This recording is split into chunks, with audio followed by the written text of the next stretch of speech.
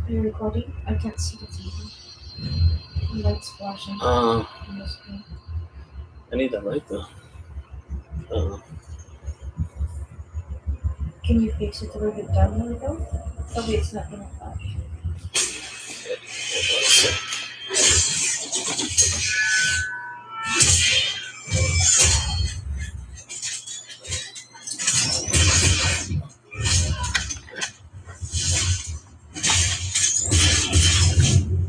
Yeah, I'll probably have to turn it down a little more too. That's cool. Oh, we got one person. We got one like going on in the building. See who pops in. See what the people of MetaZoo want to see. You want to see something get opened? You want to see some cards? Will appeal to the people. Maybe I should reverse this table around. So who's in the chat? What do you want to see? You want to see something open? Do you want to talk about MetaZoo? You want to see some cards? I am down for whatever. I'm just going to turn this table around here.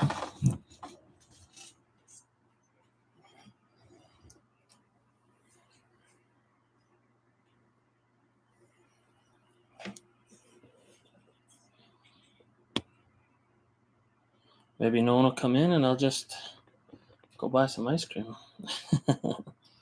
Who knows? We'll see what happens. There we go.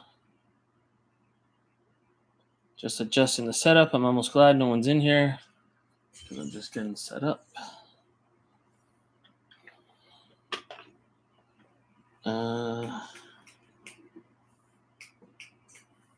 Yeah.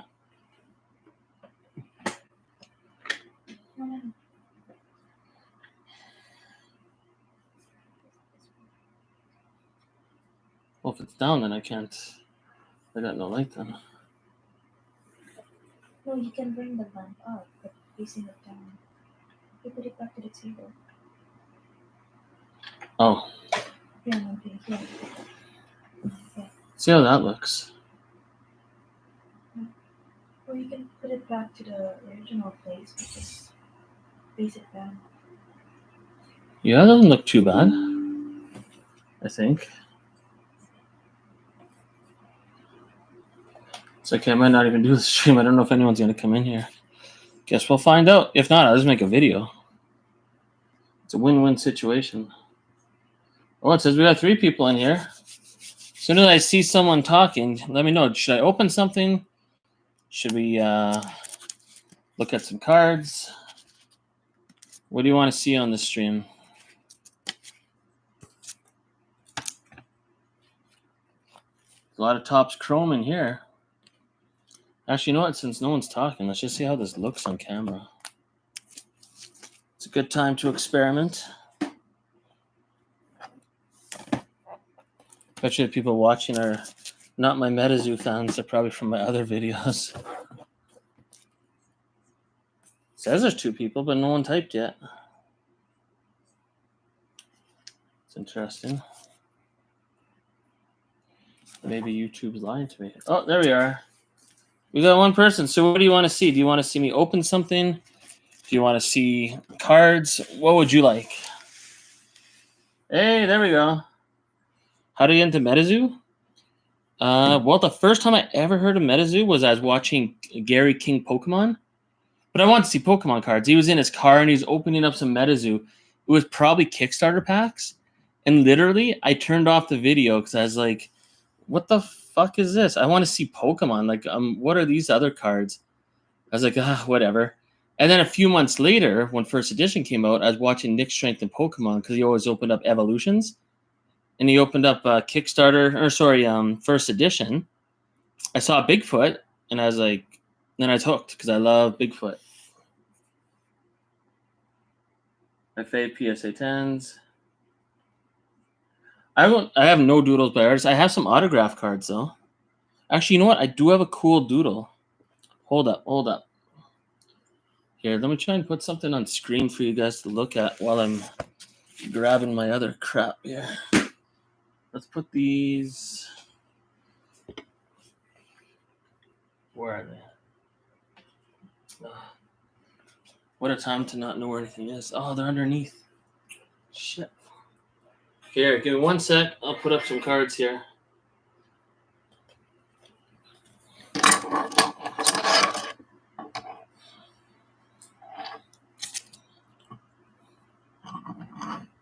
Oh, but the lighting sucks.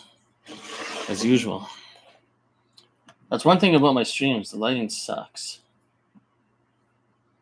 Okay, here, I'll get out some cool cards. If you want me to open anything, we got second edition, which isn't too crazy. There's some Wilderness and Nightfall. So if you want to see any of that, I could open that as well. But we had a doodle request. Oh, here.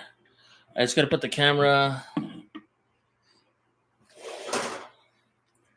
so unorganized. I'm just going to read the chat quick. See the Topps Chrome Flex. Nightfall would be... Okay, I'll open up a Nightfall box right away. I just got to get my stands out. You would think I would have had that prepared.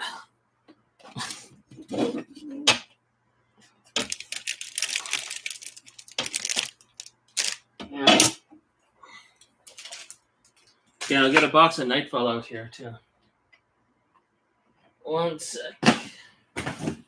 Oh shit.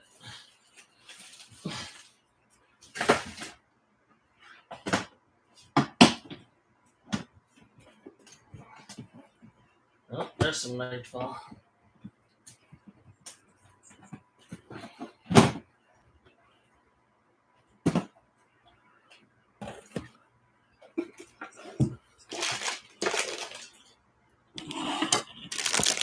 Okay, and we're back.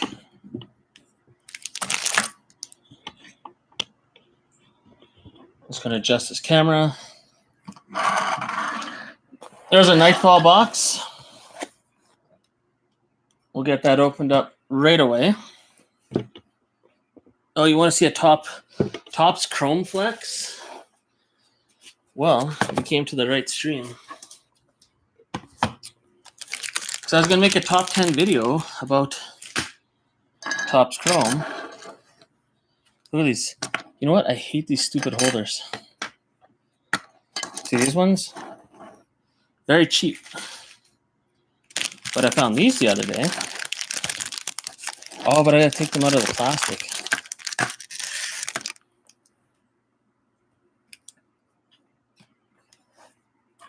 Okay, we're going to make a background for the Nightfall opening here.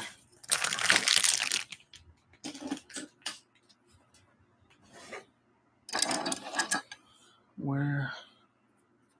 Oh, there they are. So, does anyone have some good stories about when they opened up Topps Chrome? I sure as hell have some good stories. Well, we're going to get our flex going on right away. We're going to put the Nightfall box. We're just going to put it to the side, but we will open it. I don't know if anyone could do a better Topps Chrome Flex than what I'm about to show you. I mean, besides, one of ones and shit like that. Which is crazy, but for the budget that I'm on, this is I think it's a pretty good flex. And I guarantee I have a better Mothman collection than anybody. And tell me if you could see this well in the video. I'm using a 360 camera. It's not a GoPro or anything. So it's kind of got that really wide lens because it's a 360. One side of the camera.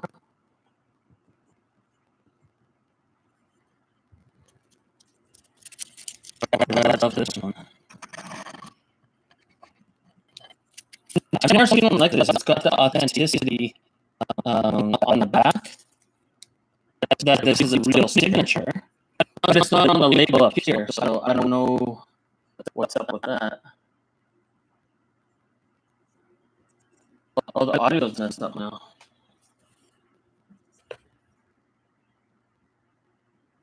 That's not good.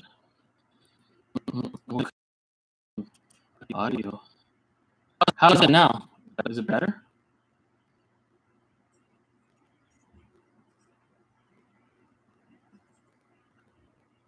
Copy. Okay, so we got a Mothman challenge kit. I don't know if the audio's still choppy. I don't even know what I could do to fix that, to be honest. But here, okay, sorry, Loveland Frogman. You're gonna have to take a back seat. We got a Mothman challenge here. This should get interesting. Now, I don't have any one-of-ones or anything like totally mental, but when you see the amount of PSA 10s I have, I would love to see anyone go toe-to-toe.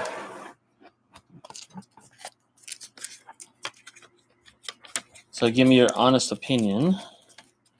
Oh, no one can beat the Mike Waddell challenge I have, but we'll get to that in a sec too. Okay, now it's time to assemble the Mothman army.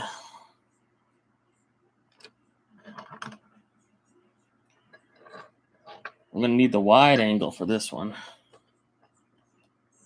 And I'll tell a little story with each one as I set it up.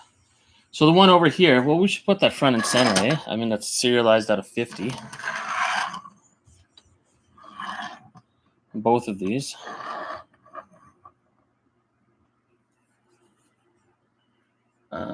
It's been 4K on Hobby Chrome. 40 boxes of shiny shit. That's a good 40 boxes. That was probably a really fun experience. Okay, so here we go. So this one right here I haven't got graded yet because I pulled this. That's probably the best MetaZoo card I've ever pulled. Maybe my best card pulled ever in anything. You can tell Christmas Day, this past Christmas, I did pull the secret rare Gogeta. Tell me how insane that is if I have good lighting here. Yeah, I think my lighting's not the best. But that was crazy. Anyone that opens up Dragon Ball Super knows how hard it is to pull a secret rare. It's pretty insane. And it's from one box. Not so bad. Then I went on a rampage, find serialized. Yeah, that's eventually what I started doing. I bought a lot of boxes. I bought 2 cases, but I got lucky. Because I pulled a Chaos Crystal 4 out of 5, which I do not own anymore.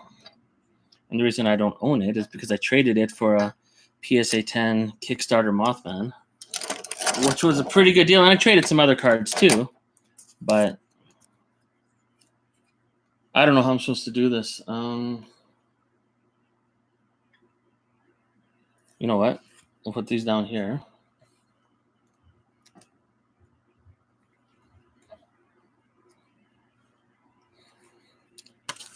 Put a couple more down here. Now, it's not Topps Chrome, but it's still Topps.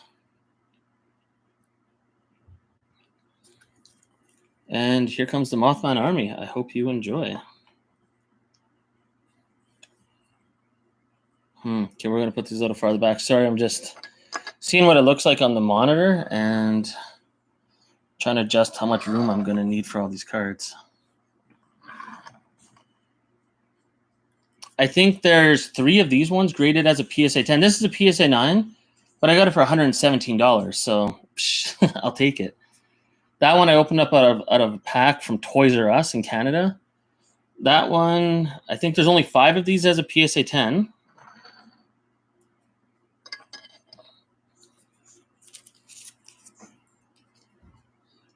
And the ones I'm putting up right now, the Mothman Refractor,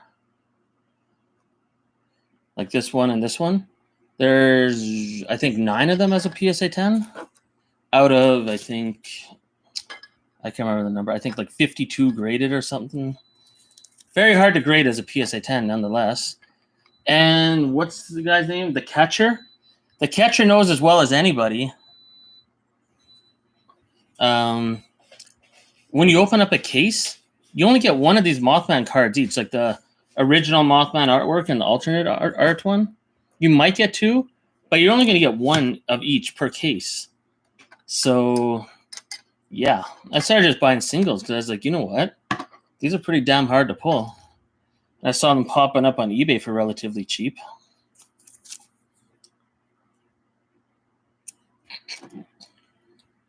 Yeah, let's put another one over here. Screw it. Let's get the border going.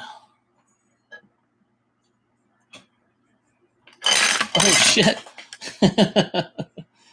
One sec. See, that's why they're in PSA cases. So if you drop it, it doesn't matter.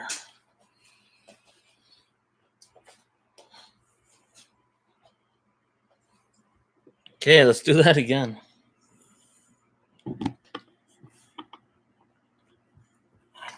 I hate these stupid cheap little stands. The thing is, I put all my cards into sleeves as well, so I can't put them in like proper stands.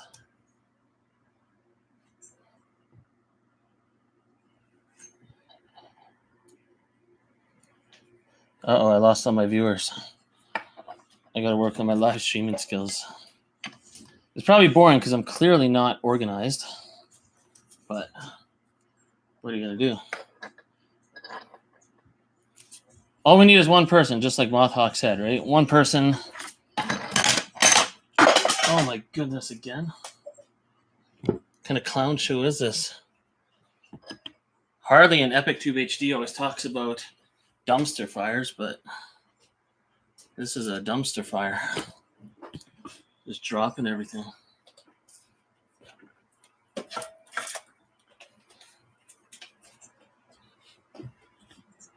Okay, let's get set up one more time, and then we're going to open up a box of Nightfall. If there's anyone that still requests that. We could open up Cryptonation 2, Wilderness, whatever. Oh, not even the right one. I hope the catcher's still in here so he can see the Mothman army, and then he'll realize that he probably has an amazing Mothman army, but not of this caliber.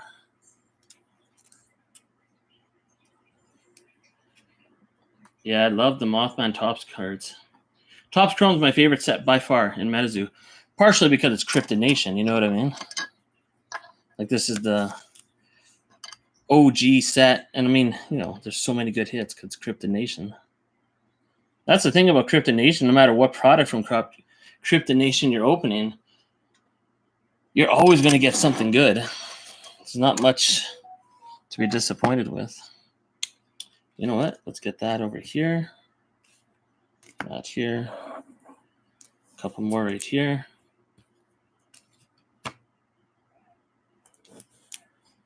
I think that's all my Topps Chrome.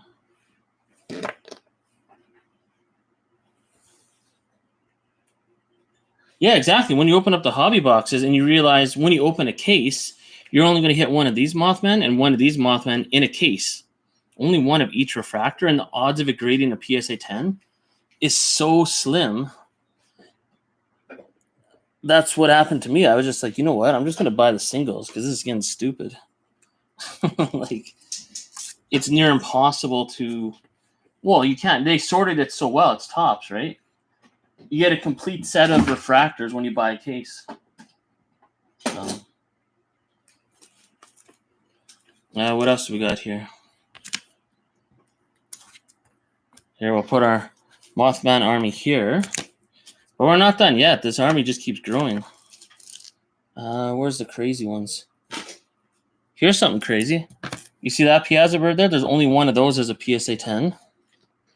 That's the gold refractor out of 50.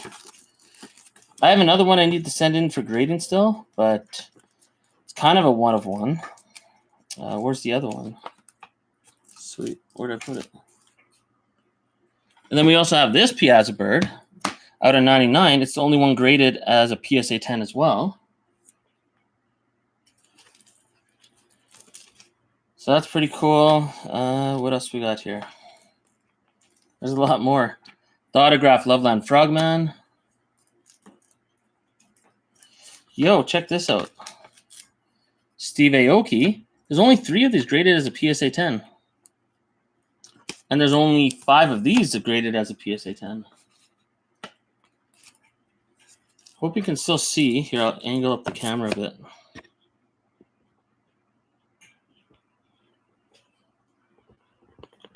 There we go. That's a little better, eh?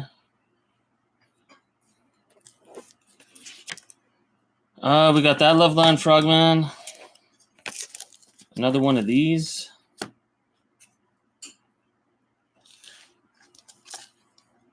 Oh, another one of those. The X Fractor.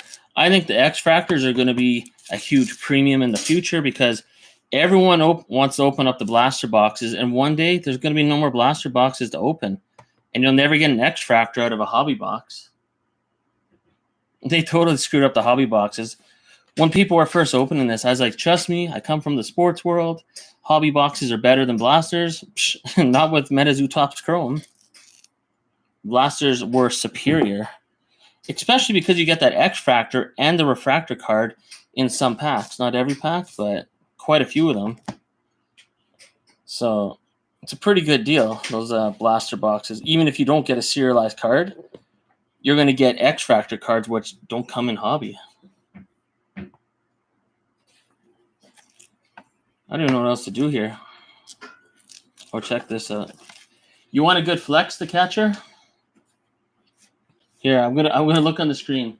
As soon as you say you want a good flex, I will give you a good flex here. Watch this. Let's see it. He's got a call for it.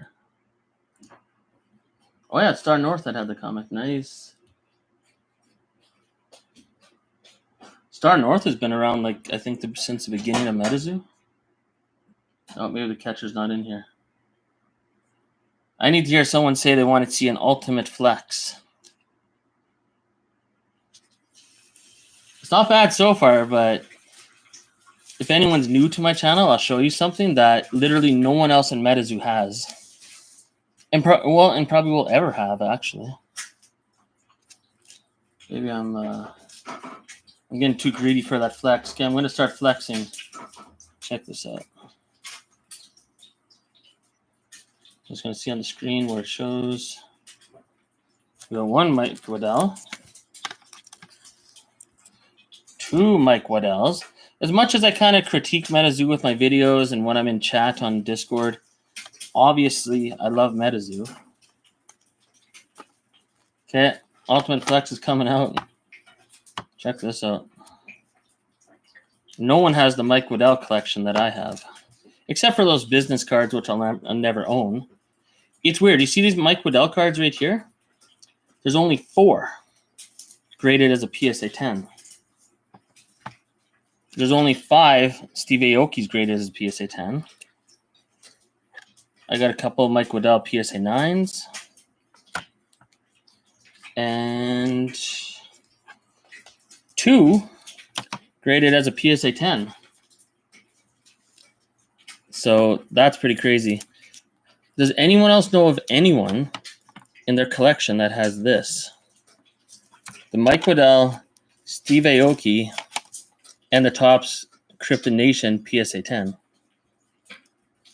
Oh, it's too high up on the camera. Whatever, I'll put it down.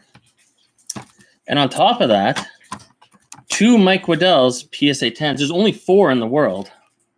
So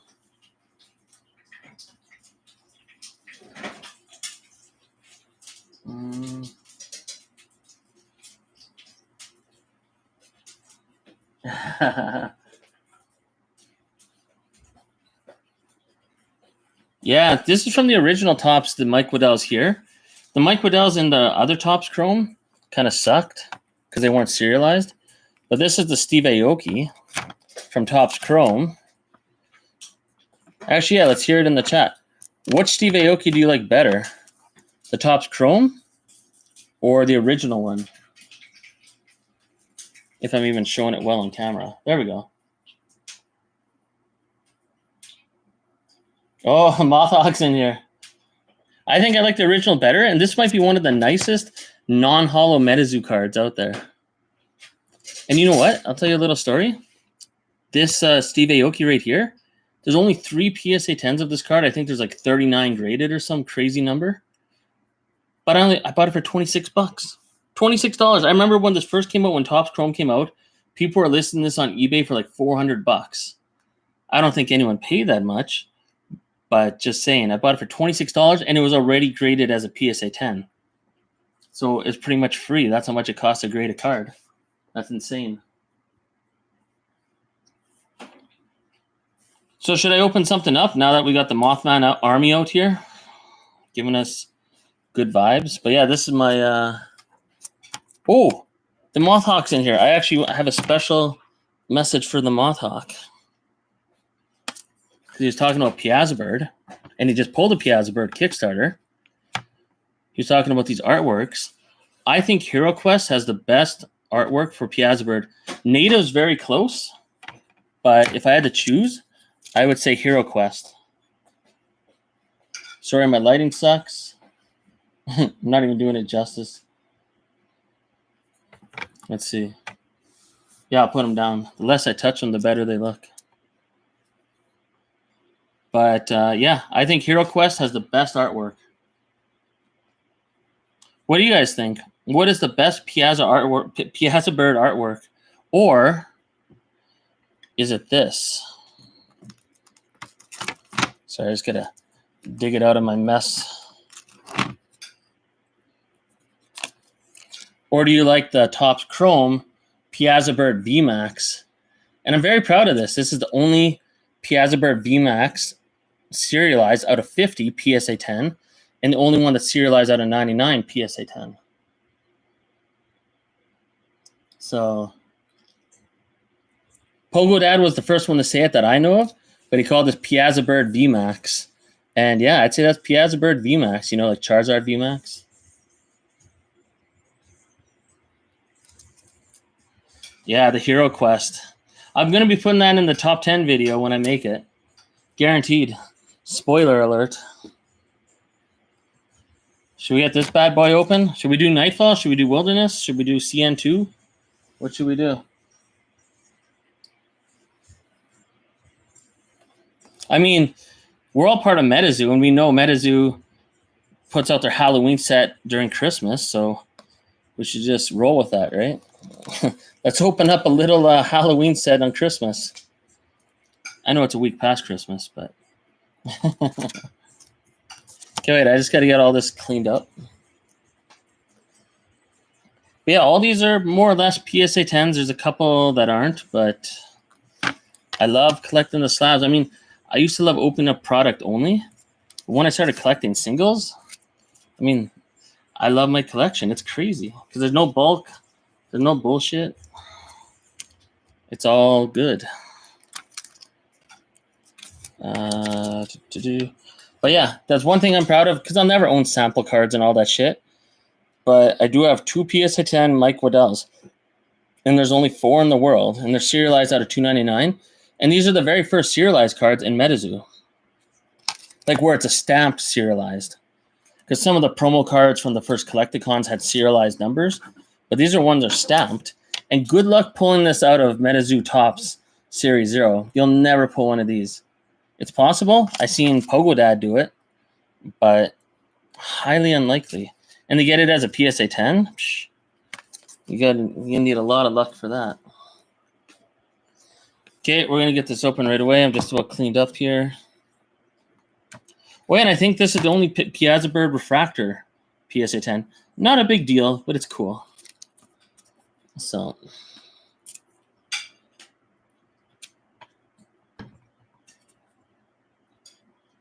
if I get an old scratch, I mean, I'll give away some crazy shit. If I hit an old scratch, I'll be done. I'll never open up a MetaZoo product again. I'll still buy singles, but I'll just end it like that. So in 20 years from now, people will be like, he never opened up another MetaZoo product after he pulled the old scratch.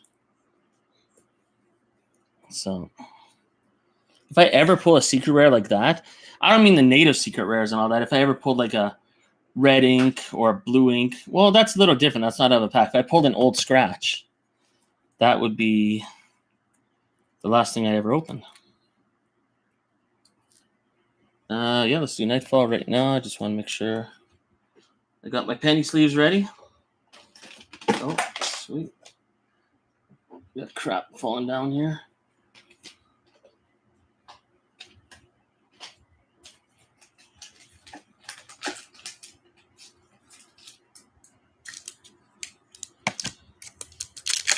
Okay, so I'm just gonna get. Yeah, that's my garbage over here. We're gonna get a few of these holders ready.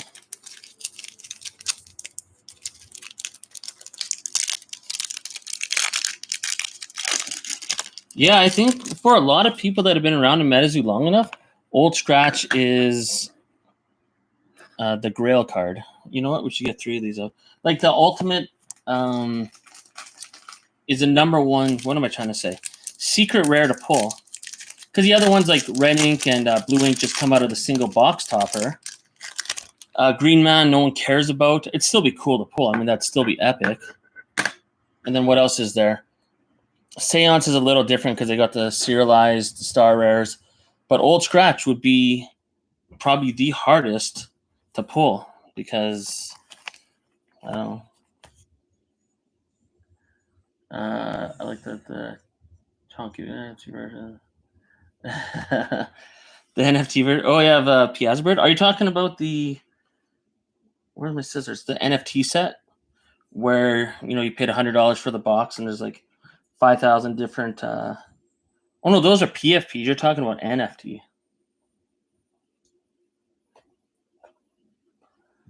I might not know which Piazza Bird you're referring to, but because there are some NFT cards where they hold the coins and all that stuff that I haven't seen. Well, look at that. We're slicing into a Nightfall box right now. That's a good feeling. It's time for a little nostalgia. I can't live up to Mothhawk's stream because he did the impossible. But you know what I can do? Give me 1 sec.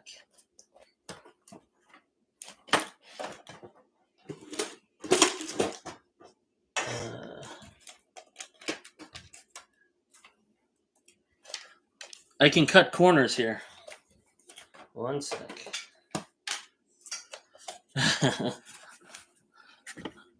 Sorry, Mothhawk. I have to flex.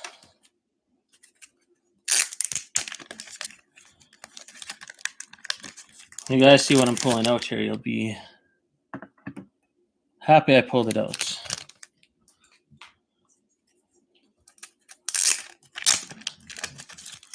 Just add to the Mothman army here. And one more.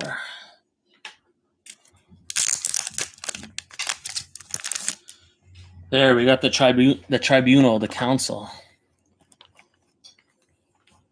You recognize that, Mothhawk? Do you know what I'm looking at?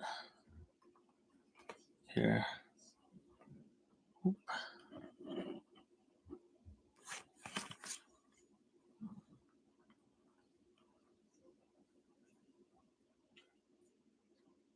That 8. Oh, and that 8-bit drawing set. That would be a cool set. That'd actually be a really cool set to have the 8-bit artworks. I brought out these special holders, but I don't think you can see it properly. It's kind of like a potato chip moment. Sometimes the cheap stuff is actually better. Let's see.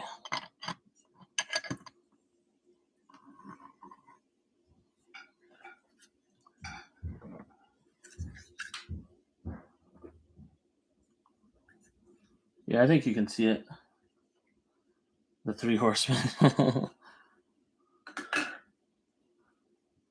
So this is what Mothhawk pulled tonight. I mean, I own a PSA 10 Mothman from Kickstarter, but he pulled it. You know what? That card just makes me nervous. Give me 1 sec. What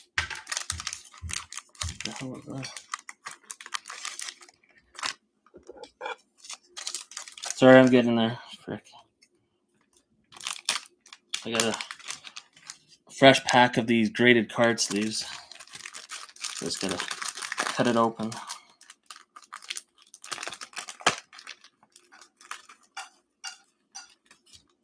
Like, I don't know if the Moth Hawk is in shock right now or something, but he pulled a Kickstarter Mothman casually.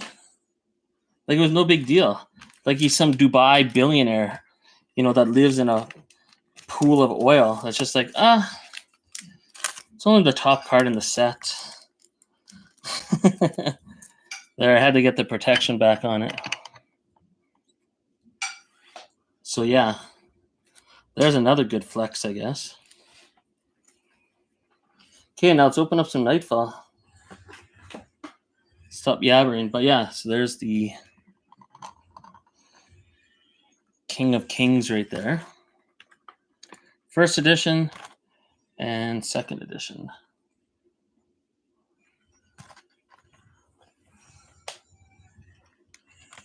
Okay, do I have enough room to open up this box? I didn't give myself much room here. Hold up. Very unorganized.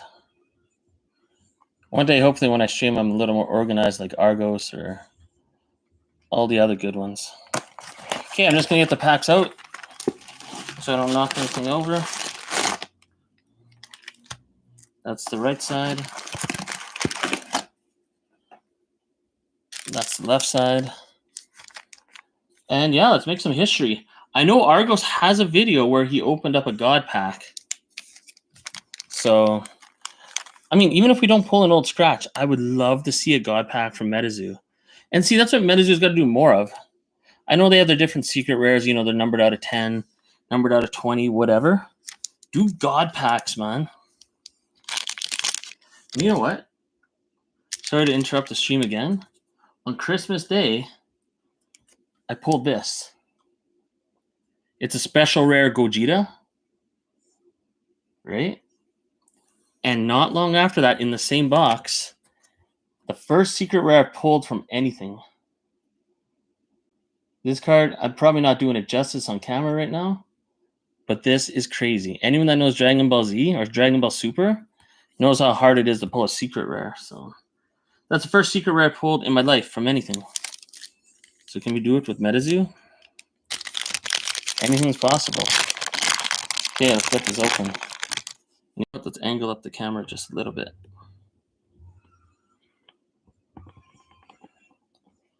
On my cheap $20 tripod. Okay.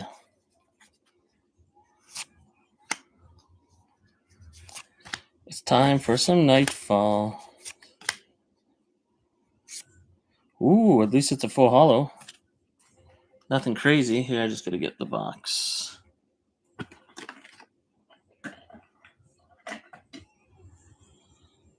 So we got a full holo permanent frost, or permafrost. Nothing too crazy, but it is a full holo. Pack number 2. Maybe that'll be a new tradition to do Halloween-related things on Christmas. Because I do feel a lot of MetaZoo collectors have a good sense of humor and know how to turn negatives into positives. Like, yeah, MetaZoo dropped the ball by releasing a Halloween set during Christmas or right before Christmas. But it could become like a meme, just like MetaPoo, Hey, another full holo. Born from the Earth. There's some crazy artwork from Isaac Sky Lee. Or is that Isaac? Wait. Oh, no. I think that's Sebastian Bortello. Sorry. So we got 2 full holos. Come on.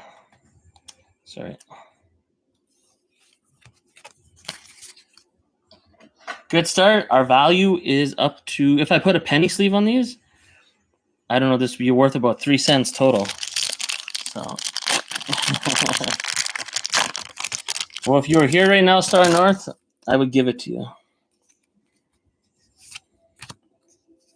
But this is the card that you like. This would be the official Star North card of the night.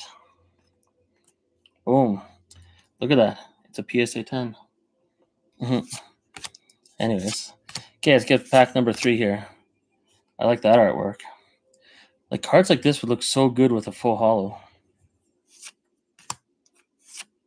Hey, another full holo UFO. I like it. Who's in here? MetaZoo Keeper's in here. I gotta shout out MetaZoo Keeper. If anyone's never checked his channel out, he's got a lot of playing videos, and I know a lot of us don't know how to play MetaZoo yet. But go a little farther back in his videos, and he's got an excellent video of Dark Tower.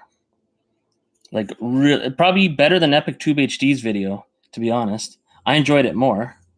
Not that Epic Tube HD's video sucked or anything. I just liked the MetaZoo Keeper's video better.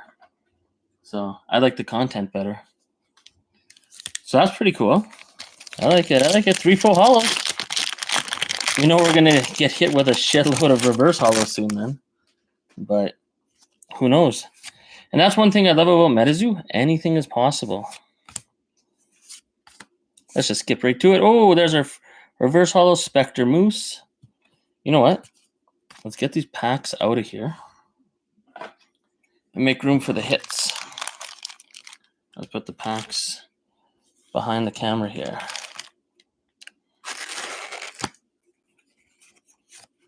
And we'll just keep the full holos out. I'll just keep them down here.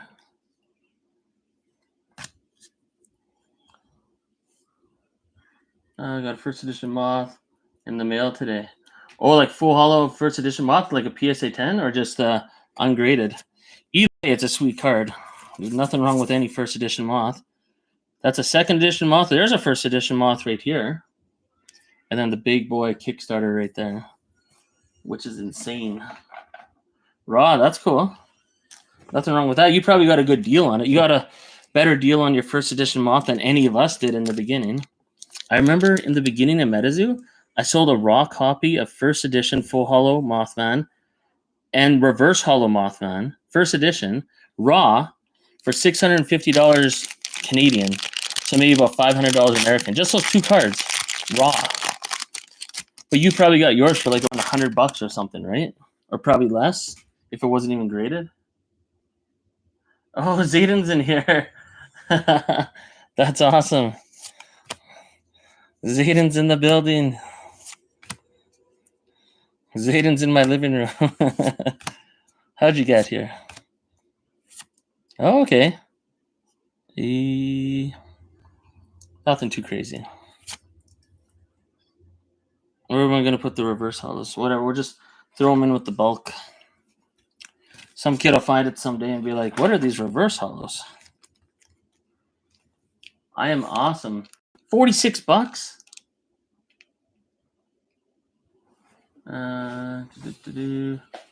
What up, everyone? Hey, MetaZoo Maniac. Yeah. Hell yeah. I'm old scratch hunting all night.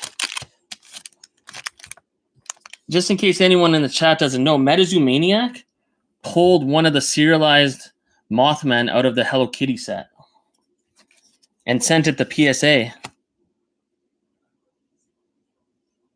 It has been a while.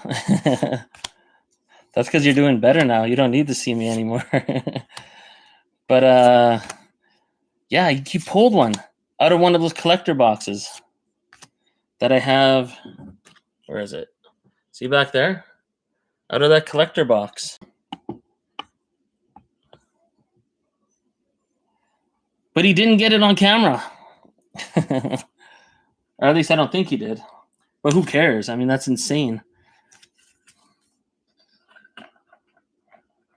Oh, you did get it on camera. Oh, yeah, you're going to make a video about it, I think you said, if I'm remembering correctly. Oh, fail on that. Oh, okay, so he didn't get it on camera. So, I mean, this is one of those legendary moments, right? It's only the end of 2023. We have MetaZoo Maniac in here and the Mothhawk in here. Mothhawk earlier tonight, MetaZoo Maniac, I don't know if you know yet, but he pulled a Kickstarter, this card right here, a Kickstarter Mothman full holo out of a pack tonight, out of a spellbook, a Kickstarter spellbook. Like, I have one of these cards, but to pull it, I mean, that's crazy.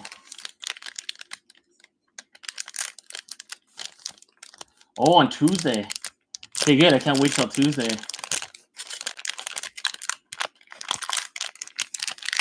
Like, that's insane. You pulled it on video tonight, but you pulled the secret rare Mothman, which is probably, I don't know. No one even knows what the value of that would be because I don't think. Does anyone know of a sale for that card yet? The secret rare Mothman with Kuromi? Okay, so we got another, what, 0.02 cent of a card? Some more bulk. $3,000. Kicks off, man. It eluded me. What up, killer? What? Tell me your news. $3,000? You're saying one sold for $3,000? Or is that how much you're saying it should be worth? I honestly, I don't know. I don't even know what a good value would be. Maybe $3,000 is a good price. It's hard to say. That's going to be one of the most desirable cards in MetaZoo, though. The card looks sick, and it's serialized Mothman secret rare. I mean, it'd help too if we. Oh, what's the bottom here? Oh, it's number 5. I know all my card numbers from all the sets. Number 5 is a Wendigo. Okay, I'm just gonna see what the chat said. A private sale for $3,000, Rob, but no proof. Oh, okay. Okay, so we got a Wendigo. I got 2 questions for the chat. Would you rather pull a Wendigo or a Mothman full hollow? And do you think this is full hollow or reverse hollow? Yeah, it's going to be full hollow or reverse.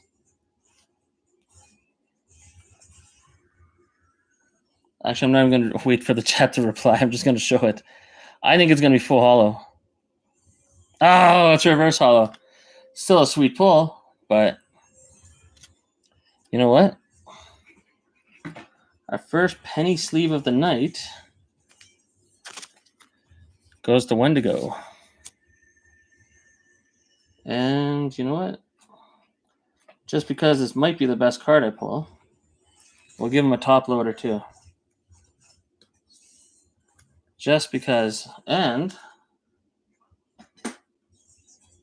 we'll give him a stand.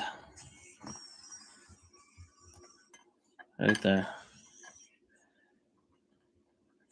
That's our championship spot right there. That's the card to beat. I heard blah blah. Argos. Okay. Okay, so not bad, not bad. Now we're gonna go for Wendigo artwork. Man, I want to pull a God pack.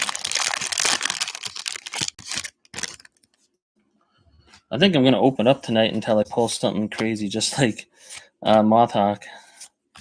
Well, obviously I won't pull anything even close to what he pulled, but still. Ooh, Momo. That's actually a pretty cool card. I like it. I like it. Oh, I'm just going to see what he's saying here. And that's our 4th full hollow. Not bad. I just went nuts on Christmas. Even a Whatnot stream got quite a few autos and playtesters. Our junks at what's coming. A mystery junk box. Yeah, that's kind of cool. Sound like Nick Strength in Pokemon.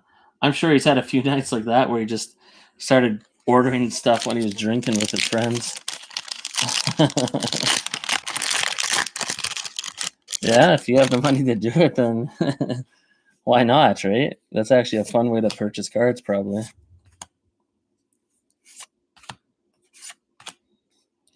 Oh, Chupacabra looking better than ever. There's a cool card. Zombie Apocalypse. Boom, what is that? Belled Buzzard. I don't know if I've ever seen that card in my life. Okay, we'll just add that to the bulk. I'm going to tilt the camera up just a little bit more. I think the cards will look a lot better the way I'm holding it. There we go. Yeah, let's get the Nightfall going.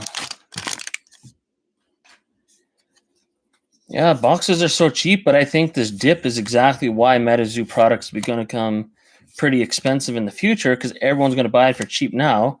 start opening it because they're like, whatever. Oh, let's see what we got on the bottom. Number two, I believe, is Headless Horseman.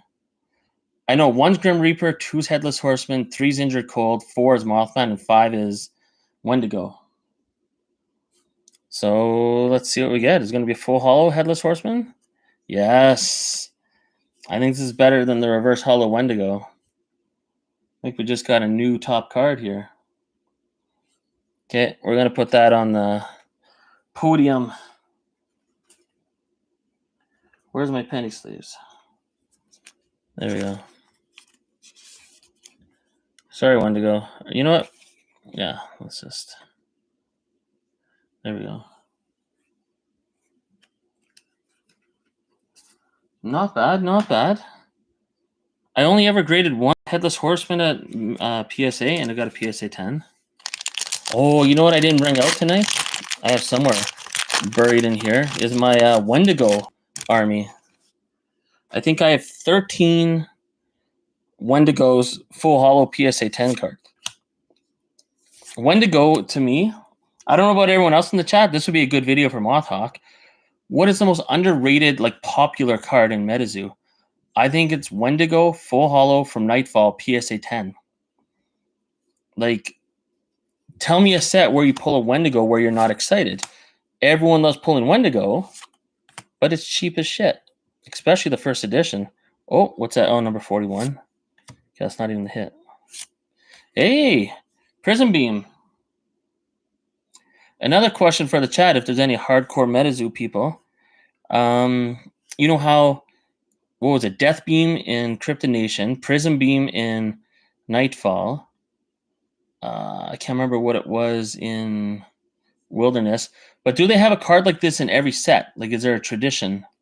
Or was it only the first 2 or 3 sets? In the crypto, I think MetaZoo is currently having its, I think, year. Right? Like the full hollow Wendigo. Well, I remember when I bought that for like $300 American, $250 American for a PSA 10. Now you can buy PSA 10 Wendigos for, you know, under $50. It's pretty insane.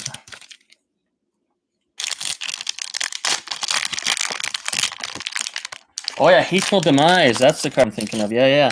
And they didn't do it anymore after that. And that's a shame because I always thought that'd be a cool thing to get all the different ones from all the sets. I wonder why MetaZoo dropped that. That's actually like a cool hidden collection that could have been. Oh my goodness, what is this? I don't know. I'd rather get a hoop snake right about now. That was nothing special. Okay, so at least we got, you know what? We'll just put it. Oh my goodness. We'll keep the Wendigo up there. I'll keep Headless Horseman right below it. Not that you could see the hits because my hands are covering them, but. Hey, Metal Man of Alabama. I believe a Kickstarter full hollow Metal Man of Alabama PSA 10 sold on eBay last night for about $70-something. It's so crazy how cheap Kickstarter cards are selling for. Oh, number 3. Okay, we got an Injured Cold. Oh, let's try to see what everyone said. Oh, gameplay reasons, yeah. There's a Christmas set card that turns your aura into 2 light. Oh, that's cool. Injured Cold full hollow? Oh, reverse hollow. Almost looks better as reverse hollow. It's a creepy dude. Okay, so we got card number 3, card number 2, and card number 5. We still need Mothman and Grim Reaper. Then we can say we pulled all 5. Wendigo artwork. Yeah, I really should have saved some Chromie's Cryptid Carnival. I got another question for anyone listening. You see that set back there, Chromie's Cryptid Carnival, that box set that comes with the 2 boxes on eBay for $150? That totally destroyed the market. I've noticed in most openings, and I mentioned in my recent video too, 1 out of the 2 boxes has a Sanrio 6 in every opening except for 1 that I've seen. And I pulled a Sanrio 6 too. So, has anyone else noticed that if you've opened up that box? Oh, okay, look at this. We got a native card like a year before native, or more than a year before native. That's cool. But that will be bulk.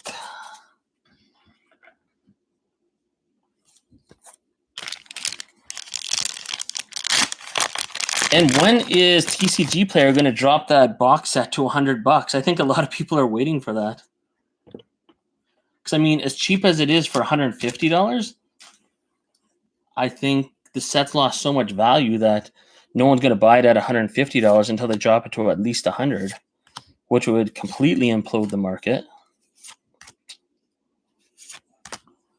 Also got a Flatwoods, Men in Black. I made mines last night from just oh, that's pretty cool. I pulled 1 Sanrio 6 out of the 2 boxes. Yeah, see, exactly, right? Oh, you got the Flower Field. I haven't seen anyone pull the Flower Field on camera. I've seen every other card except for that.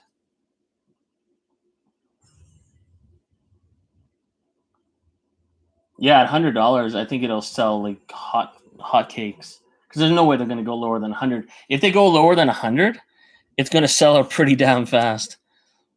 And I bet you Nick Strength and Pokemon's going to buy like 70% of them. But so we got old, what is that? Boom's Crying Tree.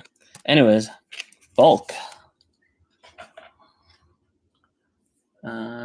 Maybe scored on my Disclosure 2.0. Yeah, it's pretty good for the Disclosure 2.0. The Men in Black, it's cool, but I still like the original Men in Black from UFO better. But I mean, those Black Friday promos, some of those Discord or Disclosure 2.0 packs, some of the artwork on there is just totally insane. And that's what MetaZoo needs to really pay attention to.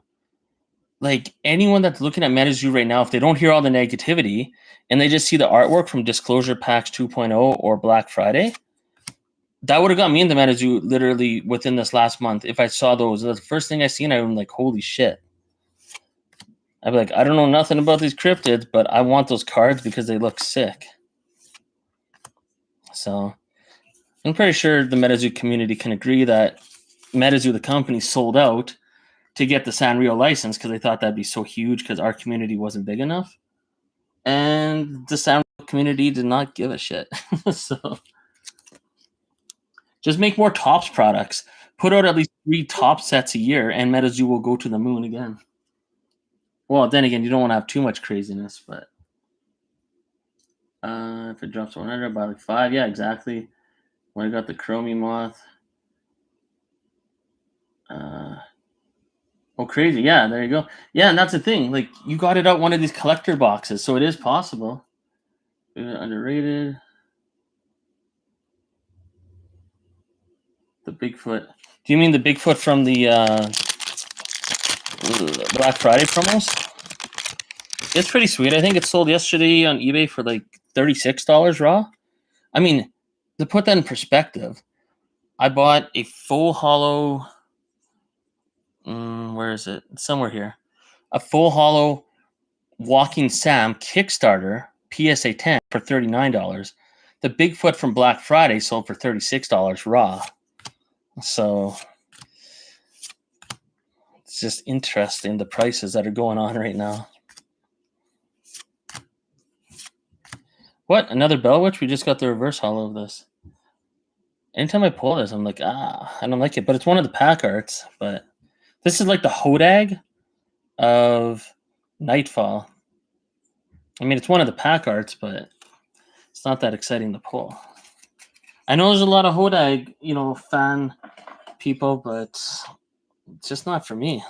I'm just going to get some water.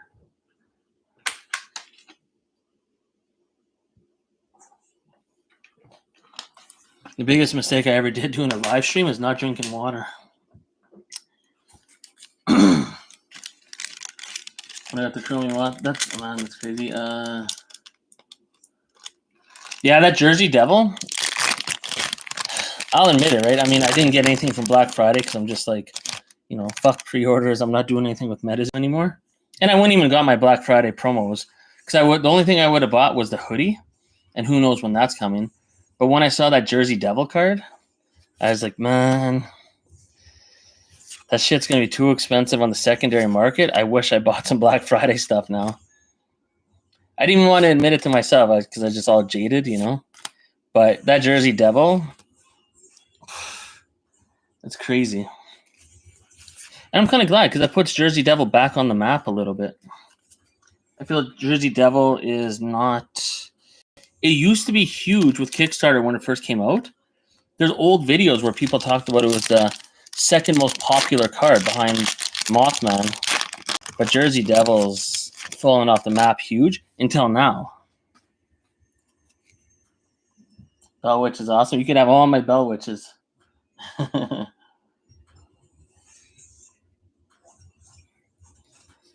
Yeah, and that's the thing. I mean, if you buy everything, you're not going to miss out on the odd times when something's crazy. Like when Magic Cast came out, I totally missed out on Magic Cast because like I want to get those Wilderness boxes. But now I think I have more PSA 10. Ooh, look at that one. Wood Devil of Cobbs County. Is it county or country? Must be county. Ooh, very nice. Nice looking card. Not even worth putting in a penny sleeve. Well, we'll keep them out.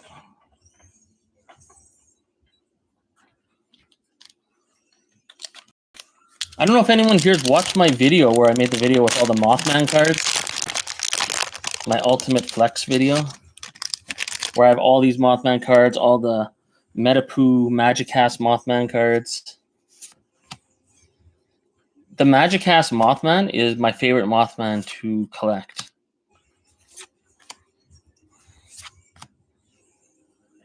Oh, what do we got here? Oh, number 4. We got a Mothman. We got a Mothman. I just about revealed it. Okay. Wow, this is a pretty damn good box. We got number 2, the Headless Horseman full hollow. We got Indra Cole, number 3, reverse hollow. We got Wendigo reverse hollow, number 5. All we need is Grim Reaper, but we got a Mothman. Oh shit. Okay, I'll let the chat have a chance this time. Is it gonna be full hollow or reverse hollow? What do you think?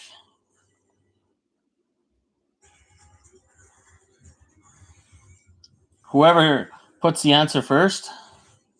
Full hollow. Okay, Star North's going for it. He's going for it. Big money. Oh shit. Yeah. Well, Mothhawk, we did it. Or no, Mothhawk needs this for his binder of his million Mothman. You pull a Mothman tonight, and I pull a Mothman. And you know what's cool about this Mothman? There's no sample version of it. This is the very first printing of this Mothman, and it's so underrated. Hey, we got Grim Reaper right behind it.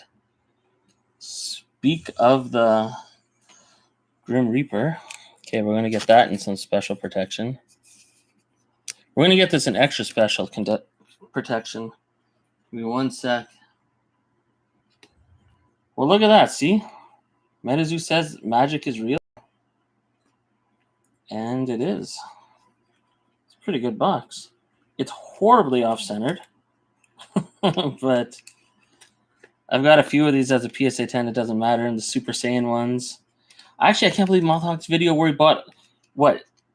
He said, I think it was 9 full hollow Mothman from Nightfall for $5 each. That's retarded.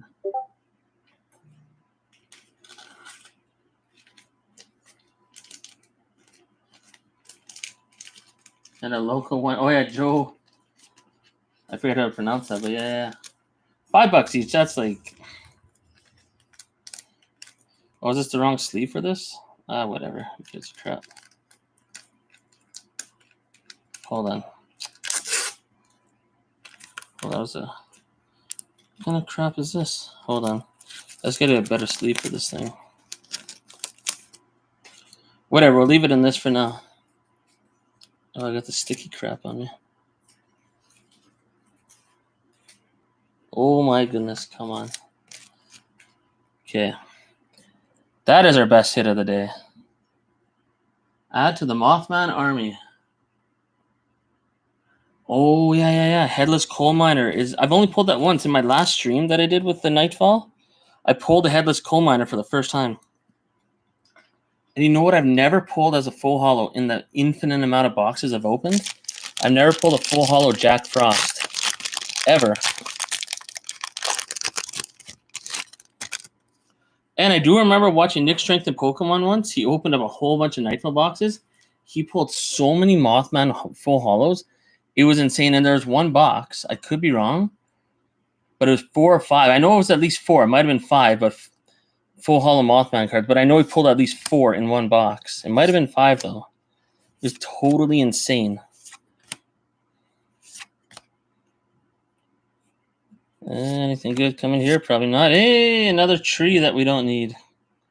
We got that in reverse holo. Okay, let's start getting some duplicates in this box. We know MetaZoo is going to have a lot of duplicates.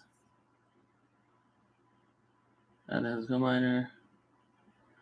You paid $45 raw for Mothman back in the day. I know I paid more than $45 for one of those. So the fact that you got 9 of them for $45 is... But it's the time to buy, right? As much as MetaZoo's screwing up, maybe one day we got to thank Andy. I mean, prices are so low. It's hard to believe. It's like Umu. I don't like Umu's channel very much. He's such a troll, uninformed idiot. But he's right in the sense that what other trading card game is still in business, still alive, that has prices this cheap? It's insane. Oh, number 3. Or no. Is it number 3? Okay, we got another injured cold coming. It's going to be reverse holo or full holo. Let's just pull it. It's only injured cold. Oh, another reverse holo injured cold. So we got 2 of them. I'll put them over here. Okay, remember I just said the clumping should or not clumping, the duplicate should be starting sometime soon. And I guess here it comes. That Mothman's so off-centered though. That's brutal. But whatever, I would grade something like that just because I pulled it on camera. So, and on the same night that a full holo Kickstarter Mothman was pulled. I know I'm going to keep talking about that, but that was insane. Hey, we got duplicates of this. Yeah, here comes all the duplicates now.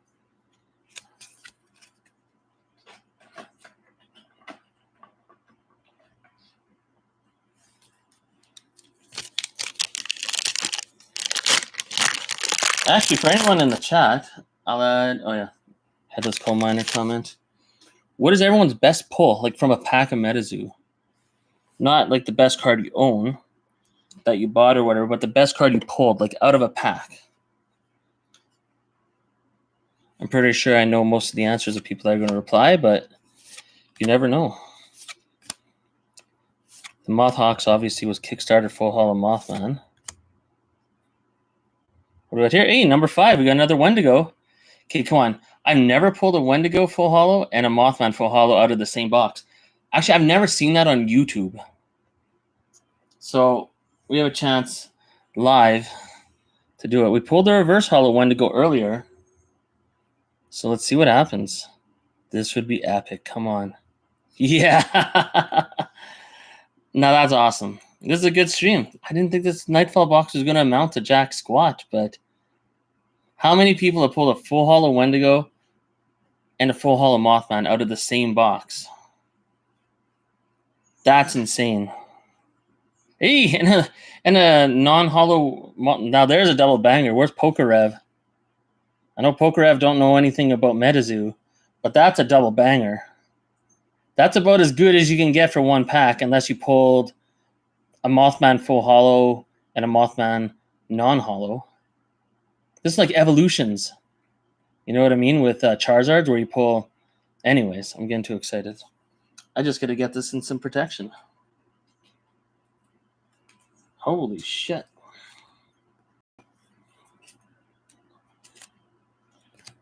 I never thought I was going to sleeve up 2 cards from one pack of Nightfall.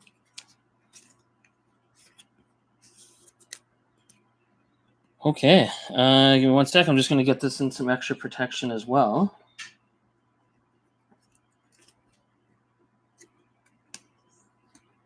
Damn.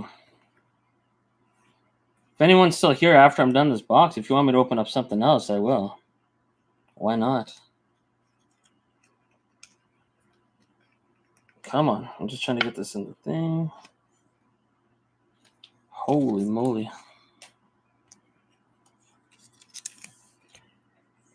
We're just going to slide this Mothman over to the side.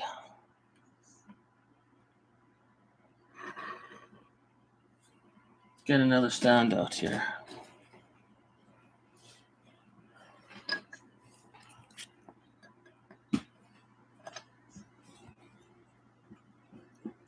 You know what? We'll try and put that right between them. There we go. That's not bad. I got a Air Full Hollow Mothman and a Shiner Full Hollow Mothman from the same release event. From a release event box, you got 2 Mothman? Another thing. Oh, nice. That's what I do with Nick Strength and Pokemon streams or Argo streams. Half the time I'm opening up my own product or editing MetaZoo videos, so that's kind of cool that you're opening up stuff too.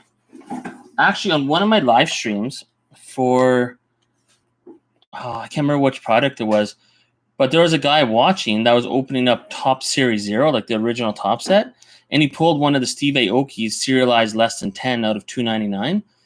And any cards that are numbered out of 10 or less out of 299 are autographed, and he pulled one while I was streaming. It was crazy, but he just pulled it like while I was watching. And then he sent Instagram and all that, and I was just like, holy shit. So started selling singles and whatnot.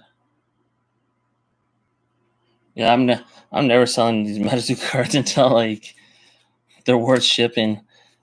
I don't do anything on Whatnot, but I just feel like it's, I don't know.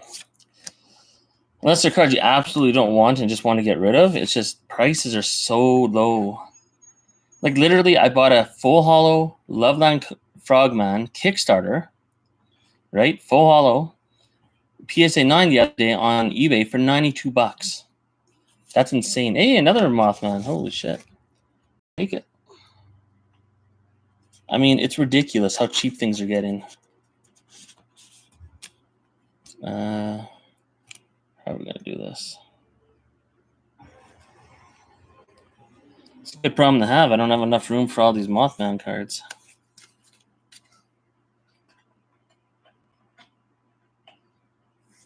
Yeah, just so many. I don't know. Hey, Noah's in here. I think Noah's like one of the newest people, actually pretty hardcore into MetaZoo, a newer person into the community, I believe. Because you haven't been around that long, right, Noah? You've been around since like Native, I think. The last set that MetaZoo ever released that we actually wanted. I mean, don't get me wrong, the Chromie set's fun to open, but I mean, that one, that's all you get for 9 months, and everyone in the community got pushed to the side. Kind of leaves a little bitter taste in the mouth. Oh, what is this? Oh, nothing that great. More bulk.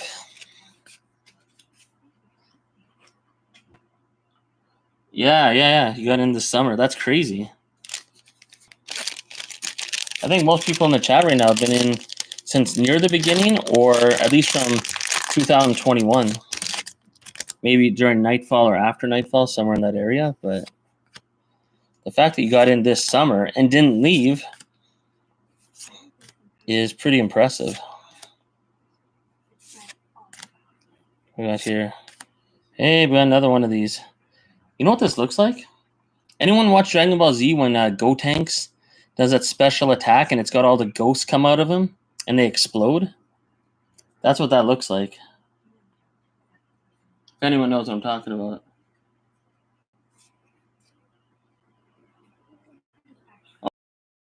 I come from the sports card world, from collecting hockey cards. And before this, I was collecting, obviously, Pokemon Dragon Ball Super. But as it came out, I was like, screw Dragon Ball Super. I went hard into MetaZoo. And I've been going hard ever since. and probably always will. And that's the best thing. MetaZoo will never die. Oh, look at that. Sam Sinclair is going Super Saiyan.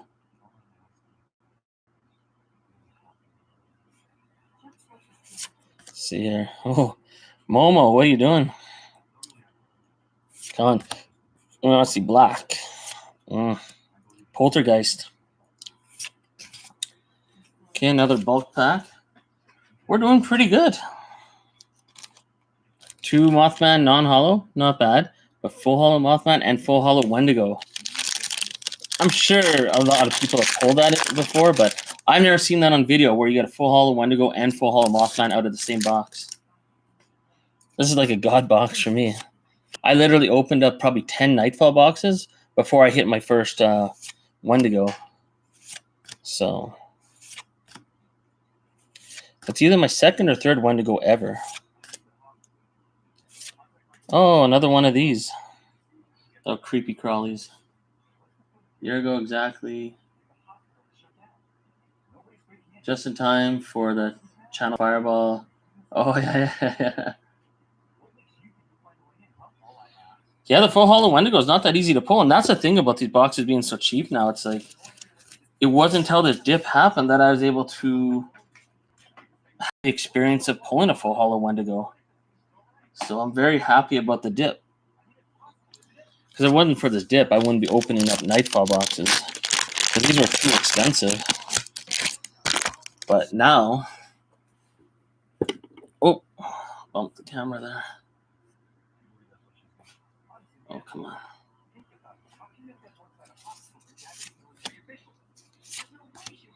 Yeah, but now I can open up these boxes at free will. And I'm getting better hits than when I paid $300 for these boxes. Hey, Alaskan Vortex. Ooh. One sec. I just got to stand up quick.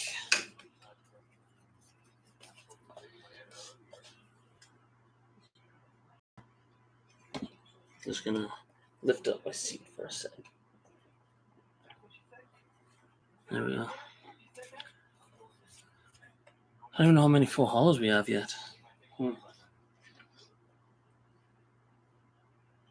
Yeah, the Alaskan Vortex is actually a pretty nice full hollow. And that's the cool thing about MetaZoo is these are like the old hollow variety where it's like you can see a little Pac-Man artwork in there. I don't know if you could see it on here. Maybe, maybe not, but okay, how many packs we got left here? 2 Wendigos. We'll just go with the superstition. You got to, right? We'll save the Wendigos for last. We'll do the Bell Witch. 5th last pack magic. Whatever that means.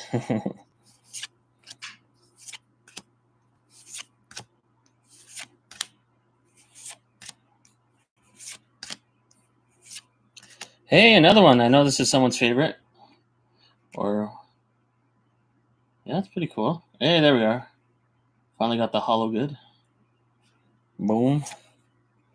Yeah, we got quite a few full hollows in this box. This is the best box of Nightfall I've ever opened, by far. I'm sure we've all experienced it where we didn't hit any Wendigos, we didn't hit any Mothman, and we hit, I don't know, triples of Momo or some other.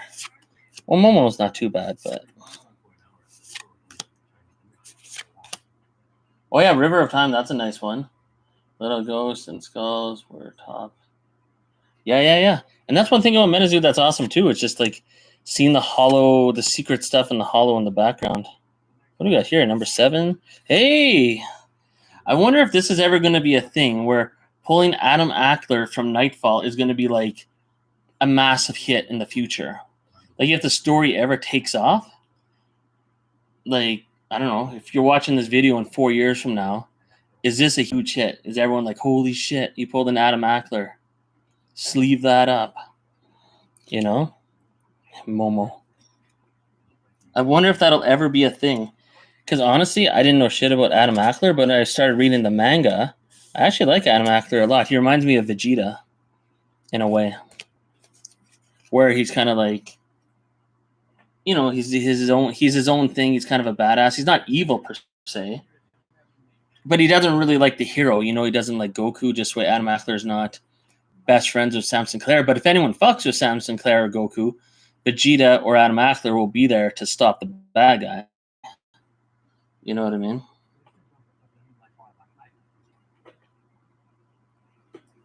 That's not a bad pull. Maybe. Right now, our card ain't worth squat, but yeah, the anti-hero. Interesting. Full holo Adam Ackler in the flesh. I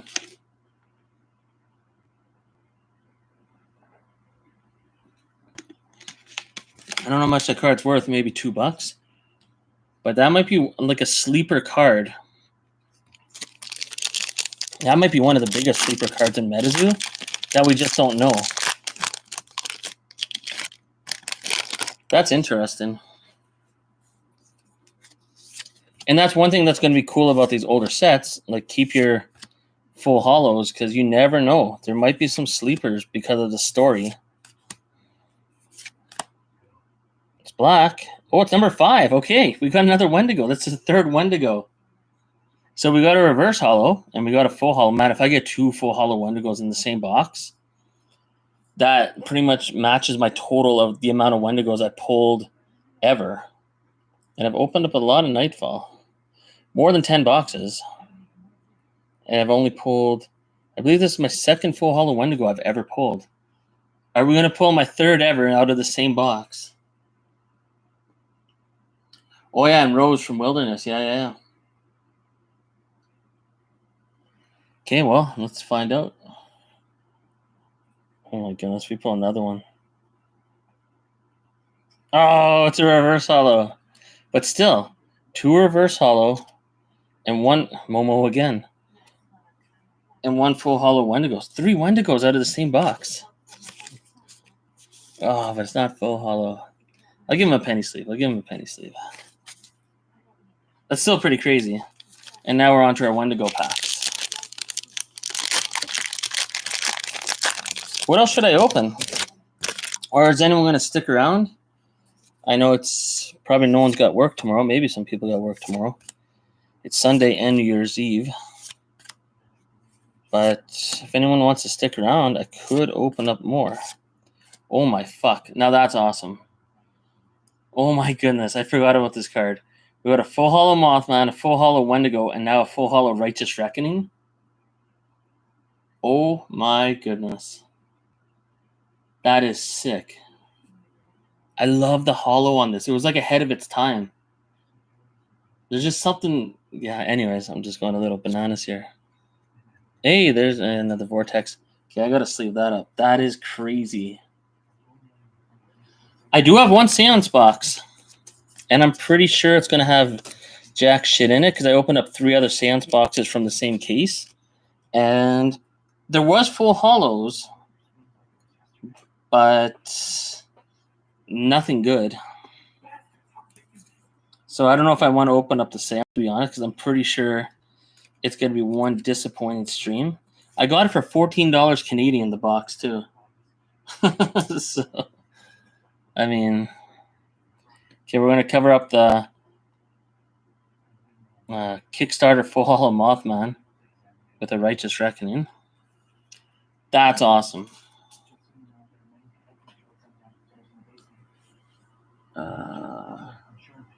Yeah, the secret rare Wendigo. That's awesome. I think that actually almost looks better than. Well, I don't know. That's pretty epic, though. More Wendigo. That is awesome. I totally forgot about Righteous Reckoning. Anyone that talks about Nightfall is always talking about Wendigo and Mothman, but Righteous Reckoning, very hard to get as a PSA 10. If you look up the population report, and looks nice. Oh my goodness. Everyone always talks about the top 2 cards, but Righteous Reckoning's right there. That's a nice card. Okay, well, I don't know what we can get for last pack magic besides Old Scratch, but we haven't pulled Grim Reaper yet, though. Oh, no, we're not going to get a Grim Reaper. I think we're going to get a reverse holo. Yeah. Doesn't get any more anticlimactic than Bell Buzzard. Okay, some more bulk. Hey, Righteous Reckoning. Non-hollow.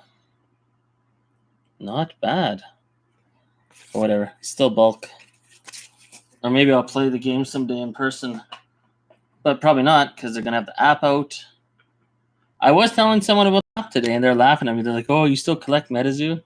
I'm like, I know it's embarrassing, because the company does nothing to get new people into it, and there's no trust. But I'm like, I'm still collecting. I'm still having fun. Okay, so there's one of our reverse hollow Wendigos. I'm just going to get rid of the other reverse hollow. So I guess we'll do a little recap. If you guys want me to open more, I will. But this was by far my best box of Nightfall. By far. eBay one was good. Yeah, I mean, open up Seance. It's just too risky. And yeah, I probably won't open up the Seance box. I just got one. I'll probably just leave it as a sealed collection. So yeah, we got 2 reverse hollow Wendigos, 2 reverse hollow Injured Cold. But how many hollows did we get? Just gonna try and get all this together here. Damage these cards. That was a pretty good box. Oh, and we got the full hollow Headless Horseman too. That's no joke. That's a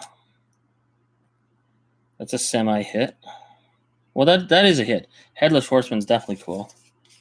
I won't insult it by saying semi hit. So we got 1, 2, 3, 4, 5, 6, 7, 8, 9, 10, 11, 12, 13, 14, 15. 15 full hollows. That's not bad. We got the Wendigo, the Mothman, and the Righteous Reckoning. Psh, that's insane. I'm just going to read the chat here. Yeah, blisters were way better for Seance. Especially the 3-pack blisters, the big box for Seance. They had so many of the good hits, they killed the value of the good hits. But you know what? MetaZoo does stick to the plan where they release core sets without all these variations and whatever. Because there was another video that made a good point. Like, when you go to Walmart or Target or whatever and you buy Pokemon, they don't have a special logo on the Pokemon cards you buy from there. They're still the same set. You know, if you're buying Scarlet and Violet base set and you get it out of a blister at Walmart, it doesn't have a W on it. It's still the same thing as if you bought it from a booster box from the Pokemon Center. You know, it's the exact same cards. And that's what MetaZoo needs to do. Instead of having a special stamp on everything. Unless there's promos that have different stamps, that's fine. But the cards don't have like 4 different editions of the same card.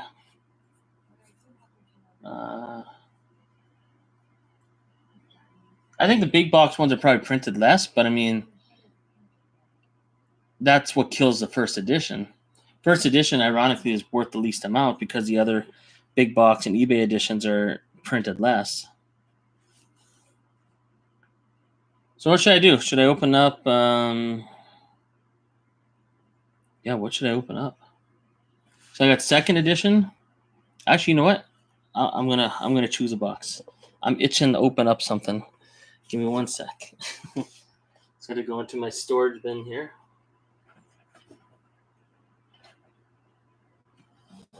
Oh, I got so much junk.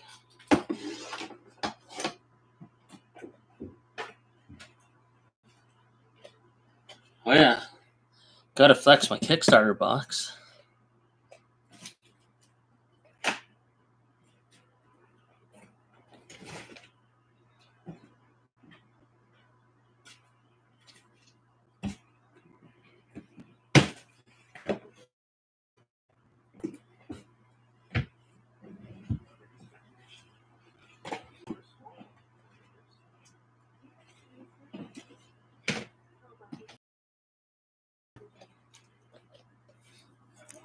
Okay, let's get the starter box out of here.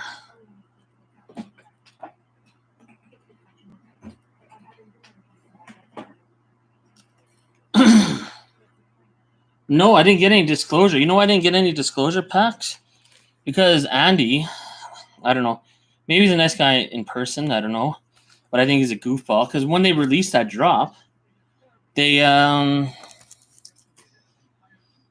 gave no notice. I mean, as I work that night, all of a sudden I see an announcement like, "Oh, disclosure pages are dropping right now at the same time as the announcement. Go buy now." Well, it sold out within 3 to 4 hours. I wasn't off for another 5 hours, and I was like, "Well, I guess I missed out on that because I had no fucking clue they were gonna do it."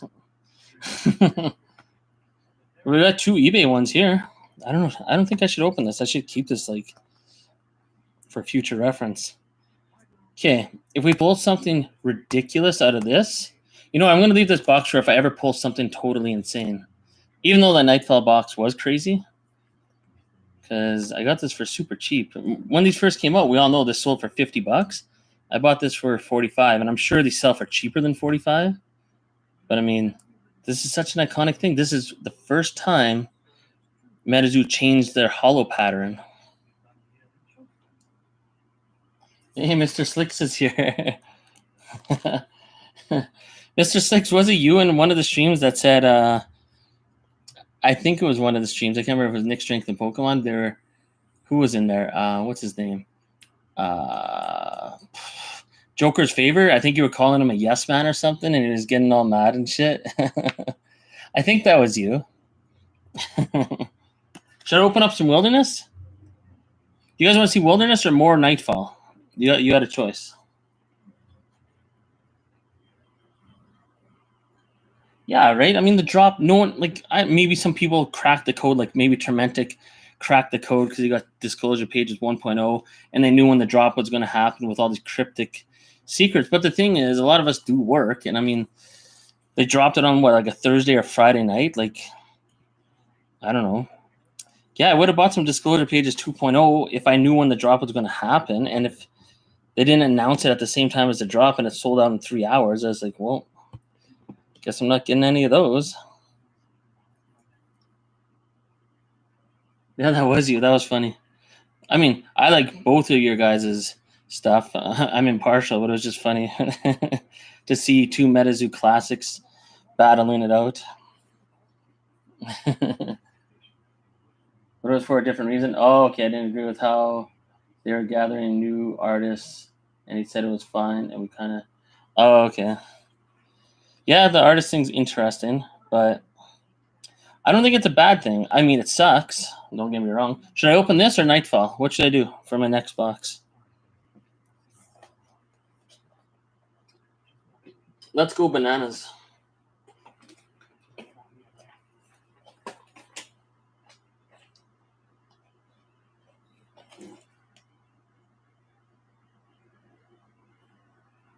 Oh, there's 8 people in here. So what do you want to see next? Wilderness or Nightfall? That's the question. I will relax.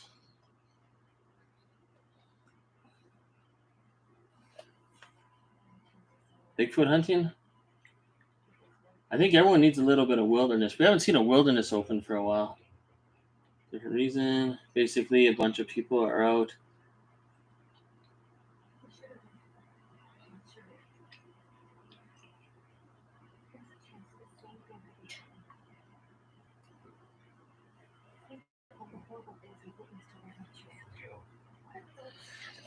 Yeah, and that's the thing about MetaZoo. Like, why can't they just communicate? Like, why is this so complicated? Like, I don't want to hate on Andy too much, but he is the president, right? He must have done something. But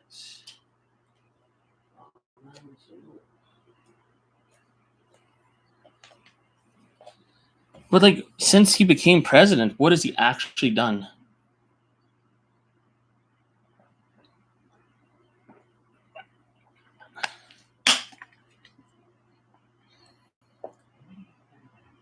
Okay, I'm ripping it. Where's my scissors? There they are.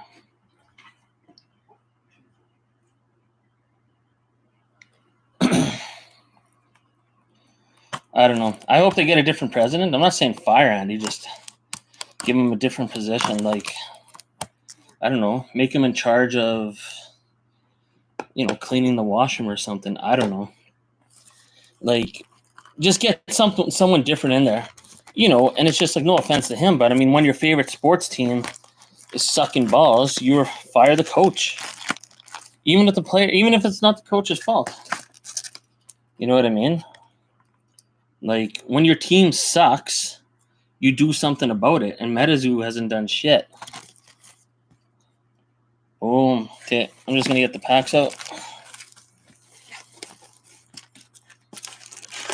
One sec. Yeah, this is gonna be fun. Let's go hunting for Bigfoot.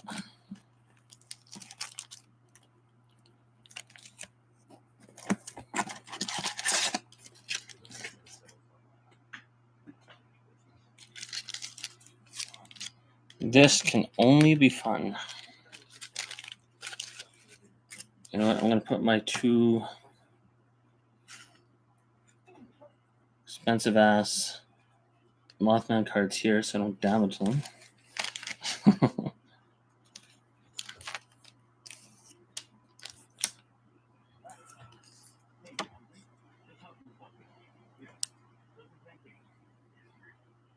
Here. I want to knock that over. Come on.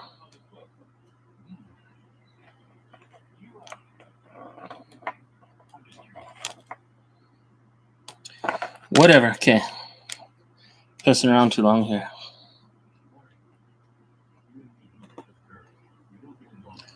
There we go. And that is the Kickstarter Mothman right there. Okay, let's get cracking. I'm just going to see what everyone's saying. Hey, Cheeseburger's in here. Yo, Cheeseburger. There was a guy I was talking to in the MetaZoo Discord earlier that said his YouTube name used to be Cheeseburger, but he got rid of the account. I told him about you. Banging chicks. Uh-oh. MetaZoo by Umu. Let's get it out there. I know everyone is. Yeah, say whatever you want. I don't care. That's good. I say get it out there. Fuck it. You know what I mean? Like, whoever's in charge, I don't know.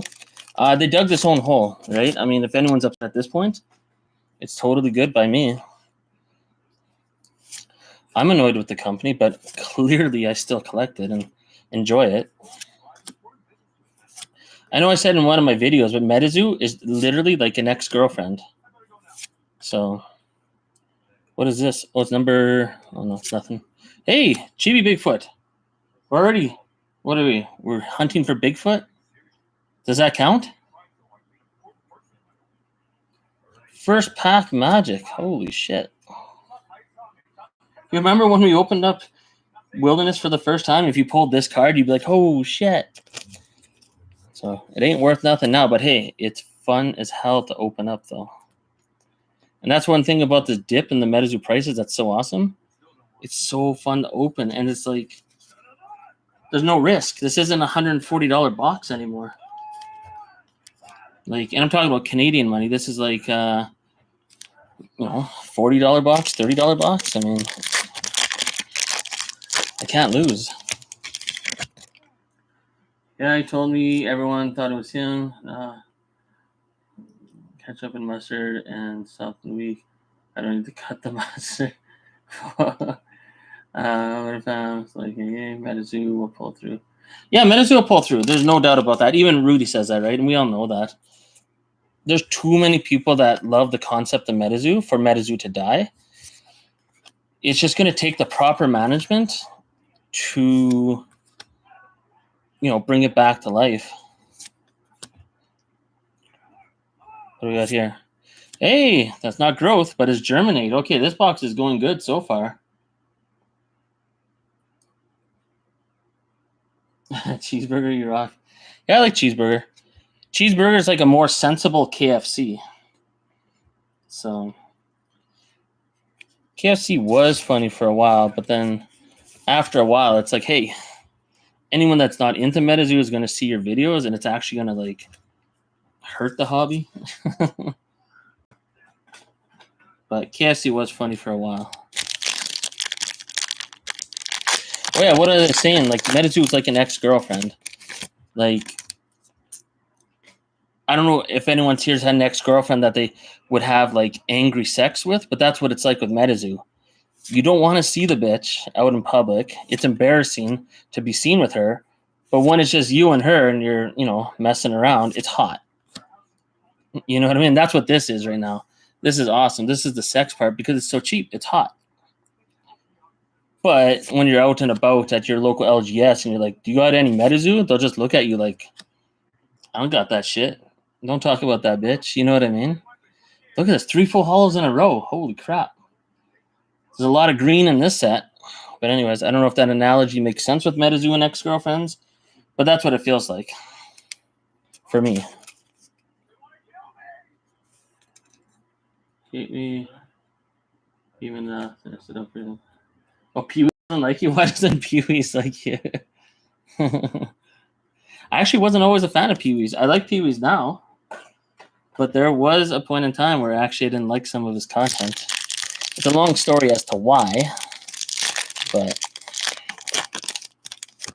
it's interesting. But Pee Wee's is just such a nice guy. He's a teddy bear, right? How can you not like Pee Weezo?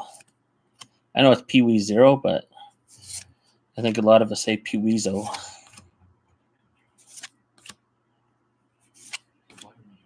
I don't think there's anything. Oh, Iowa Dragon. And I forget who said it. I don't know if it was Rudy or someone else. They made a good point where Wilderness in the future is going to be a popular set because who doesn't love dragons? Name anything that has dragons that people don't like, right? Game of Thrones, everyone loves it. Dragons, Yu-Gi-Oh! Why do you think people love you? Well, Yu-Gi-Oh! Is cool because it's got the Egyptian folklore, but it's got dragons, right? What's some other good examples? Anything. Mythology, right? King Arthur, anything. Anything that has dragons is fucking cool. And MetaZoo has dragons. Or, sorry, MetaZoo. Wilderness has dragons. Boy, Bandia. Okay, that's a good hit. We got 4 full hollows in a row. I know I'm babbling about a lot of other crap, but we got 4 full hollows in a row. Yeah. I thought it was the Wilderness spellbooks that have all the full hollows. We're 4 for 4. This is very unusual.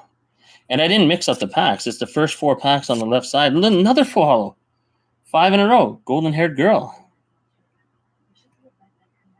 I remember I had one of those shittiest boxes of MetaZoo Wilderness in my life. I think I got 4 full hollows, but I hit a Prison Laura in an Iowa Dragon again for the player base.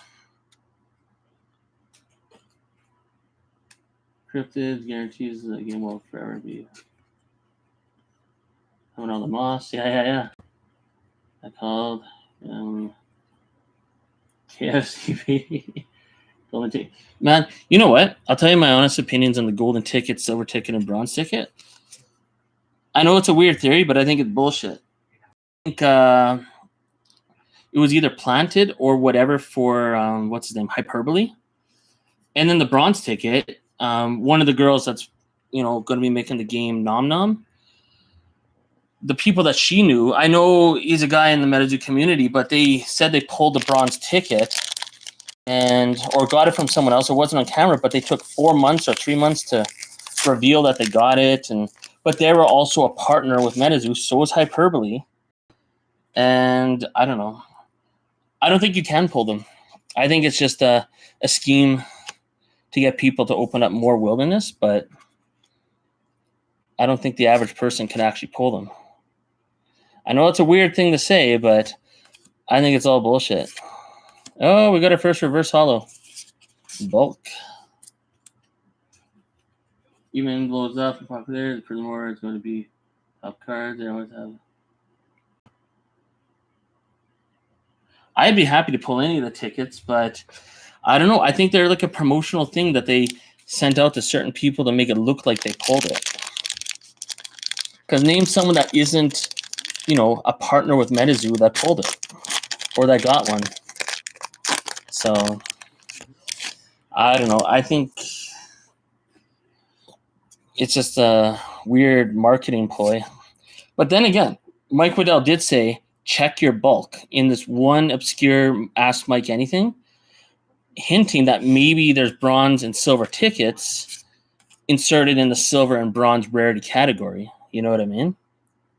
So I could be totally out to. Hey, a snipe. Okay, wasn't this like the second best hit in the set besides Dragon of Akanto Falls and Prismora when this first came out? Okay, this is a pretty good box. We're got all full hollows except for one.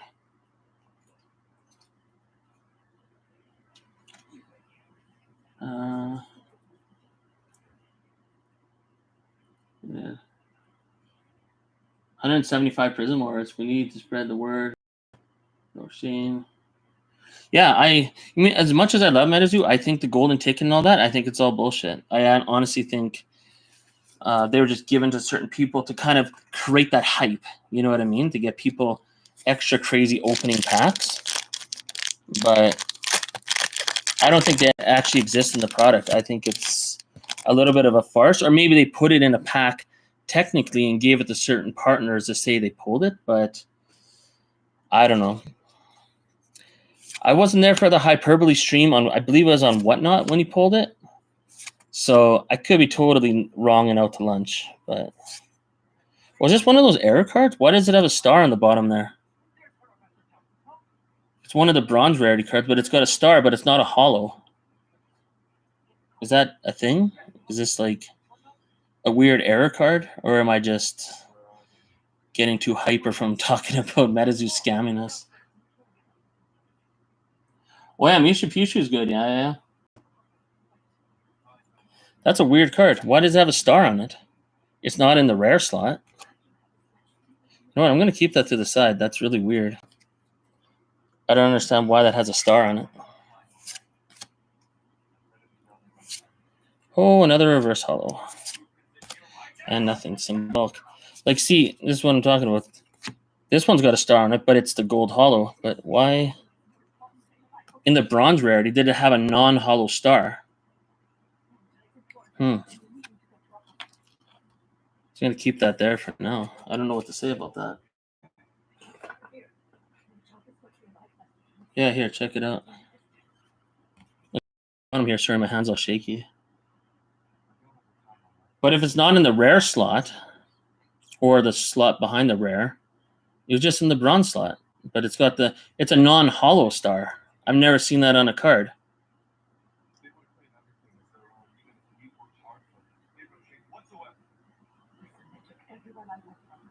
That's a weird one. I'll put a penny sleeve on that. That's just, I don't think I've seen that before.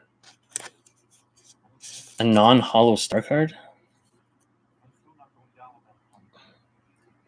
I have no idea what that's about. But hey, we got Snipe, we got Iowa Dragon. We're going crazy.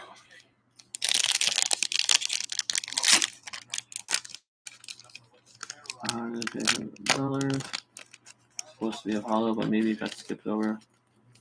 Yeah, maybe it's a misprint. I don't know what that is. Well, I'll keep it. It's weird. Well, we already see our hit here. But maybe I shouldn't skip all the bulk, because maybe I'm completely wrong and there is silver and bronze tickets in the bulk. Hey, another full hollow. That's a nice one. I like that one. Kindling Spark Root. I'm getting in light properly. There we go. Ooh. That looks nice. We're using some penny sleeves tonight. Just going to get some more.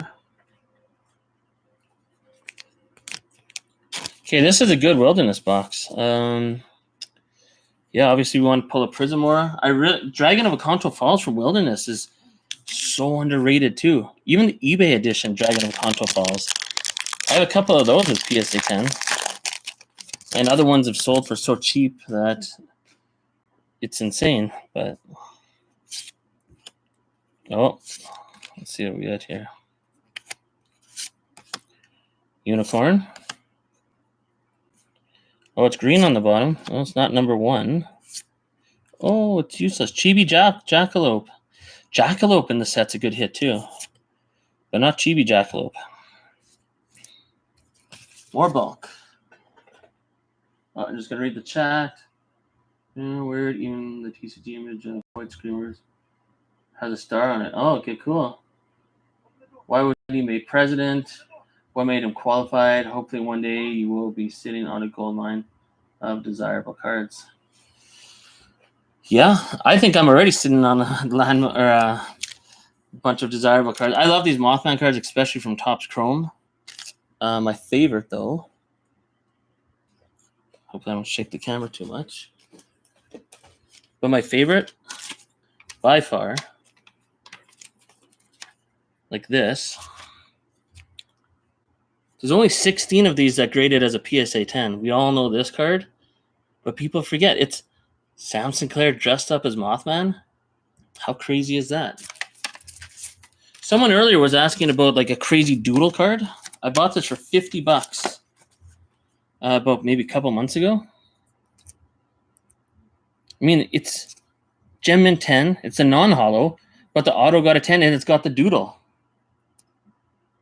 Right? Like, how sweet is that card? Anyways. And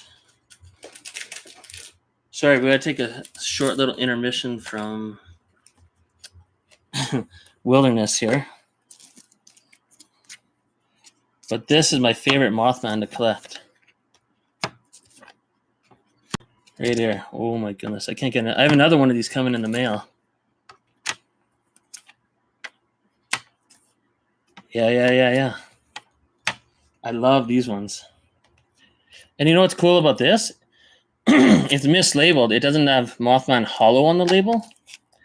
See how it says Holo here, but nothing here. So when you go into the PSA Pop report for this one, it actually is the population of non-holo Mothman. So this is like a full holo Mothman that got a PSA 10 that is not under the PSA full holo population report. But anyways, I love the Magic Cast Mothman.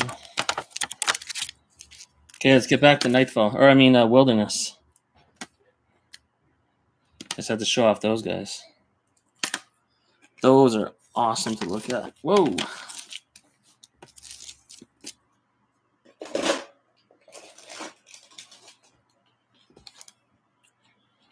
Sorry for the shaky camera. No NFTs, but crypto. Oh, what's going on here with MetaZoo? First started going down. Yes, that's what I said. We lost the profit. 6, they probably made creators get this on the sale.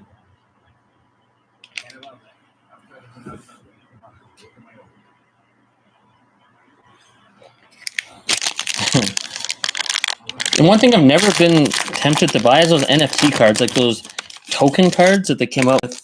I mean, the artwork's nice, where the Mothman's holding the big token or Jersey Devil or whatever. I never got into those cards. Never been into the NFT set. Oh, what do we got here? 38? Is that crazy? Oh, okay, it's a full holo, man. This box is loaded with full holos. I'm definitely not going to have enough room. This is clearly a full holo heavy box where we got a ton of packs left. We've already hit, what, 8 full holos? I know it's not a crazy amount of full holos, but there's a lot of packs left. Well more than half the box. Okay, I'll just speed it up a little here. Just gonna see what you guys are saying. Why the streamer gets missing? What? Hey, Steve Collectibles. Should have been sold as a streamer scammer kit. Well, yeah, here's a question for everyone. What do you think they're going to add into the streamer kit? Because obviously, they're not just going to send out what they originally promised. There's no way. Like, that'd be the stupidest thing they could do. They're going to add something special in there. But what do you think they're going to add in? And what number do we got? Oh, wasn't this a very playable card? If I remember, the Schmooze.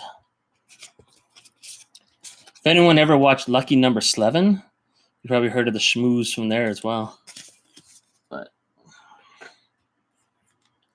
what do you think they're going to add into the streamer kit? I honestly hope they just throw a whole legacy spellbook in there, or send what they sent to content creators, like send 4 booster boxes, like send a second edition, send a Wilderness, send a UFO booster box, and send a seance booster box included with the streamer kit. Like, give the streamers a bunch of shit to open. And something else, something unique. Like, they got to load them up. And I think anyone that's still waiting for the streamer kit, it's a good idea. Like, not Markers V. He ordered like 11 of them. Because they have to juice them up. That's all I'm going to say. There's got to be something crazy in the streamer kits that they're going to add in. If they don't, I mean, oh my goodness. Oh, yeah. The least amount of full holo. Until Hello Kitty set, where they have that one card where you could barely see it. My lighting setup's so bad you can't even see the full holo or the holo. Hey, some more bulk. That's a really cool Piazza Bird artwork. Terrify. That's pretty badass. Let's see what's going on here. Bet the puzzle pieces would be cool if there's a numbered rare base. Pre-orders. Down. Yeah, Markers was scammed. I mean, I don't know. But that's the thing that's going to make MetaZoo really stand out in the future is this whole controversy, the whole, in the future you look back on this and be like, I was there during that time of all this fuckery and this stupidity.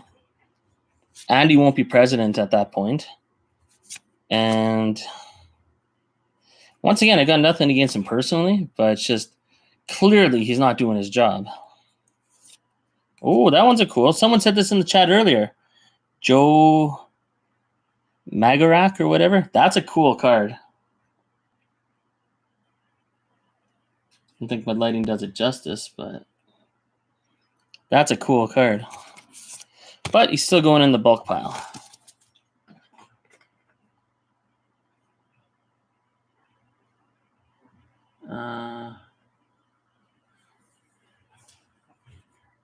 Yeah, not Marcus V. I saw his video today too.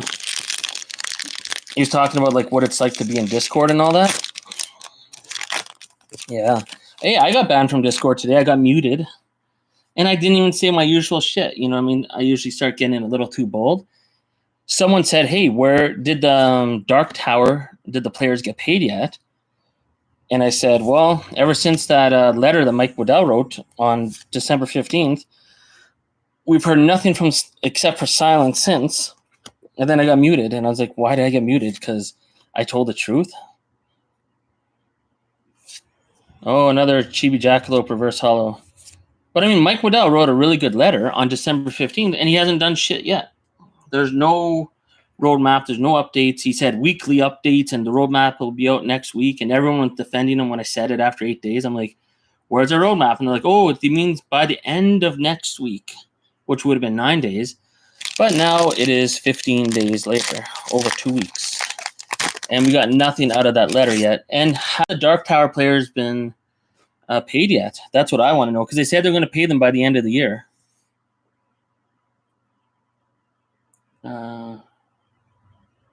Who is an attorney? Just said that it. Oh, see, where did you hear that Steve's collectible? Because see, that's the thing that annoys me. Is you heard that somewhere, but why can't they just announce that? Why is it so hard to just go in announcements and type, hey, we're going to be releasing it on January 1st? Like, if I wasn't doing the stream right now, I'd be making a video probably talking shit about how Mike Waddell hasn't said anything since the letter. Oh, I see green coming up. Okay, what number is it? If it's 1, that's good. It is not 1. What? We got 3 of these already. Okay, this is still a pretty sweet box, I won't lie, but what the hell, man? 3 reverse holo Chibi Jackalopes?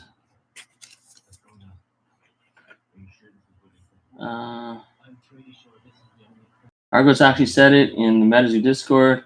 Yeah, it's not hard to update. Yeah, just send out an update link. Who's the best MetaZoo content creator? Umu? Only reason I don't like Umu is because when I started my other channel, Pokemenace, right when I started it a long time ago, he was sending me all these messages like, oh, I'm going to report you to WWE for copyright issues. I was like, chill out, man. I'm like, YouTube, I don't even get monetized on the channel. I just love making WWE shorts. And he was going all crazy in my comment section, and it was so annoying. And ever since then, I've just been like, Uma, you're a goof. He's Eeyore, you know, from Winnie the Pooh. But okay, now we're getting into reverse hollow territory. I still think we're going to hit something crazier than snipe. And yesterday, my Pokemon's channel actually reached. Where's my phone? Why didn't I just show it on the screen? I got to do something to celebrate.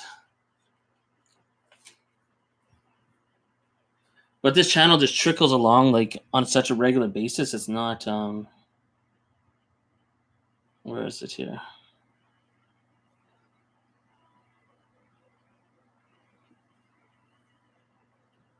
Hopefully you can see this on screen. Yeah, it's watching Mothhawk. Switch account. But yeah, so yesterday I hit 300,000 subscribers on Pokemenace. So that was very exciting. But oh, there's my stream right there for MetaZoo Menace. But yeah, 300,000 subscribers. That's pretty crazy. But when Umu was bugging me, I only had like maybe like 10,000 subscribers.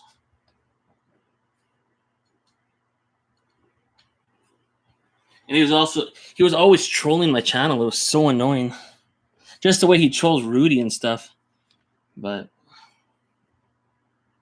I'm just gonna see what you guys are saying.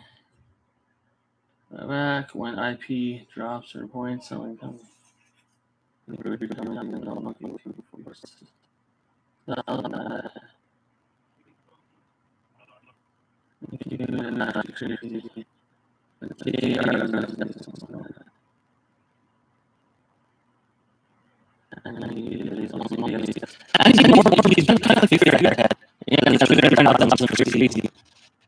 was when I got the but that was insane. It took me to get 700,000 subscribers on the Pokemon channel. Totally insane. But what was I gonna say? Andy, I don't know if you guys watched like old movies like King Arthur, Age, and all that kind of stuff with Robin Hood. Like Andy's kind of like a figurehead. He has a title, but there's someone behind him that's pulling all the strings. And he doesn't actually really have any power or influence. That's what Andy is. Like, he's the president, but he's not really the president. It's like someone else is controlling him. So,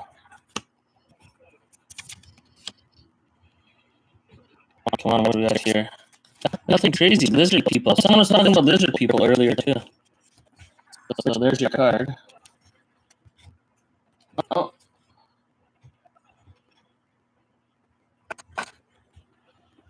See my mic.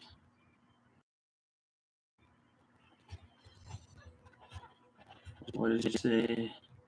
It sounds like chopping and getting echoes. Is it better now? It was on that issue earlier too.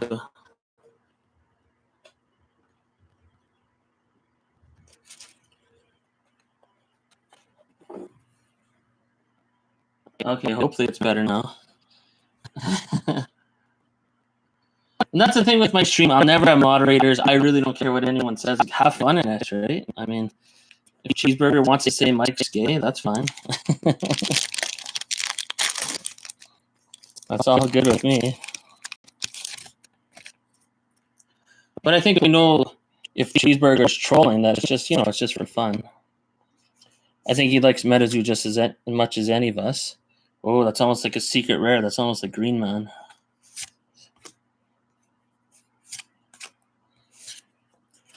Oh, man.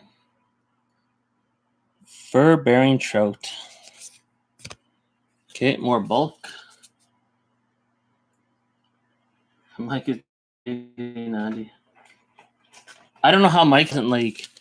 Well, even Mike Waddell, right? I mean, I like Mike Waddell, but he put out now... Steve Collectibles is saying that he's going to put out something January 1st. Fair enough. I mean, but it's... Like, if it wasn't for the fact that MetaZoo had cryptids, how many of us would be in this...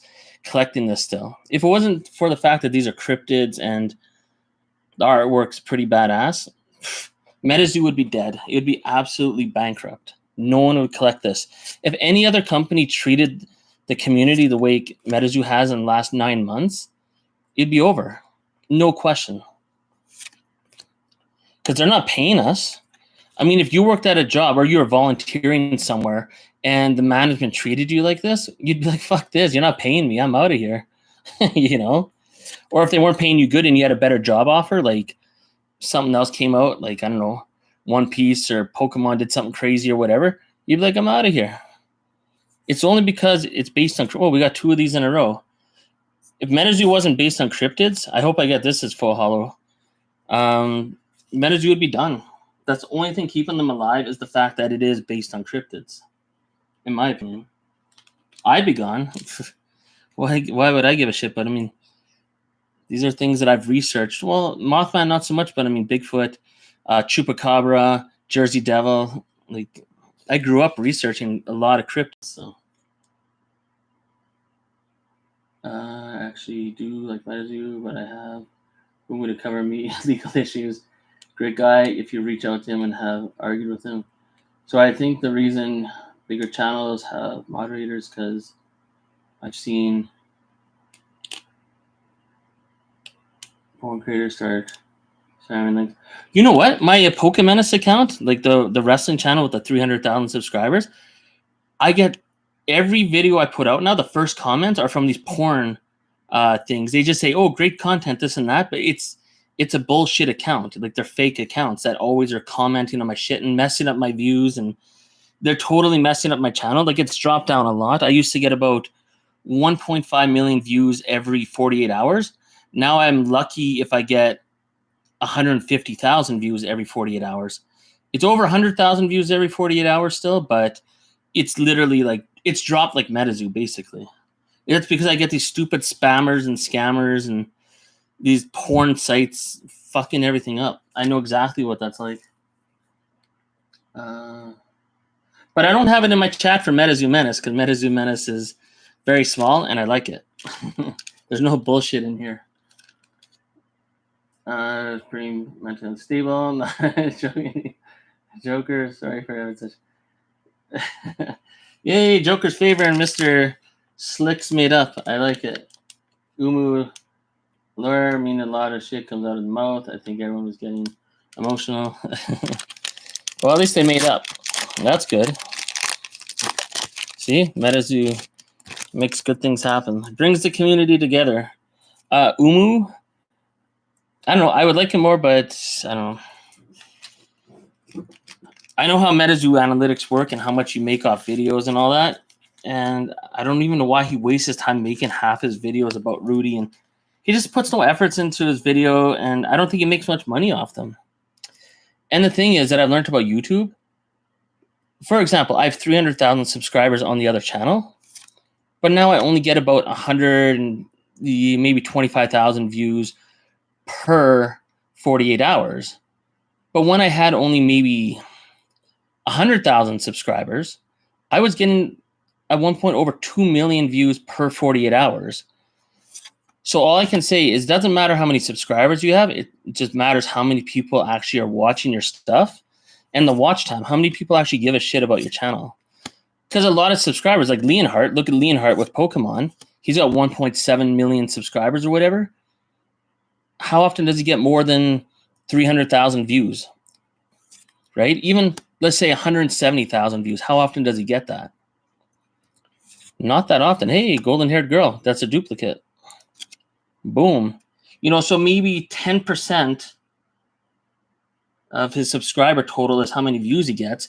So are they real subscribers? Like, I won't lie. On my Pokemenace account, I have 300,000 subscribers. But I don't have 300,000 people watching me. Right? A lot of people just hit subscribe. I'm subscribed to a lot of channels I don't watch anymore either. So anyone that gets inflated about how many subscribers they have on their channel, like Umu, he's got 30,000 subscribers. That means shit. Because I looked at his channel and he rarely gets over 1,500 views. You know, most of his content doesn't even get 1,000 views, and hardly any videos, maybe like 3, get over 2,000 views. But he has 30,000 subscribers. So does the subscriber total really matter? He's got a lot more subscribers than Argos or Nick Strength and Pokemon on his channel. Not Nick Strength and Power. That channel's crazy. But they get more views on MetaZoo content than Umu, but he thinks because he's got all the subscribers. But he didn't build his channel talking about MetaZoo. He built his channel on other shit. So I'm just gonna see what everyone's saying. It is healthy to have debates. I agree with that. Porn website for sub and fun to play. If we don't, we wouldn't be here. Exactly. Also, not a fan of Umu. If you don't, then move on. It's weird. You know, it's the other. Umu has a channel. He works. Yeah, he works in numbers. I don't know.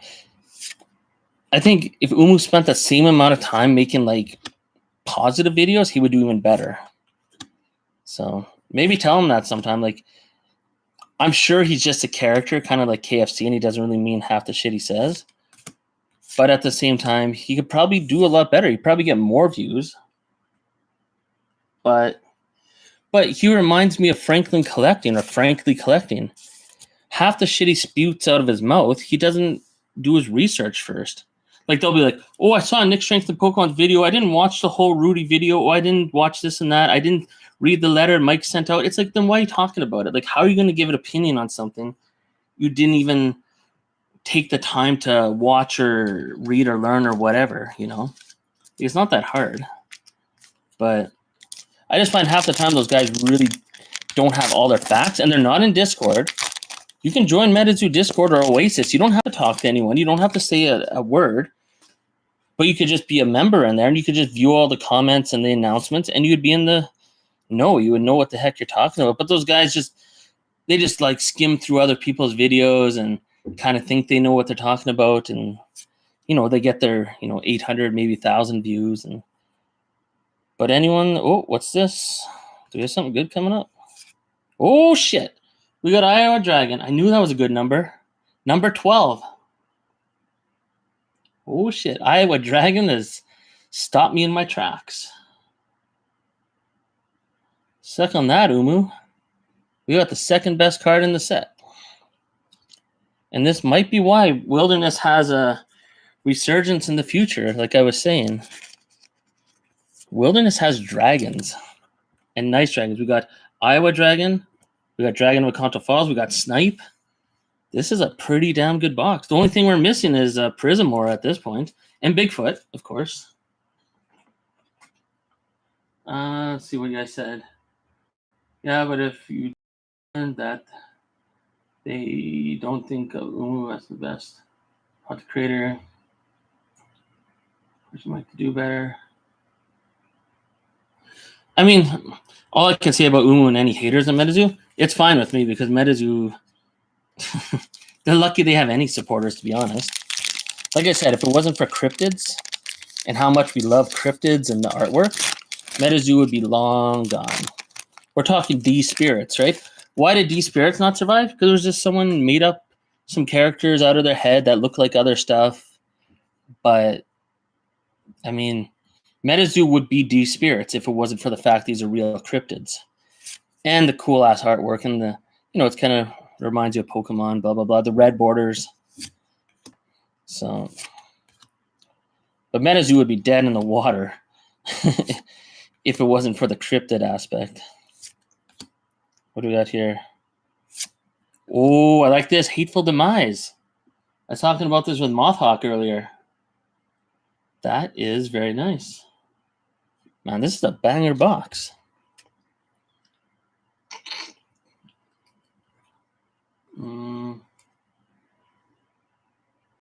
Yeah, D Spirits.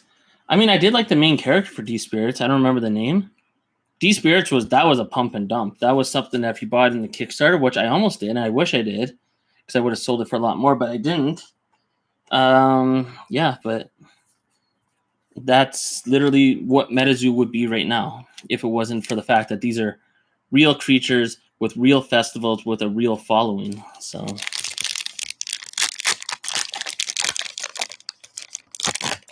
yeah, this is a good box. Remember, Mothhawk, we were talking about the other card in Nightfall, and then you're like, Hateful Demise is just like that. Boom.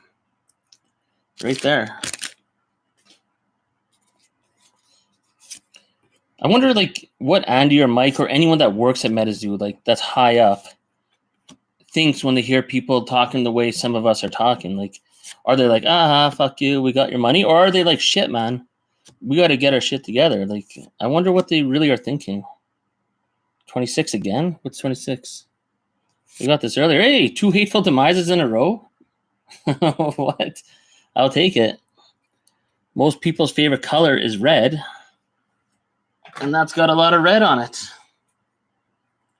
So I'll take it.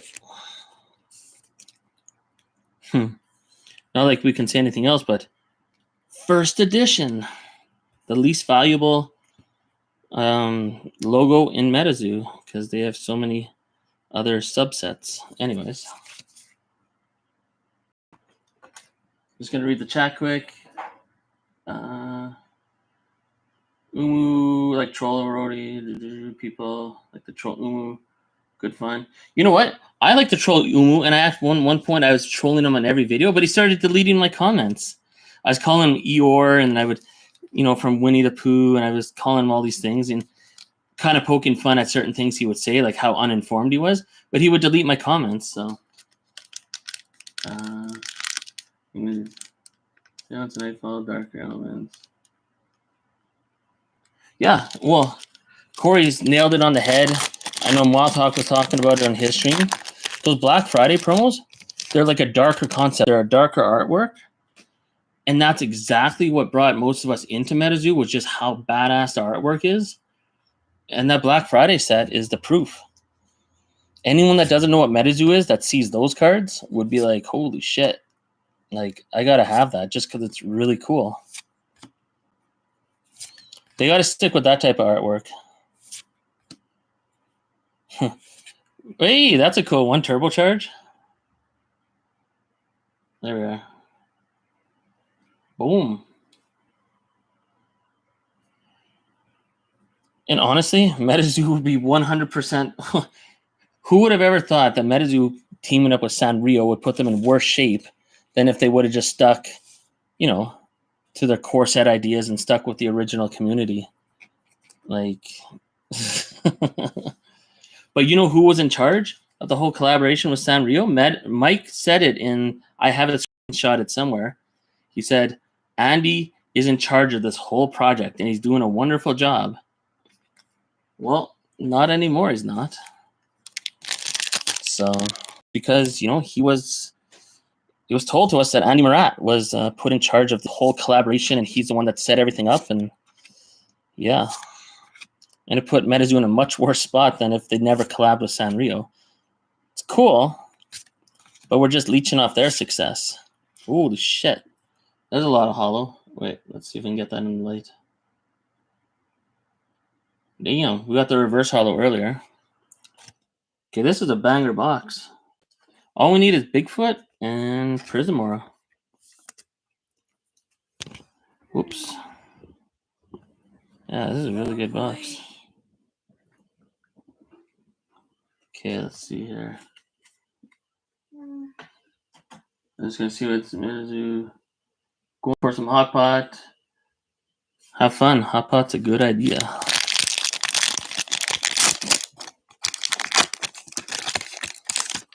Some people are going for hot pot. Some people are opening up this fire box of wilderness. I'm running out of room here, man. It's a good problem to have. Oh, I gotta be more aware of where I'm like tilting the cards here.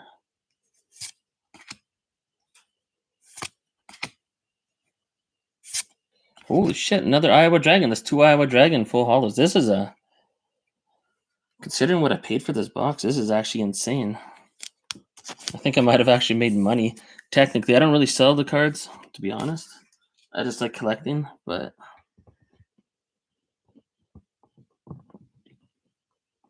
yeah, I'm just gonna set up the camera a little different.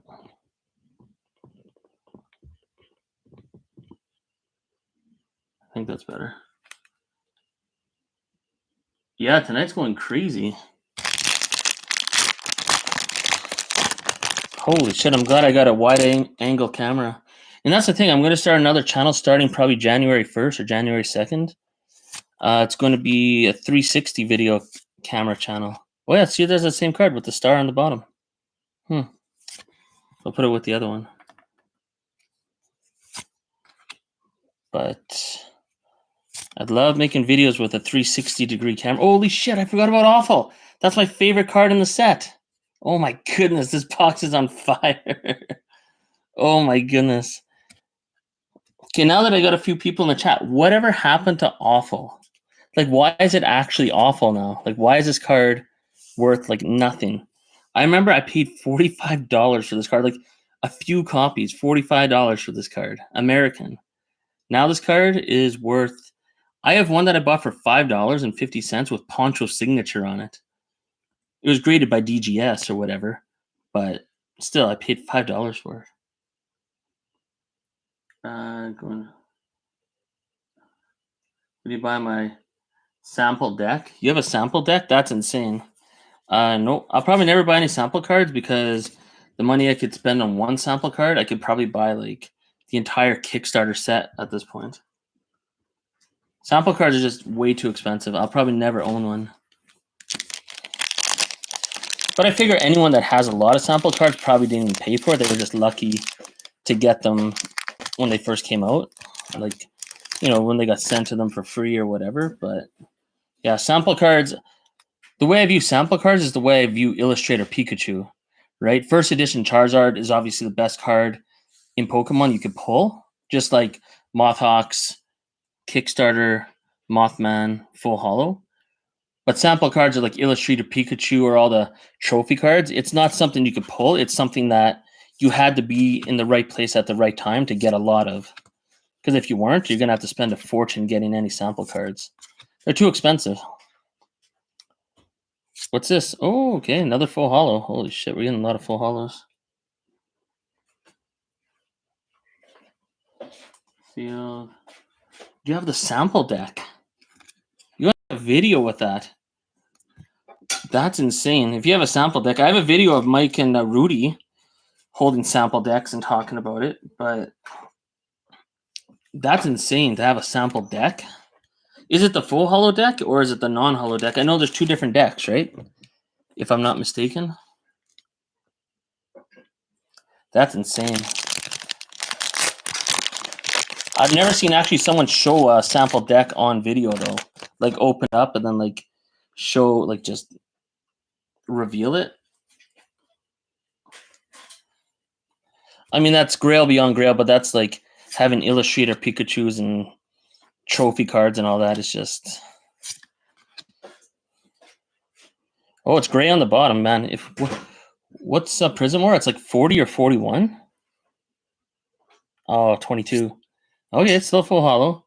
Wampus Cat. I'm glad I bought a whole bunch of penny sleeves yesterday. This is one loaded box. I literally have no more room for the full hollows. Holy shit. Speaking of samples, has anyone collected Chronicles Arcane? The Kickstarter is about to drop any day. Samples. Yeah, Mike sent it to you. Yeah, that's crazy. Like, little did you know at that time, like, having sample cards, period, is one thing. Having a sealed sample deck is something no one even talks about. But that's beyond Grail. I mean, that's insane. I don't even know what to compare that to.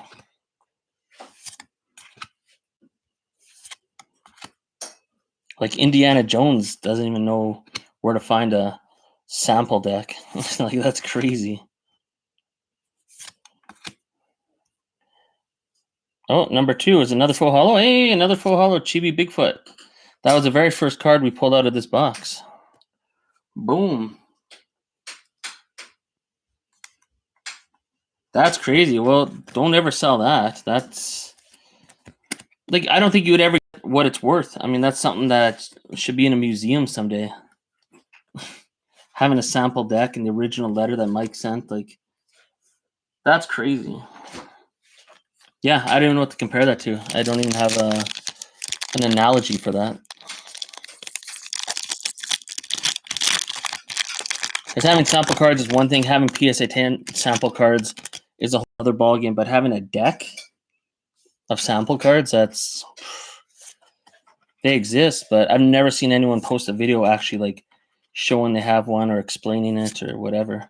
Except for the one interview that Rudy did with Mike where they had a couple of them. They briefly held them and talked about it, but they didn't unwrap it and show it. What is this, number 2 again? What the hell? We just got 2 chibi Bigfoots in a row. Interesting. We got 3 total in this box. Holy shit. This was one crazy Nightfall box. Just a little recap. We got Awful, Dragon of Akanto Falls. We got Snipe. We got 2 Iowa Dragon full hollows. We got 3 Chibi Bigfoot full hollows. This is freaking bananas. Holy moly. Oh, right here. Probably not. No. Get in there, though. Okay, let's see what else we can pull here. Almost, ooh, look at Piazza Bird. Oh, see, I gotta angle my camera up more.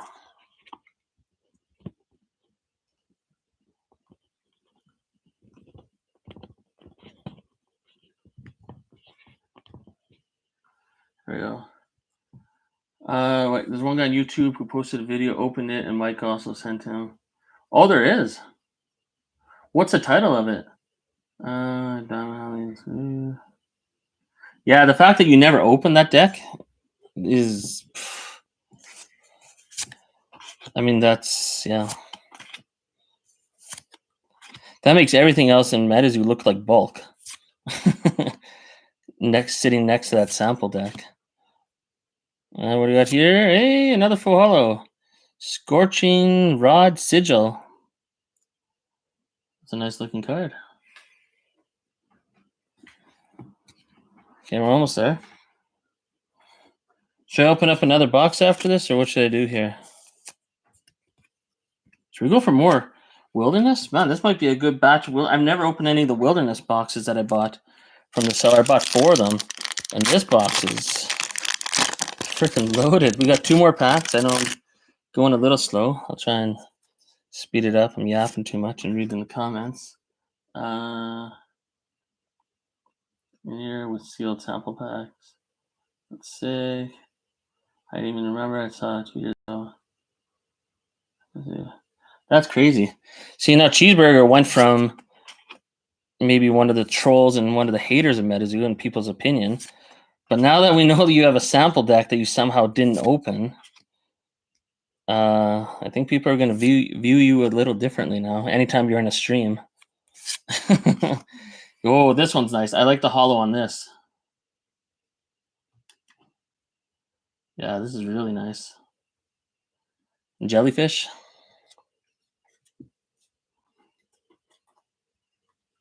Your announcements are incoming. Yeah. I don't know nothing about Chronicles of Arcane, but there's a lot of games out there that are probably cool to collect. I'm only into MetaZoo because of the beasties. I don't play the game. I'll probably play the game when the app comes out on iPhone. But beyond that, just collecting shiny cardboard. Okay, I don't even know if we can have last pack magic. Is that even allowed? Like, the amount of full hollows we hit is just totally mental. Well, I guess you can talk shit about MetaZoo. You're at the top of the mountain. How many people even know that there's sample decks that exist? People know about sample cards, but okay, anything big coming here? Oh my goodness. Okay, let's see if I can get this on the camera. Anyone know what this is?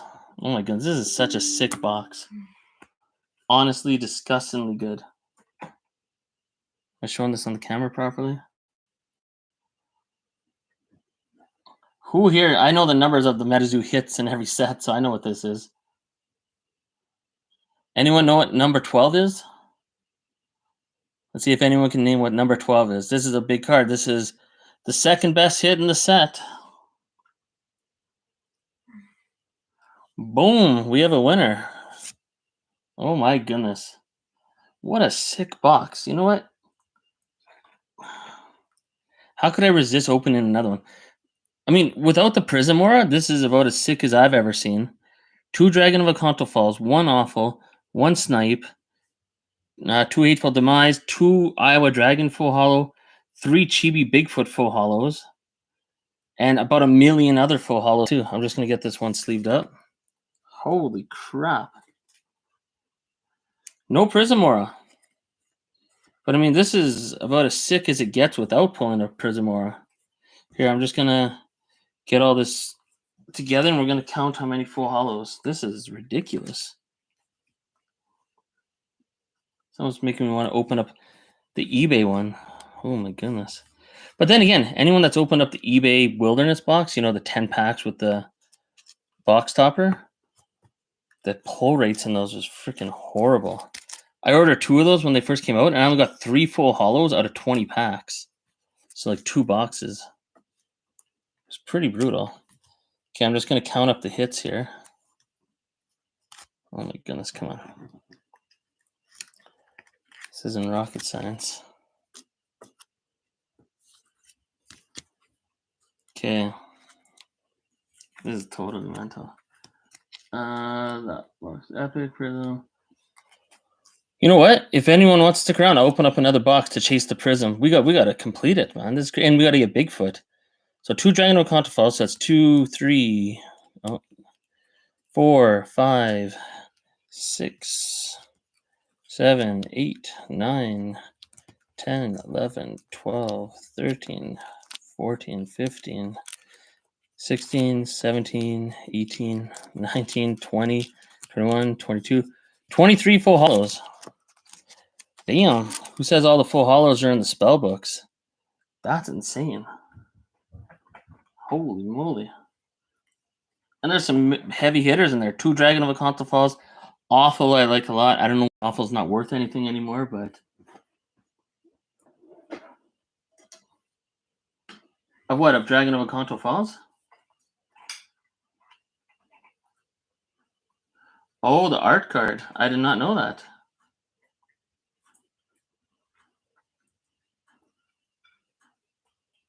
That's pretty cool. You know what? I don't even care what the chat says. I'm getting another box of Wilderness out. Give me 1 sec. I'm just going to dig it out. What?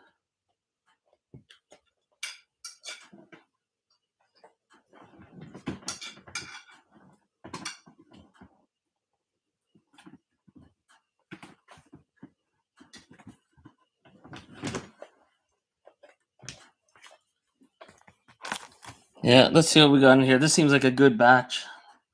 That was insane.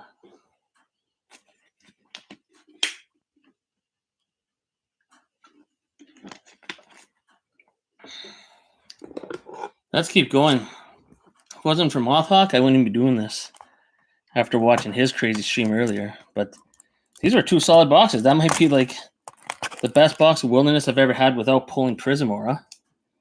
And the Nightfall box, that was easily the best Nightfall box I've ever opened. Like, not even a question. Just going to get the packs out.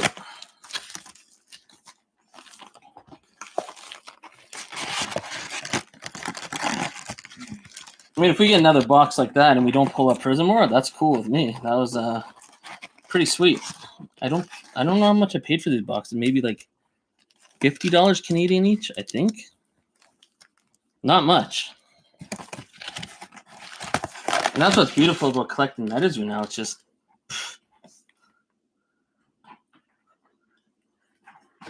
you're gonna get good value no matter what because of how cheap the boxes are. Only 1 left actually. I pulled 2 prisms. Watching you overbacks. I need. What is that?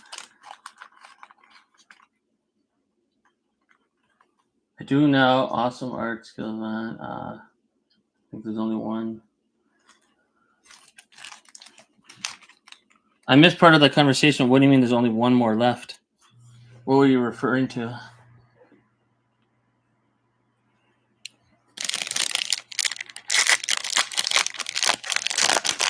Okay, box number 2 of Wilderness. I wasn't planning on this, but That first box was insane. See if we can get some clumping. Shoot, we gotta get Bigfoot and Prismora. Hey, we didn't pull this one in the last box. Not that we were trying to, but still cool. If we start seeing different full hollows, that means we might be pulling Prismora and Bigfoot in this one. I think we hit all the big hits, right? We got Awful, Dragon of Kanto Falls. I don't care about Rockman. I'm not even going to include that. We didn't pull... We pulled Snipe as well. I forgot to mention that in the recap. But we didn't pull the blue guy that... I can't remember. We'll know it when we see it. It's number 6 in the set. Kind of the wolf dog card. I can't remember.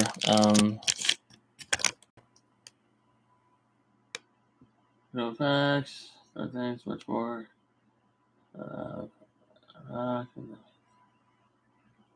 Sad.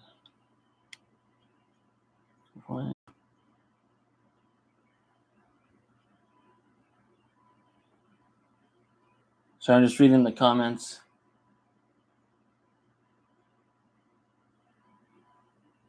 Also, the thread. Yeah. Yeah, and MetaZoo will be great again. So, Mr. Slicks, which cards have you drawn? Like, what's your artist name? I'm a little confused. I didn't know you were an artist in MetaZoo. I should probably know that, but I did not know that. Hey, another full hollow. Okay. We got another excellent box coming up here. It's full hollow mania. Don't know what else to say. Nice as well as reading. Guys, one of my favorites in MetaZoo, Headless Horseman. I've tried my best to work decks, but yeah. Speaking of Headless Horseman, boom.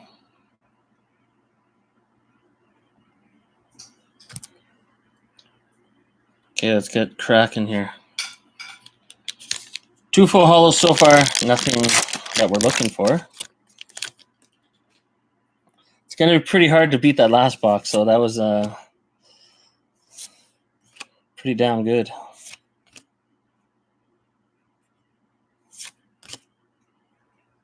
Oh, number 4. I believe this is Jackalope. Reverse hollow Jackalope. You will go in the bulk.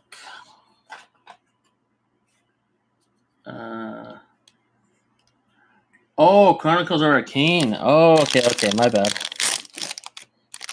And that's the thing about certain artists or people that are involved in MetaZoo. Like, now that Victor Larson's over at Nom Nom, if Poncho goes anywhere, like Mr. Slicks is in Chronicles of Arcane, like a lot of people are going to go where the artists go too. I don't know what happened with MetaZoo and the artists, but I would not have let artists like Poncho go. I mean, all of them were good that, left, but Poncho's like the Hulk Hogan of MetaZoo, and he just went to WCW, wherever he's going, Hey, Old Man Wonder, here we're getting hollows that we did not get in the last box, but they are full hollows. Interesting. I think something good's going to happen in this box. Metamis, lost me in the conversation. Oh.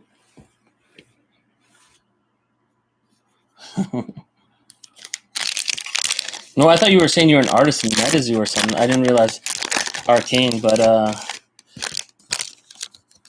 yeah, I don't know shit about Chronicles or Arcane, but that's the thing. Like, even people watching this, anyone that knows that you're an artist in there might be going there just because you're in there. You know what I mean? Like, I'm more likely to check it out now that I know you're going to be drawing stuff in the other TCG.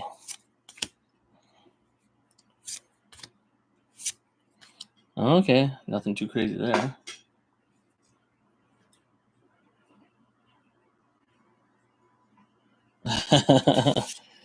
You're giving me some luck on this box?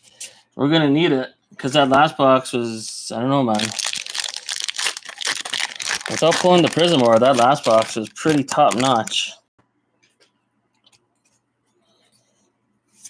Anytime you're getting duplicates of Dragon of Oconto Falls. That's a special thing. Because honestly, in Wilderness, what would everyone say the second best card is? Some people say Snipe. I say Dragon of Oconto Falls is the second best card you could pull. My favorite card is Awful, though. Oh, got a reverse holo. Some more bulk.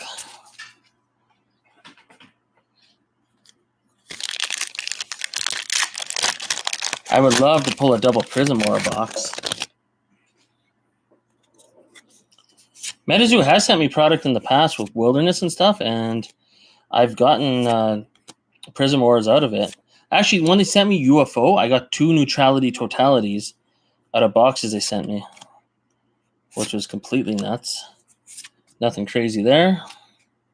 More bulk. Okay, this box is falling apart. You know, and that's a good point. I was talking to someone about that today, about MetaZoo is going to be going to, getting more of the cryptid community into this. I know Mike Waddell mentioned that in one of his interviews recently.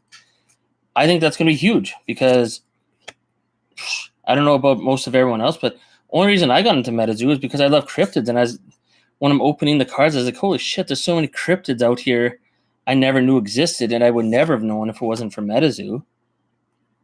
What do we got here? Oh, another one is we got duplicates. Oh man, this box is interesting. But yeah, when the cryptid community, and I think Mike Waddell's smart for them. That's why I do like Mike Waddell. He's a smart dude. Just I don't know why he has Andy working for him. Maybe Andy blackmailed him. Maybe he knows something. I don't know. All Koreans I went to CryptoCon this year. It wasn't either. Yeah, and that's the thing, right? I mean, everything's down. Every TCG, the economy's down. But the nostalgia for this in the future is going to be huge. So, I mean, there's almost already nostalgia. And when the next top set comes out, Top Sapphire, Topps Chrome Series 1, Series 2, whatever. Oh, that's nothing. Oh, okay. Snolly Ghoster? Who invited you? More bulk.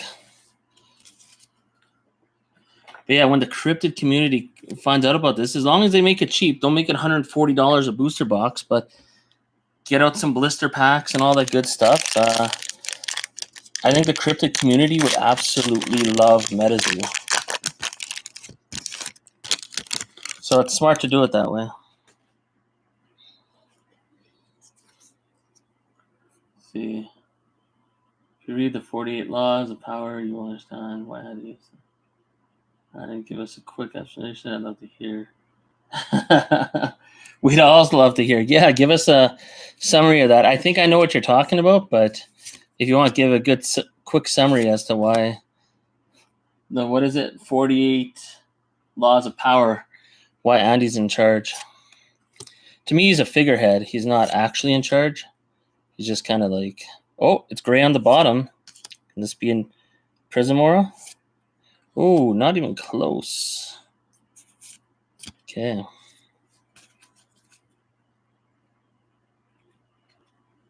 Fair enough. I might have to check that out. Was it 48 Laws of Power? I think I've heard of that before. I'm not 100% sure, but I think I know what you're referring to. Whatever. One day Andy won't be president. There's no way. I mean, there's no way if MetaZoo wants to get back on track, like, unless behind the scenes, maybe Sanrio is putting him through some workshop to learn how to do his job better. I don't know. But at this point, he's not doing too good. Man, this is a lot of bulk. We got 4 full holos, duplicates of... Yeah, this is pretty bad. But hey, after that first box, it don't even matter. Plus, the thing with MetaZoo, you never know. I've opened up stinker MetaZoo boxes and hit the best hit like at the last second, so that's why Last Pass Magic exists. Oh, what's this? Oh, reverse holo Chibi Bigfoot. Okay, this box is like the opposite of last box.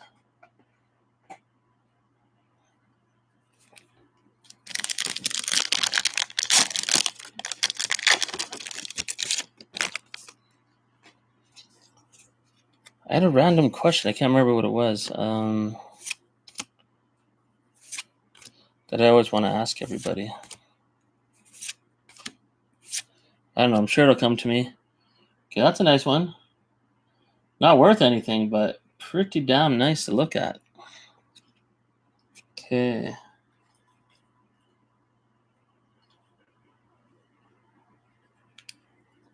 I think the disclosure pages are cool. But what's up with the code, the secret code that you gotta like crack with the disclosure pages? Does anyone know about that? I know Trementic probably knows about it. But what's up with secret code or whatever? And you know what? I think it is cool that the disclosure pages have the secret code and all this shit. You got to decode the UFO text. Wouldn't it be smart if, I don't know, they produced it a little more and made it that if you purchase stuff on MetaZoo marketplace, you received more, disclosure pages.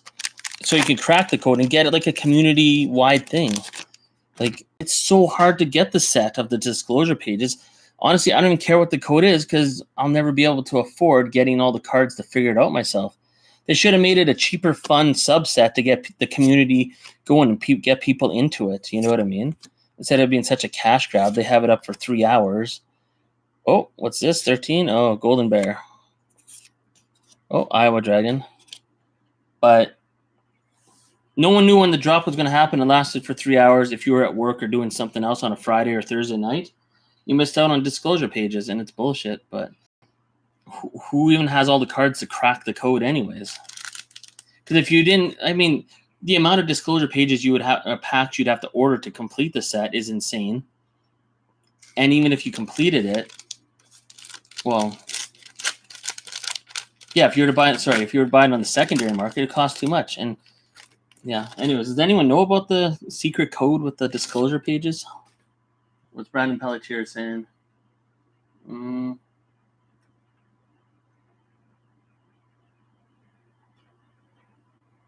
you completed the set.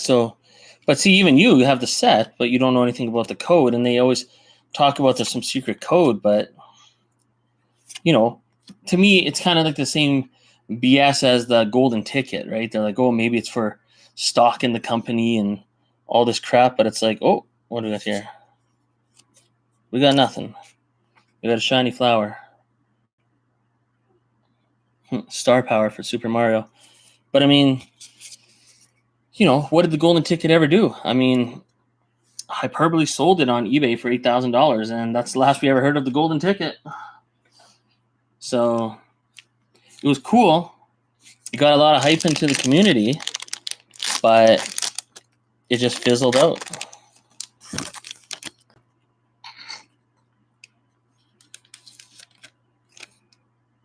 Yeah. You know what all MetaZoo had to do? I don't know if Andy's been in MetaZoo as long as some of us. All you had to do was announce it on Wednesday or Thursday, call up EpicTube HD and be like, hey, can you go live for the drop on Friday at 12 noon? Like he did in every other drop, and the drop sold out in 2 minutes, and we're smashing that F5 button, getting the community going crazy. But no, he just randomly drops it on a Thursday night, and it sells out in 3 hours, and anyone that didn't see it on Thursday night wakes up Friday, sees the announcement in Discord, and is like, oh, there's a drop? Where is it? I don't see it on MetaZoo Marketplace. Sold out? What the fuck? Like, they would have sold a lot more if people actually knew when the drop was happening and if they had time to prepare for the drop. Oh, we got green on the bottom. We're going to get a Bigfoot ever? Hey, Cumberland Dragon reverse hollow. Sample deck of lightning, the first bottle. The bottle first. Yeah, he sold that golden ticket for $8,000 on eBay.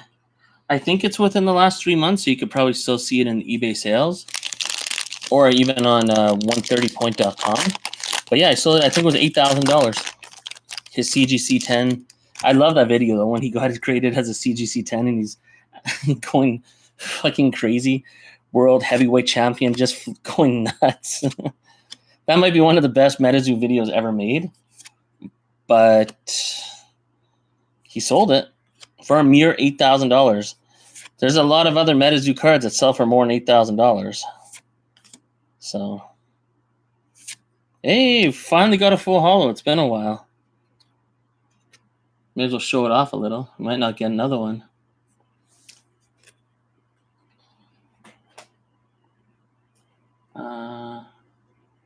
Ordered person. You get me started on revive drops. Nightfall song. I believe the other guy who posts online got the holo deck. It had a Grim Reaper first. Crazy.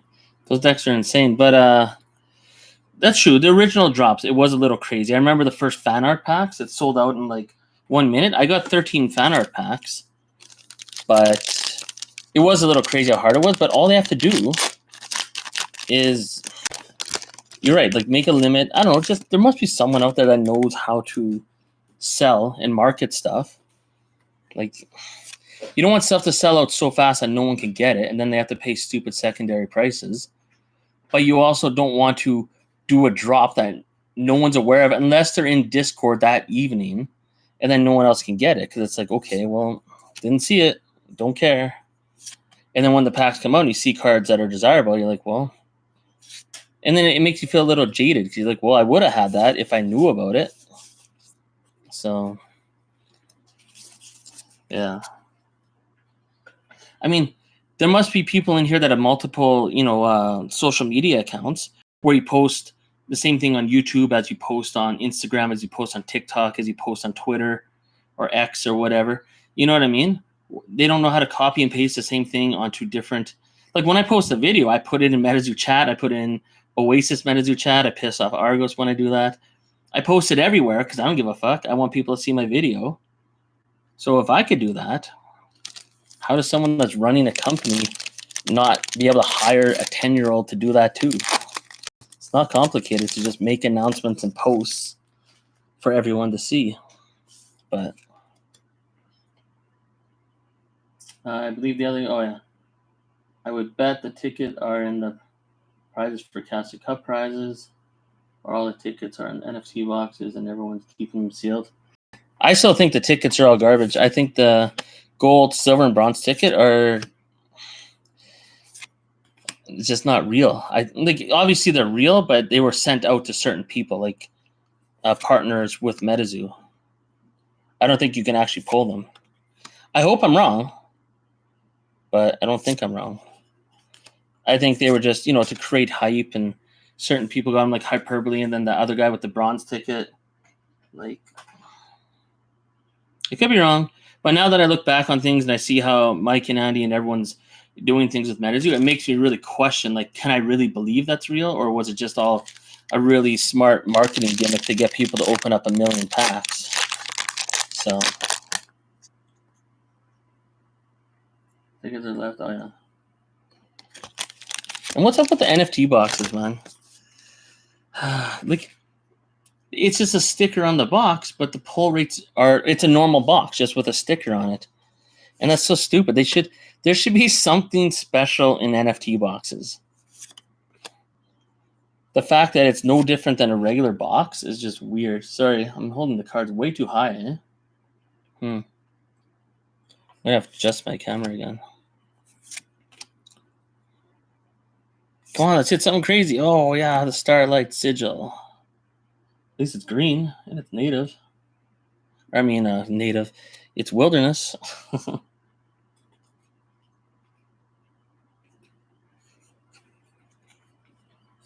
And maybe tickets are in the NFT boxes, but I just think it's all, yeah. But that's my cynical side for that. Where's more penny sleeves?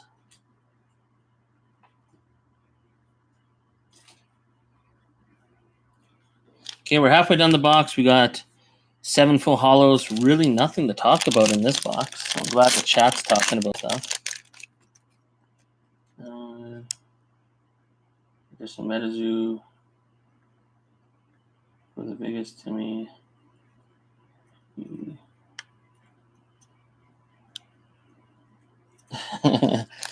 Umu is Yeah, I think Umu is just more of a character than anything because he knows he's going to get views. He knows he's going to get clicks. And he doesn't give a crap what anyone thinks. And he shouldn't. I mean, I don't really care either. Like if Andy were to come on here and be like, we'll never send you any free product again. Or we're going to say bad things about your channel. I'd be like, that's cool. That's all good.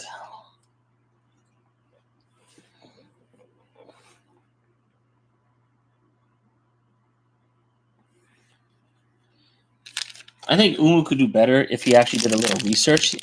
So it's a little lazy, but Umu and Frankly Collecting are in their own special category. I think Frankly Collecting is probably a pretty nice dude. Maybe both of them are, but they're just so uninformed sometimes. Like sometimes when I'm watching their video, I'm just like, fuck, man.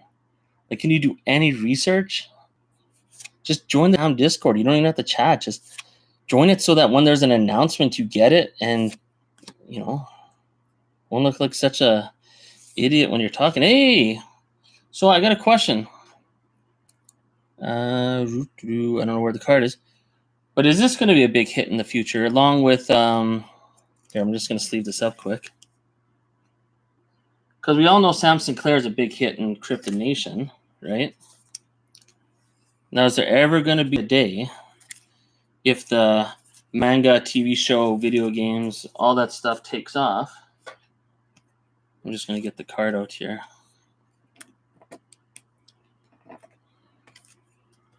should open a box of CN2 right away. See if we can pull Sam Sinclair. But hold up. So we get the sleeve.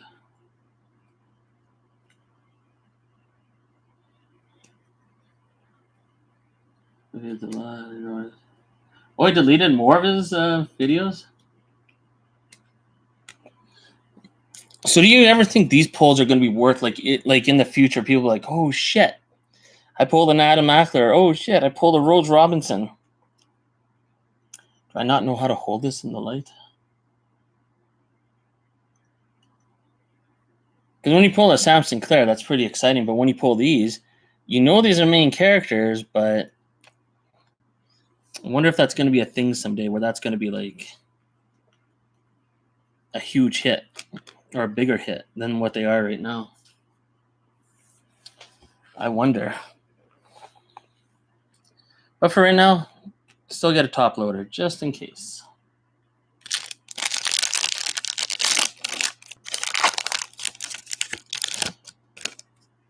What am I looking for right now?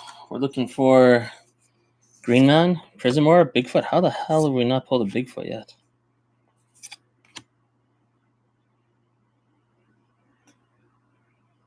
Oh, that's not it. That's a Token Sitter Reverse Hollow. That's pretty far from what we're looking for. More bulk. I need to see a real storyline on stream. Glad Injured Cold into that category too. That's true, eh? Injured Colds, yeah. When you pull it from Nightfall, it's not that exciting. I mean, it's cool, but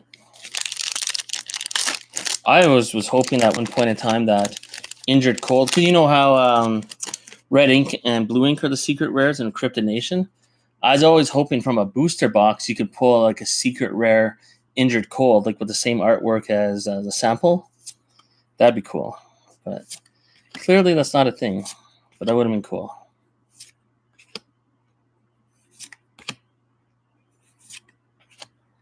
We want to see 40 or 41.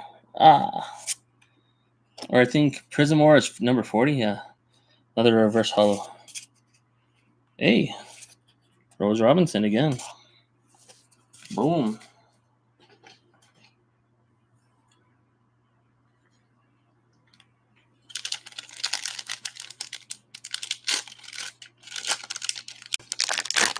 I think, has anyone watched the show Invincible on Prime?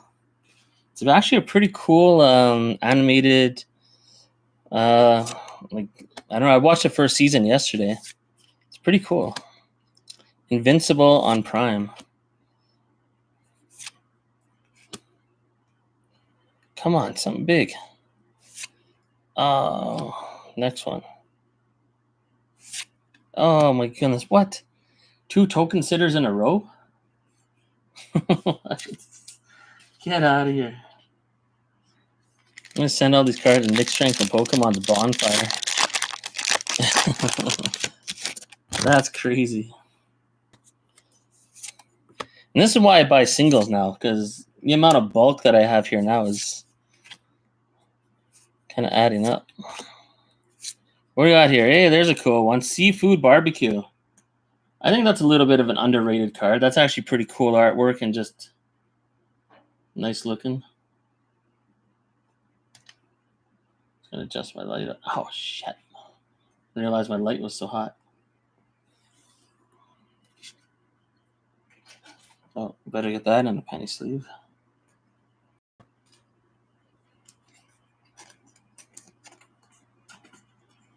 That's where the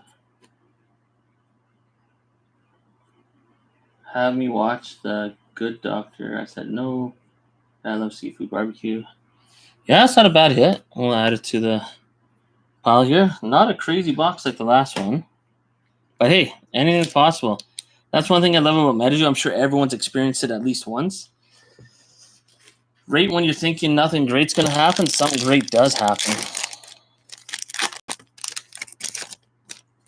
So I don't know if they had the same randomization in the Hello Kitty set. I don't even know why we call it Hello Kitty. It's Chromie's Cryptid Carnival Sanrio. But yeah, I love how randomized the very first, like all the sets of MetaZoo are, where you don't know what's going to happen next. It's not like every other TCG where, when you hit that one hard card to hit, the rest of the box is limited. But with MetaZoo, you could hit the top card in the set and still get other crazy pulls. And that's one thing I don't think enough people talk about with MetaZoo is the original sets. Any booster box could have some craziness. And even once you hit the craziness, you could hit more craziness. But with Yu-Gi-Oh!, Pokemon, I don't know anything about Magic, how their sorting works. I'm sure it's probably the same way. But even hockey cards, basketball cards, whatever, if you hit that big hit, the rest of the box is not going to really have anything. So, after the sample deck story, night, half a changer, and the double Whopper with cheese. Double Whopper with cheese, I mean, even more. That's like, what would be a sample deck in food terms? That would be like, what's this? Skunk Ape. Yeah. That's a Bigfoot and just in a different area. Skunk Ape. That's like a version of Bigfoot, or what people think they see. Sample deck on a menu is just like, that's super duper. I don't know what it would be. It's more than 2 patties, though. I'd say that's like a quadruple Whopper. That's Super Saiyan 4 level Whopper. That's bananas. Come on, let's get some craziness going here. Wampus Cat, reverse hollow. Oh. If this was a baseball game, this would be a lot of strikeouts, nothing much happening. Come on, someone get a base hit here.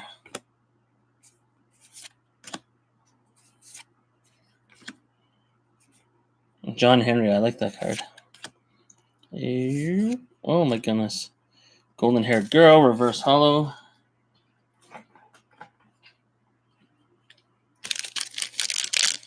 Last wilderness box I opened had only 2 hollows.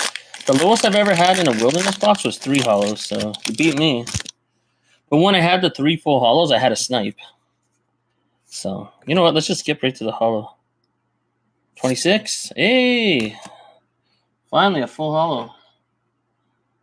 We haven't had any of a full hollow since Seafood Barbecue.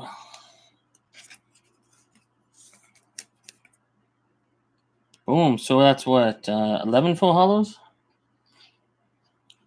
Into the nitty gritty here.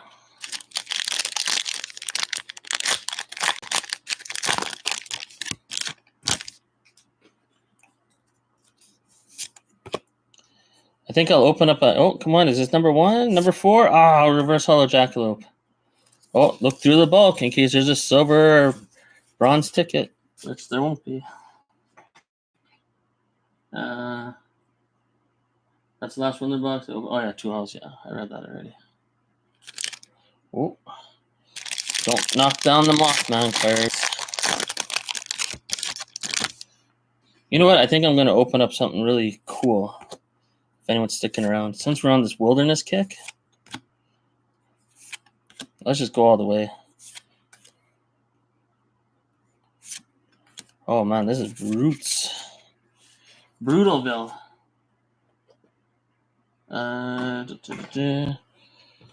Where is it? Oh, there it is. I guess the big question is, should I open this tonight? Right after these 3 packs of wilderness, should I open up the eBay version? I think I should. Screw it. Why not, right? I would love to hit the Prism Aura in there.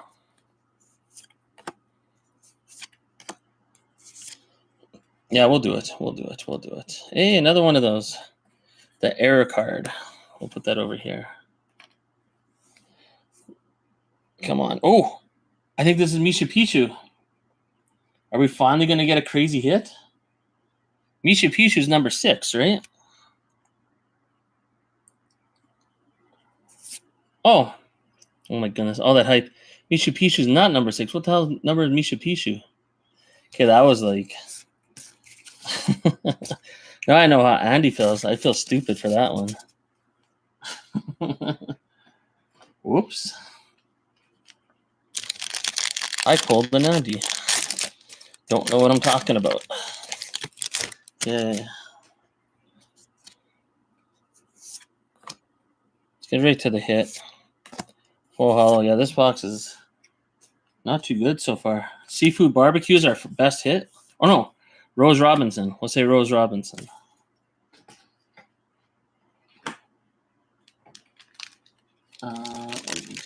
Okay, I'll open that one. That'll be exciting. I opened up 2 of these in the past. I only pulled 3 full hollows. One of them was awful, and it graded a PSA 10. So that worked out good for me because awful is my favorite card in the set. Last pack magic is not happening. Whoa. Well, we went from an amazing wilderness box to a stinker. So we got 12 full hollows. So that's probably the average. Oh, no, that's not from wilderness. That's from Nightfall. So we got 11 full hollows. And our best hit is Rose Robinson. So there's that.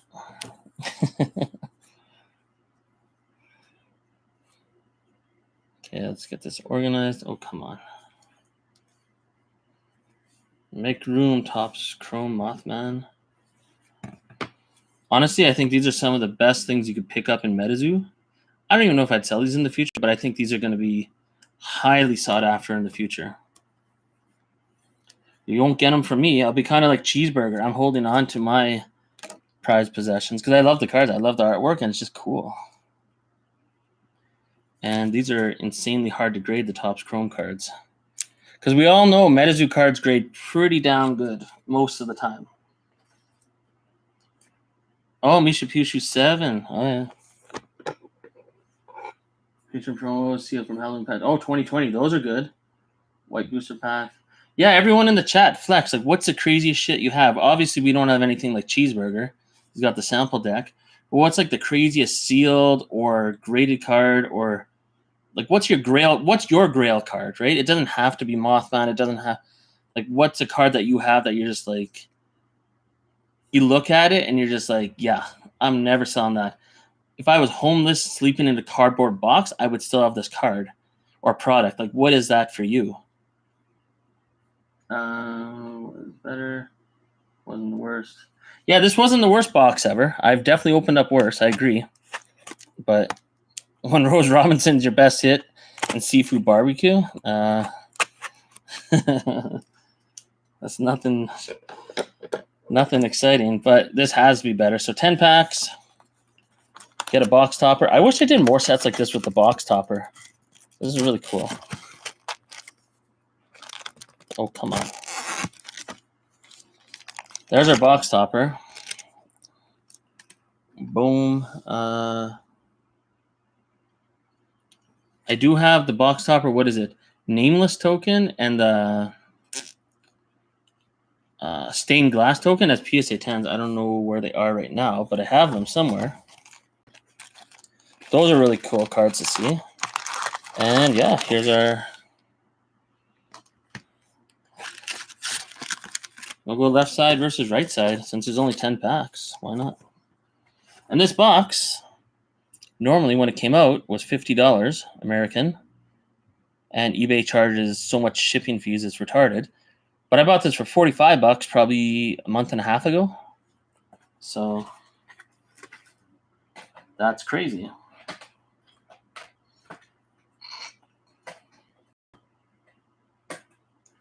That's cool. That's a cool seance binder. So here, let's see our flexes. Seance binder.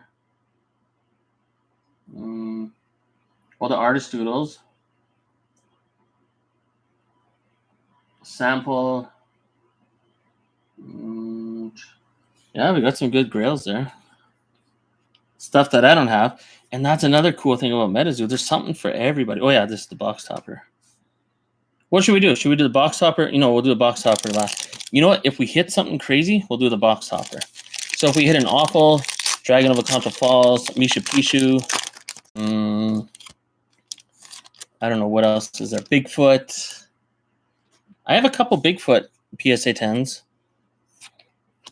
with the eBay one. So this is a rare treat. Don't see this opened every day. Try and get this in the camera properly.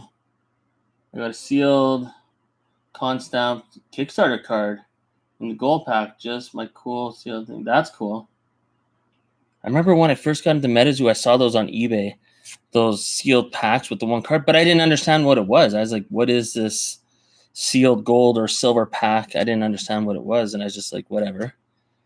And they're like $180, some of them. I wish I would have picked it up, but I honestly didn't know what I was looking at. Oh, it's green. Well, it's number 4, so it's Jackalope. But is it going to be full hollow or reverse hollow? Please, that'd be full hollow. Whatever. Even the reverse hollows, I'll put a penny sleeve on. Just because you don't come across these cards very often.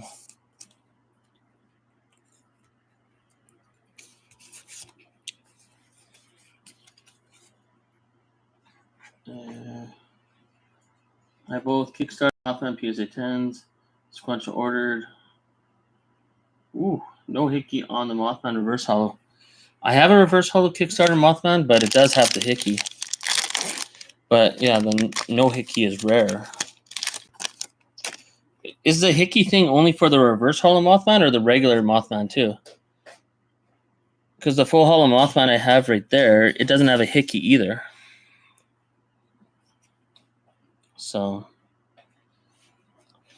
oh man, these stands are so temperamental. Come on, just get out of here.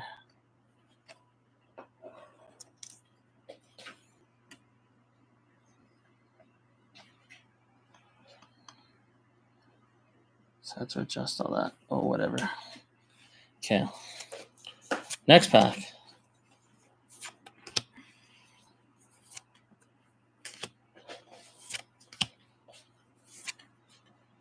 Come on, eBay Wilderness. It's green. I don't think it's anything great. Oh, okay. Chibi Cumberland Dragon reverse hollow. And that's the thing. I think we're probably only going to get like one full hollow out of this.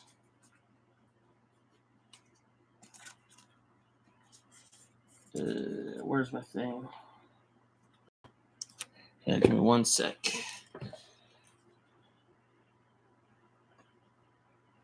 Oh, there it is. One sec. I just got to clean the lens here. Give me 1 second. I'm cleaning the back lens. Wait 1 sec. Actually, meanwhile I'm doing this, I'll just grab more penny sleeves.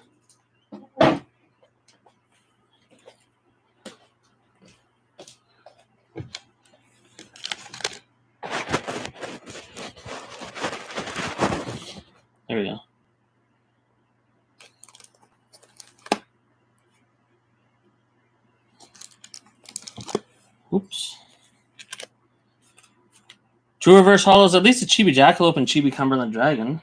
And see, that's another dragon in the set. Wilderness, I mean, it's got dragons in it. Okay. Look, yeah, more rip.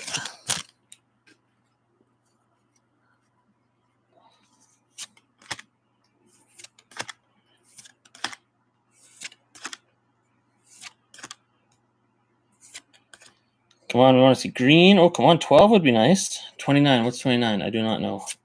Oh, my goodness.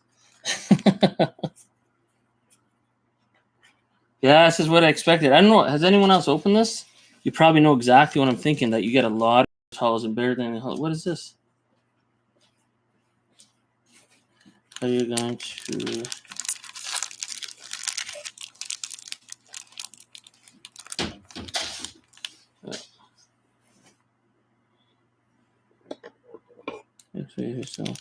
Oh, yeah, that's right.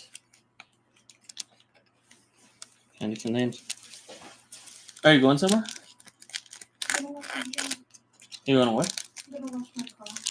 Oh, okay. It's already on the top. That sounds good to me.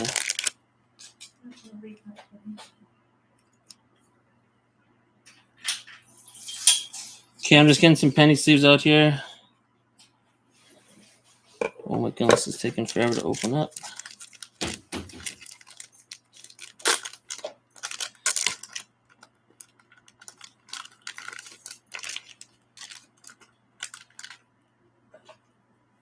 Boom.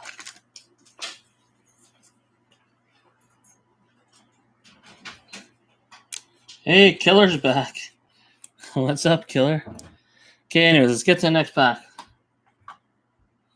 Small delay of game there. I bet you we only get 1 or 2 full hollows in this entire box. Anyone that's opened these boxes knows how brutal the pull rate is. But where else would you get eBay Wilderness from? They only sold it in these boxes, so why are they so low on the full hollows? Can't get them out of any other product that I know of. Oh, 29 again? Another one? Oh, it's the full hollow. Okay, so we got a full hollow.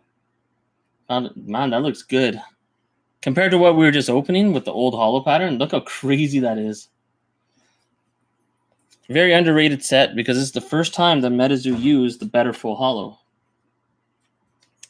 I know it's Zayden. Duh.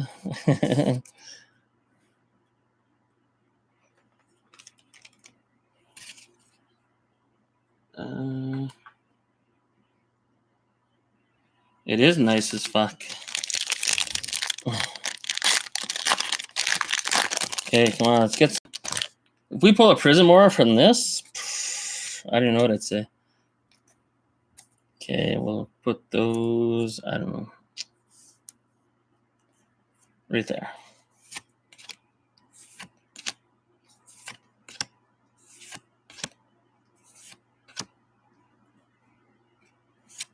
Hey, another full hollow, 2 in a row. Okay. Full hollow sigil. Not bad, not bad.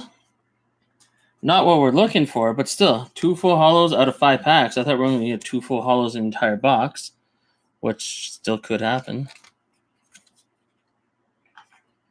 But you know what? How many people ordered SCP? It will be cool to get a box topper. Does SCP have a box topper? It's such a cool concept. If Pokemon ever starts doing box toppers again like they used to, I think that would be a game changer. Box toppers are such a nice little treat.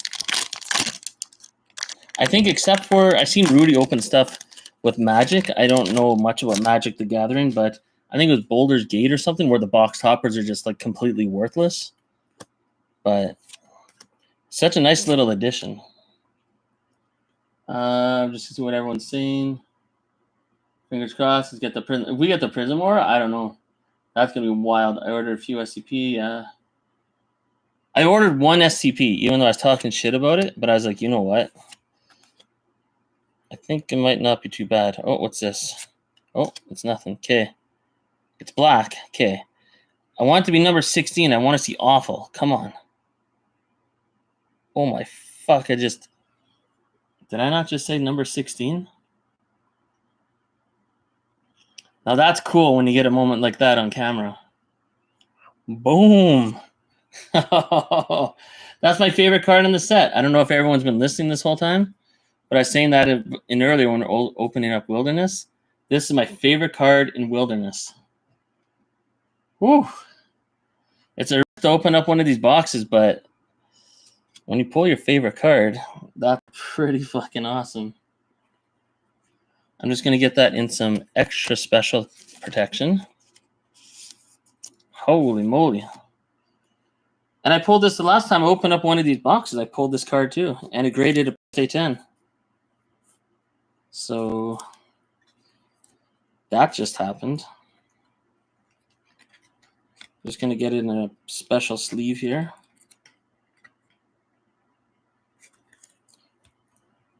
Holy moly.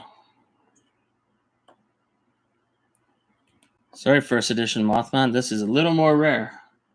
That's awesome. Here, I just want to see that one more time on camera. I need a better setup. I got glare everywhere.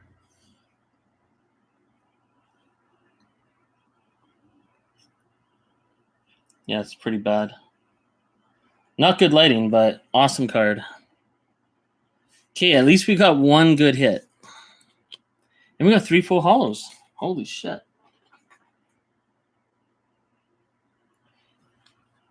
I opened up 2 boxes of this before and got 3 full hollows total out of 20 packs.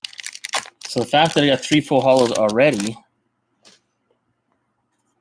well, this was a good idea to open. And this is just proof again why you don't leave MetaZoo products sealed. I mean, unless you already pulled a full hollow Kickstarter Mothman like Mothhawk did earlier, and you have 3 other Kickstarter spellbooks, then yeah, you could leave those sealed. But, ooh.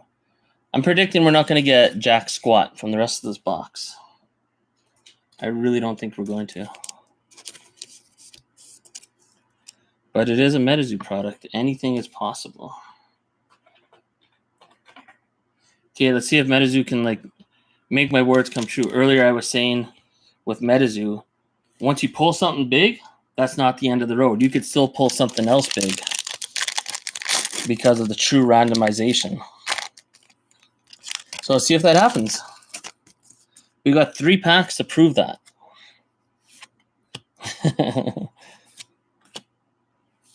I think I'm just like hoping for the best, but you never know.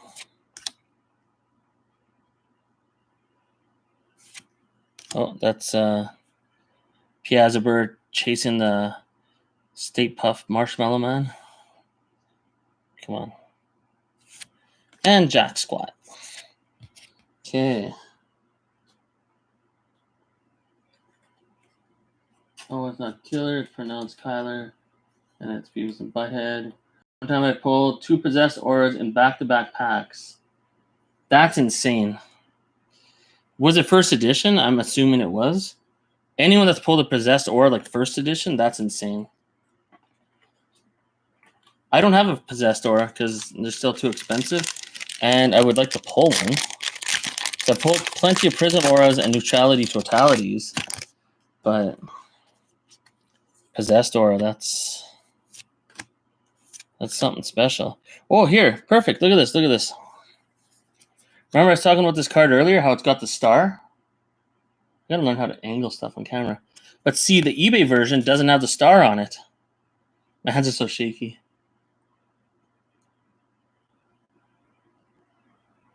That's interesting. No star? This one's got a star. Interesting. I'll just put that to the side. Okay, let's see if we got Kraken here. Come on, green. Come on, just be number 1. Be number 1. Is it number 2? What is this? Oh, that's not the hit. Okay, the next one's the hit. Yellowish. Is it going to be Snipe or Dragon of Conto Falls? Oh, it's 13. What the hell is 13? Oh, Golden Bear. That would have been a sweet full hollow. Nothing crazy. All right. We'll give it a penny sleeve. Why not? Okay, we got one more pack, and then we got the box topper.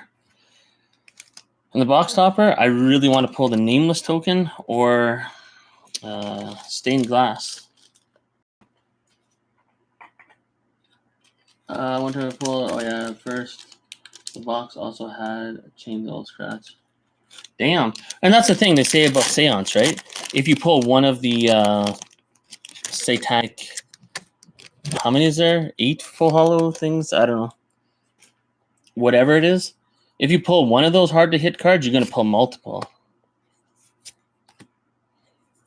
So I'm not surprised that you pulled the possessed ore and what was it? Chains of Old Scratch.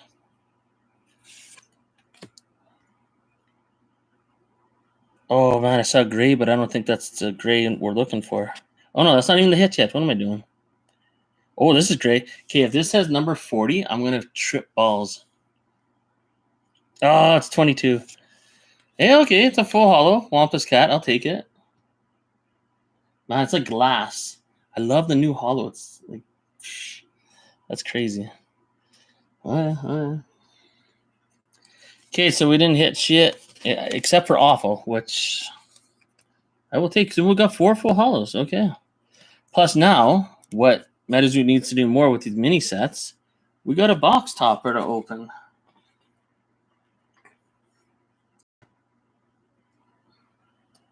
I mean, this is nice.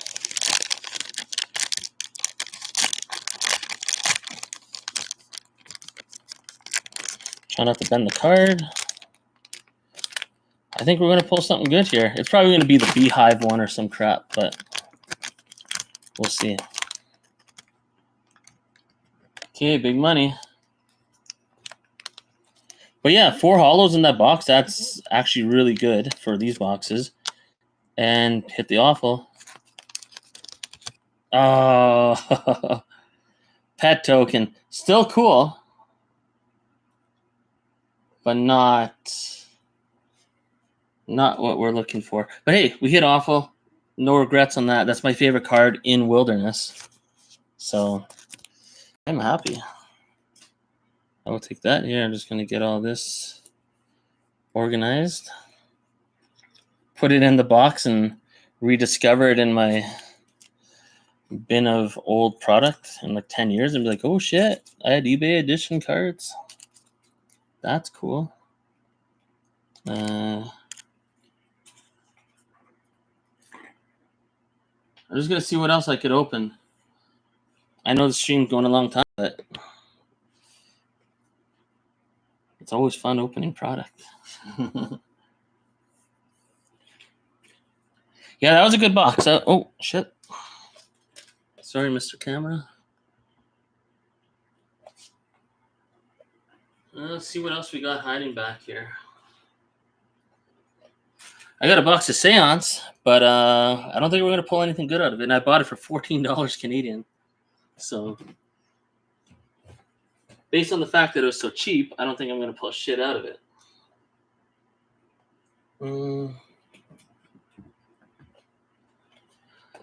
I don't know. Second edition? Does anyone care about second edition? Is that spicy enough?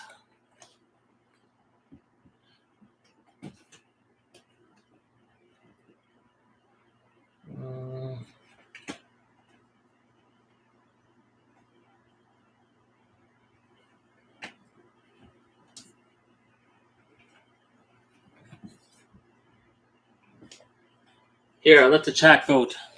I'll do one more box and then I'll get the frick out of here. So should we do a box of second edition, a box of Wilderness, or a box of Nightfall? Yeah, I know. I bought actually 2 boxes of Seance for $28 on eBay auction. You can probably see it if you look up like Seance boxes, how much they sold for in the last 3 months on eBay. I bought 2 in auction for $28 total, Canadian. But I think it sold for so cheap because I think this Canadian seller doesn't ship to the USA. So, and not many people in Canada give a shit about MetaZoo. So, literally, second edition boxes are selling at a game store in my city.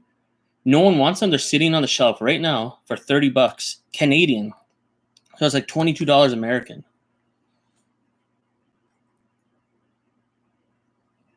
So we got 1 vote for second edition. Should we do second edition? I think that's not a bad idea.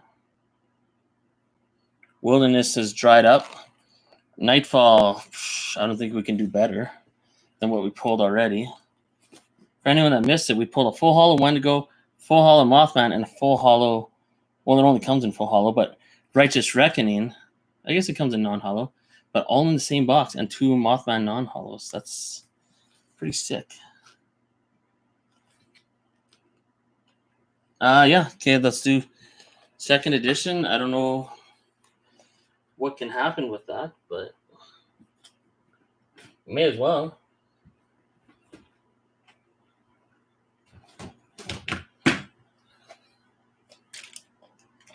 What about Magicast? Should we do Magicast at the end? Okay, maybe we'll do a box of second edition and then open up Magicast and salute Andy with our 1 finger salute, and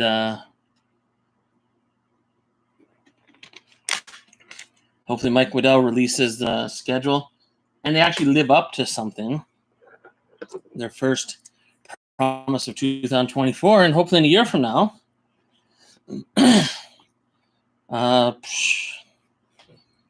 Hopefully we're saying good things about MetaZoo.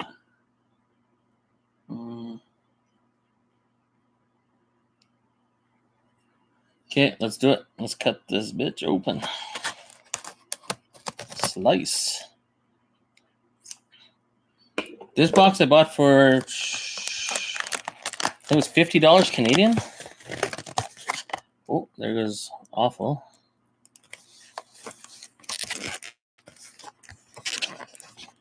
But yeah, my local store, I mean, I'll probably buy it in the New York somewhere, but selling these boxes for $30 Canadian. So, yeah.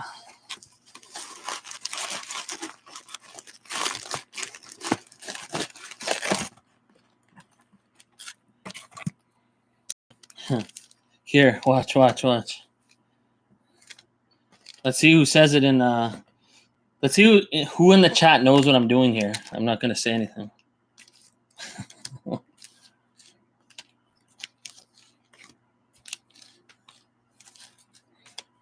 Let's make this a very special box of Crypto Nation 2.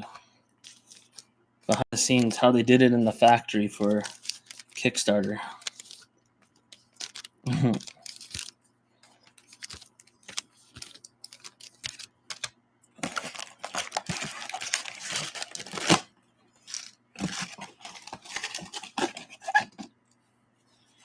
No, I'm not doing which pack art is best.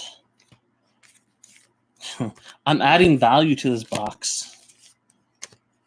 Or at least at one point with Kickstarter boxes, this had extra value if you do this little magic trick. Watch.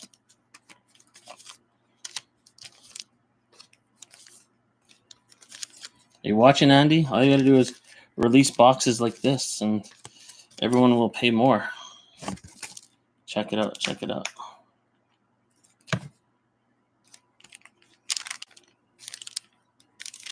Yeah. Let's get the fire.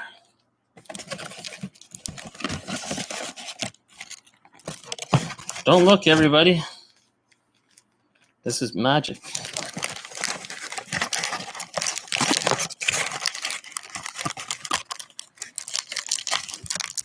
Should I just sell this box on eBay instead of opening it?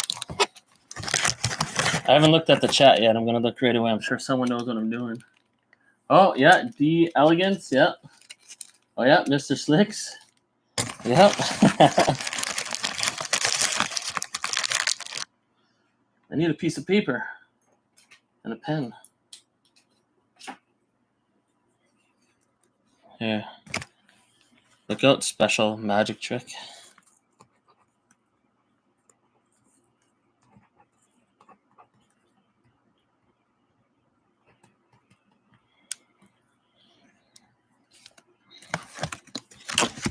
Okay.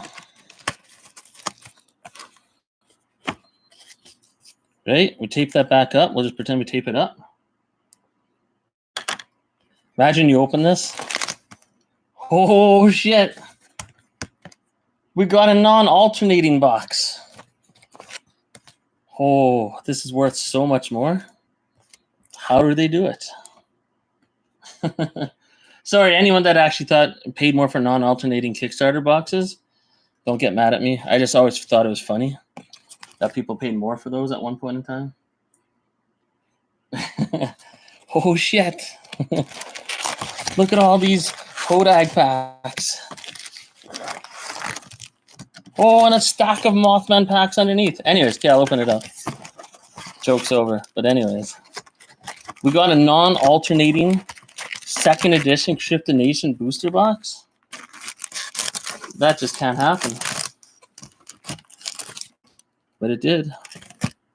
You know what, let's just open the box topper first, because I know we're not going to get shit in the box topper. Here, I'm just going to adjust my camera for a sec.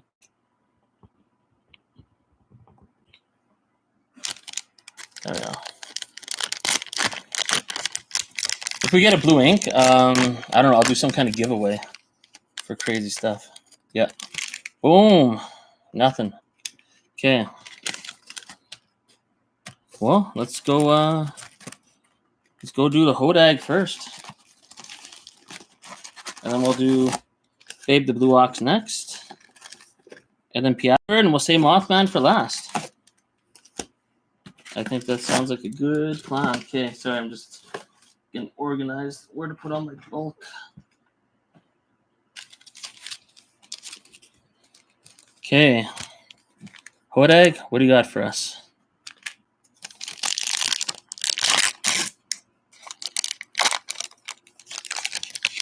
Let's see what our non-alternating box gets us.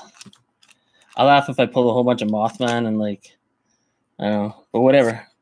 You know what, we'll just skip right to the rare. Screw it. Oh, Cactus Cat, Argos. There we go. Let's toss that down there. Why am I tossing it down there? That's bulk. Okay, so Hodag is striking out so far. We need a full hollow Mothman from Crypto Nation. Actually, I want a Sam Sinclair. Oh, Black Cat. The Mothhawk pulled that tonight, so another reverse hollow. So the Hodag packs aren't doing very well.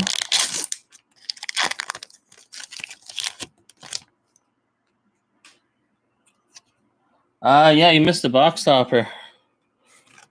Boom. Mountain.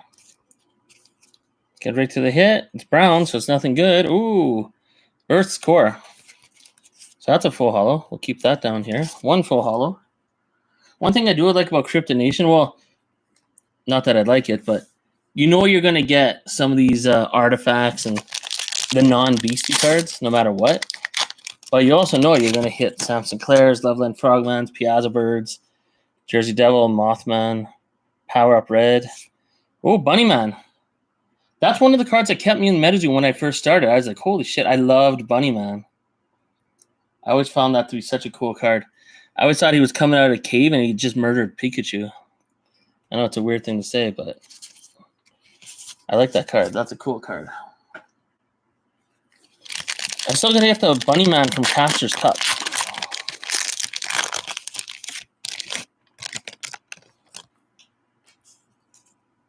And our hit is 19. Tizerac. Why was this card never popular? I think the artwork is amazing. It looks badass. But it's about as popular as Needle King. So why? Why did this card never take off? Like, that's actually a really good looking card that isn't very popular.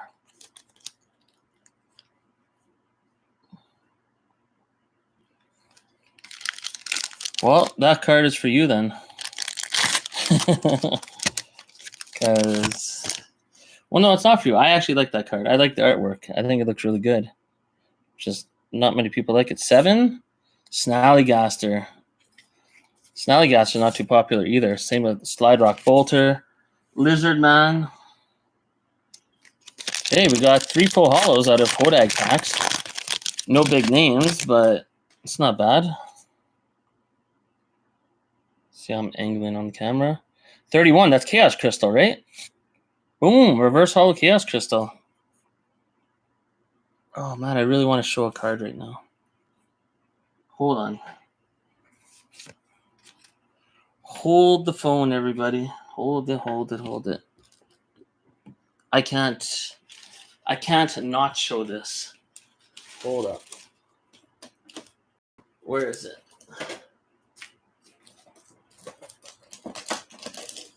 It is fucking story time. Because I'm always talking about buy the dip, all this shit. Hold up.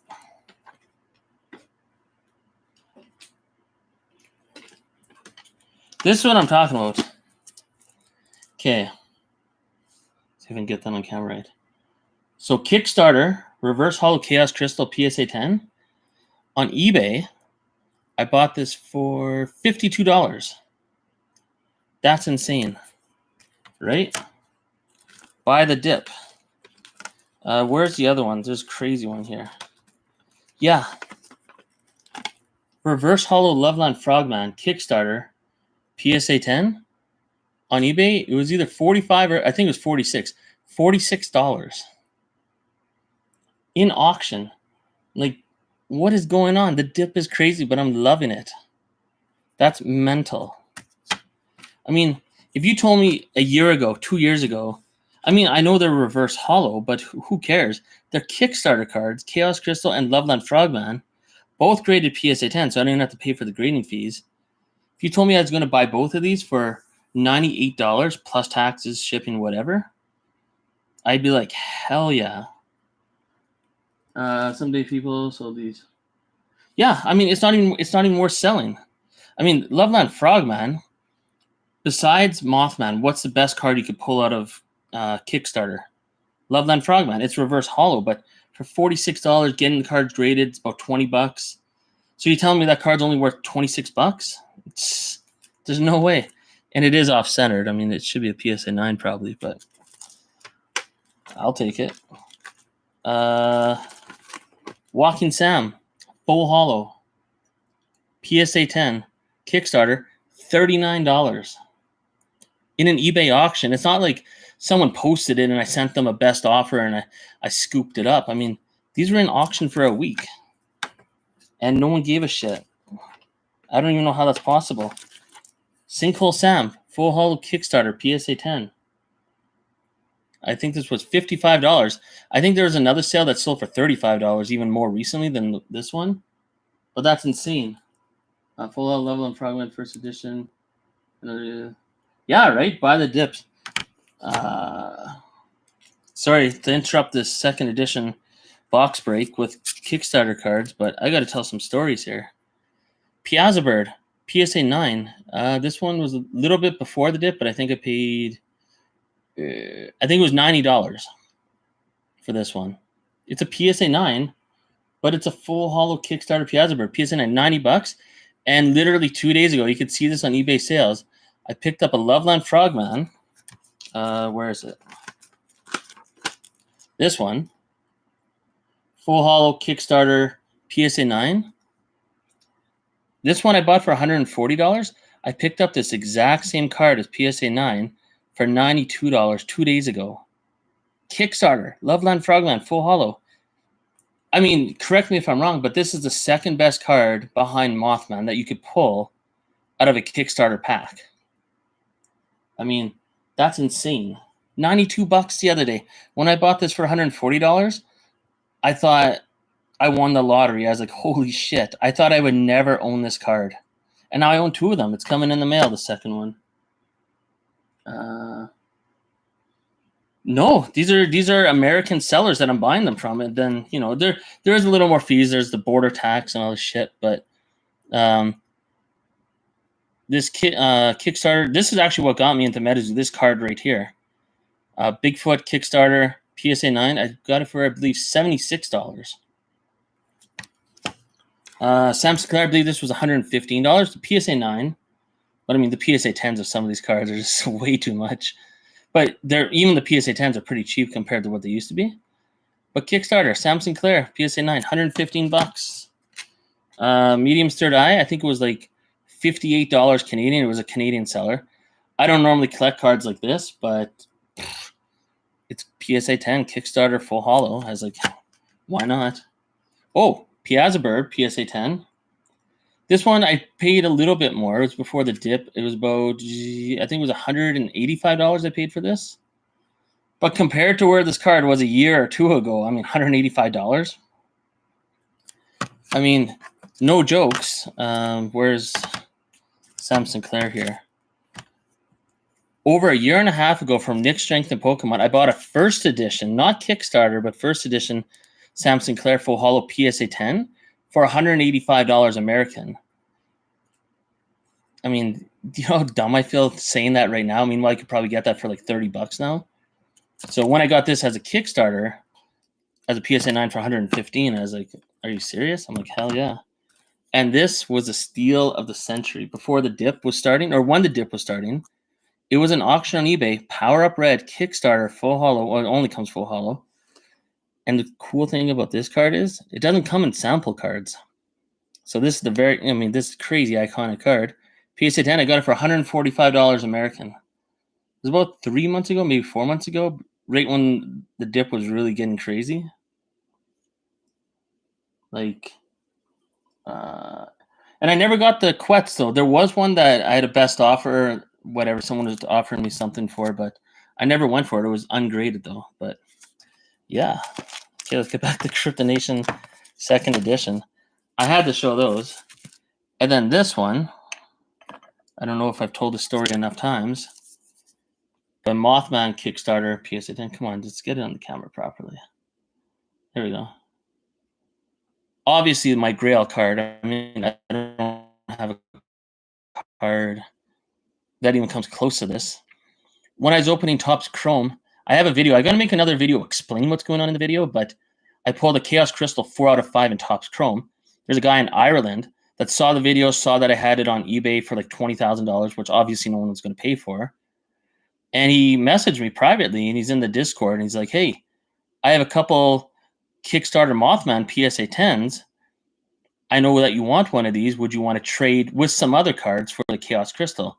So I sent him the Chaos Crystal 4 out of 5 from Topps Chrome and some other cards too. I have a video showing which other cards I sent, but they're all duplicate cards I had. They weren't anything too crazy. And he sent me this card from Ireland. So Power Up Red used to be known as the only card with Mothman art. Has no non-holo. Yeah, that's true. Right? And that's how I got this card. It's the only trade I've ever done in my entire life of like buying and selling cards. I don't do trades with people I don't know. And there's some random dude from Ireland. And I was like, fuck it. I packaged up that 4 out of 5 Chaos Crystal. And this came, and yeah.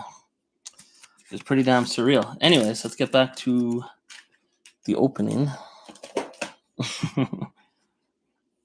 I know it's anticlimactic to open up 2nd edition after looking at Kickstarter, but got that full holo Mothman. Ooh, medium third eye. We just saw that one. Not bad. Another full holo. Boom. So Hodag's not doing too bad. We're getting we got 4 full holos and a reverse holo Chaos Crystal.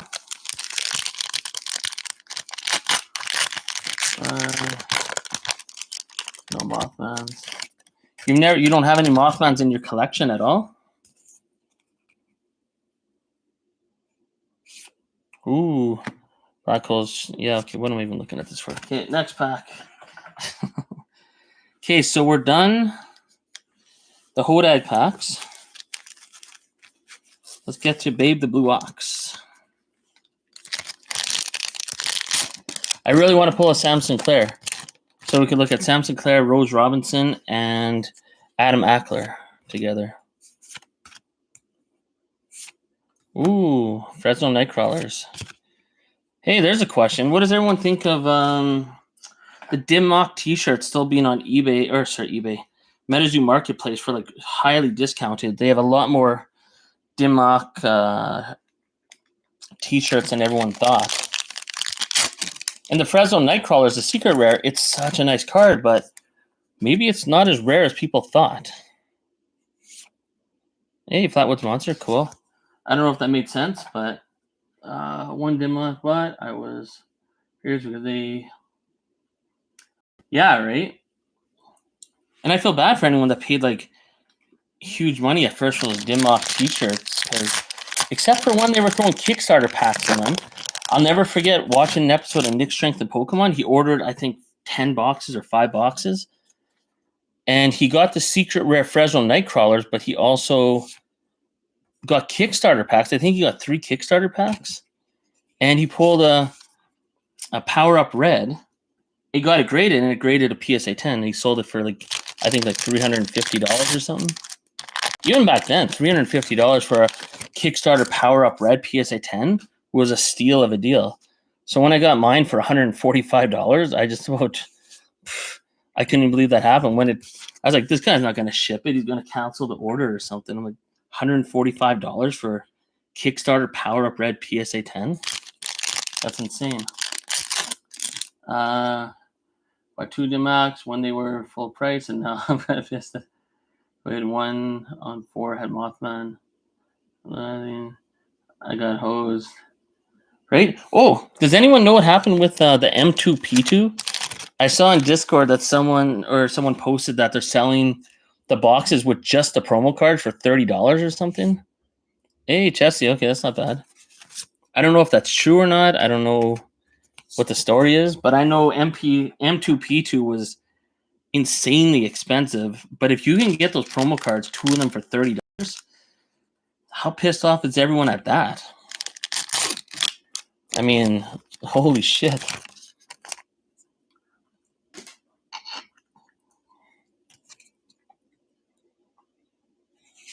Hey, that's a cool, very nice card. Cool. I mean, you think that's crazy? The CN1 pack for $25. When Nightfall came out, I paid $25 a piece for Nightfall blisters. So I paid $125 American for 5 Nightfall blisters. But in all fairness, that's when I pulled my first Mothman full holo. I pulled 4 full holos. It was Grim Reaper, Mothman, Injured Cold, and something else. Ooh, Sinkhole Sam. So, man, these Baby Blue Ox packs ain't got no heat.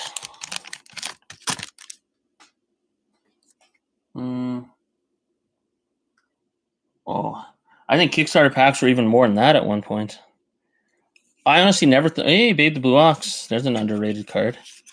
I honestly thought I would never, like a year ago at this time, I just accepted the fact that I would never own a full holo Kickstarter card. I was like, it's just too expensive. I was like, there's just no way. Because I have a ton of first edition PSA 10s, like a whole box of them. Whether it's Sam Sinclair, Power Up Red, Love on Front, like everything, right? Oh man, we're getting shit. Slide Rock Bolter. You know what? I'll give credit to Andy and Mike for one of the funniest moments I ever heard in Discord. So all 5 people watching this can hear the story. There was some kind of comment about I don't know. Maybe it was like Hoop Snake or what's the other snake? How do I not remember? But anyways, they were commenting, but they were referring to Mike Waddell's dick, like his dick size, but like, you know, indirectly.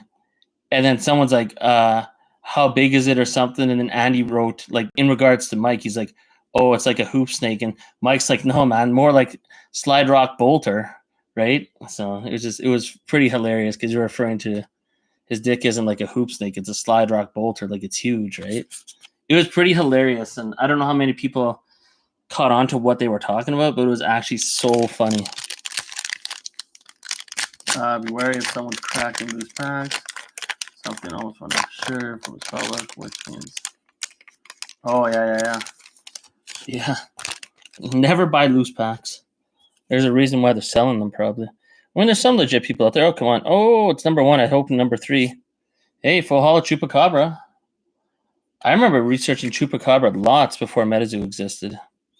And that was another card that got me in the MetaZoo. I was like, yo, they got Chupacabra as card number 1 in the set. I was like, that's cool. Okay, now we're on to the Piazza Bird packs. Not bad.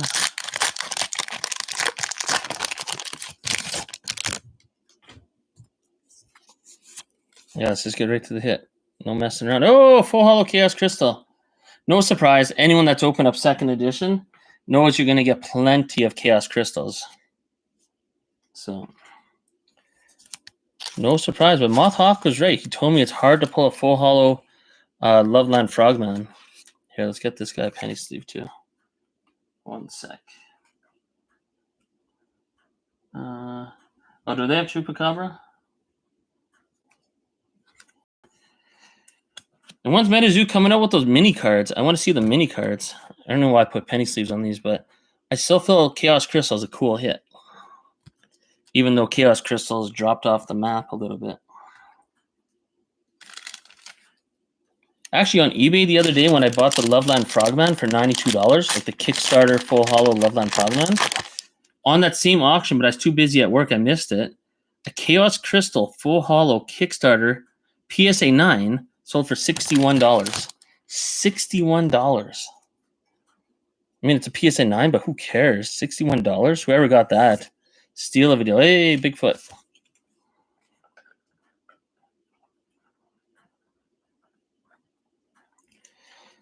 I've never been into Magic the Gathering. I know a little bit because I watch Rudy's channel, but I've never ever got into it. I just never was a fan of the artwork. So, hey, Chessie again. That's doubles.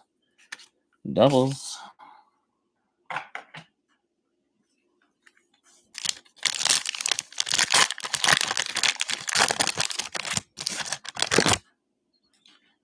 If you want nice artwork, I know I showed this earlier.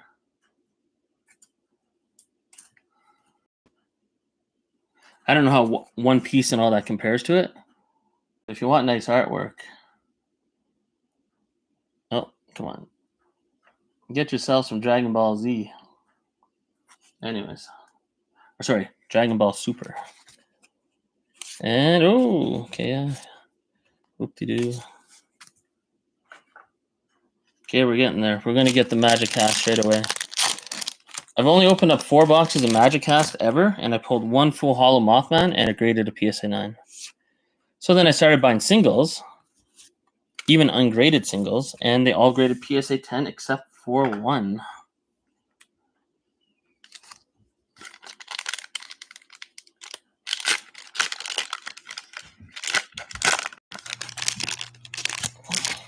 Has anyone in here actually played on the online client? And if so, what's your honest 2 cents? Like, do you think, hey, Middleman of Alabama, whoop-de-doo? Is this game going to be a hit online? Compared to other games, like,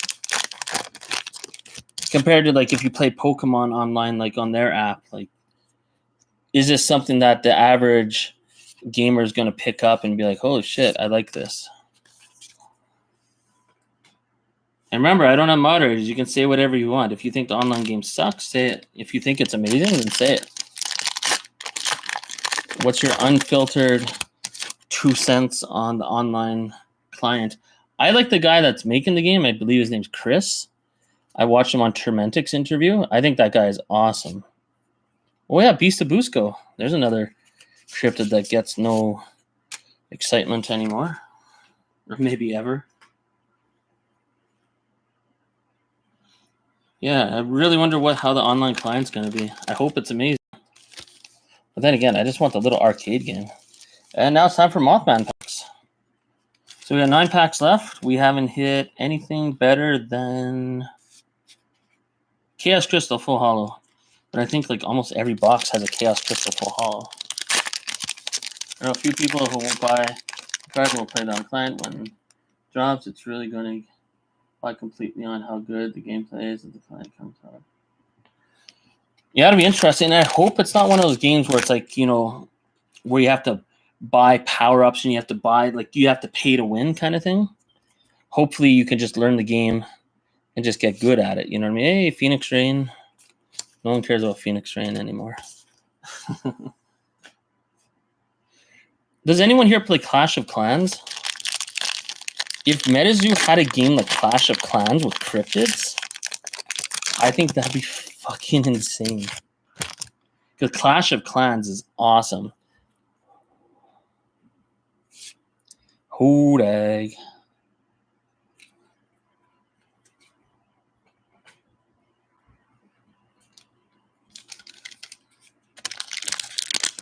Moth, the lucky packs. Yeah, no luck packs. No luck yet. But I hope you're right. 17, hey. That's Piazza I know that number. But is it full hollow? Fuck yeah, it is. Nice. Good job, Mothman packs. I like it. Oh, earlier on the Mothhawk stream, he pulled a Kickstarter Piazza Bird. And then after that, not long after, he pulled the Mothman full hollow.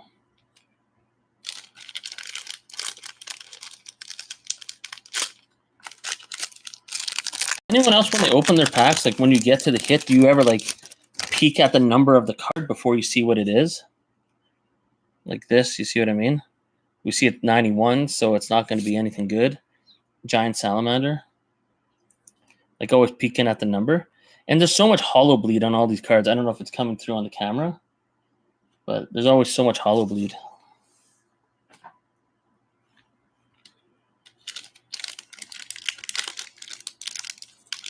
Just to believe the Piazza packs are the best. If you're asking that question, what cryptids? Growing up, and actually when MetaZoo first came out, I told someone about this, and I was talking about jackalope, and the girl didn't even know that I was talking about MetaZoo, but she's like, "Oh yeah, I've seen a jackalope before," and I was like, "What, really?" And I did my research, but jackalope's just a jackrabbit that's got cancerous growths coming out of its head. It's not really horns, but it looks like horns. So it's actually really sad. If you see a jackalope, those are actually cancerous growths. It's not a good thing. But there's jackalopes in the area where I live, sort of. And maybe Bigfoot. But I just love numbers. I'm just good at math. But I don't think you have to be good at math to remember the numbers, but I like numbers. Like if you were to ask me almost any set what the hit card numbers are, like I could probably tell you. 14. Fresno Nightcrawler. So I know what to look for just by the number, right? But I wonder if anyone else does that too. I'm sure people do. I'm just curious. Flowers, a whole egg, best.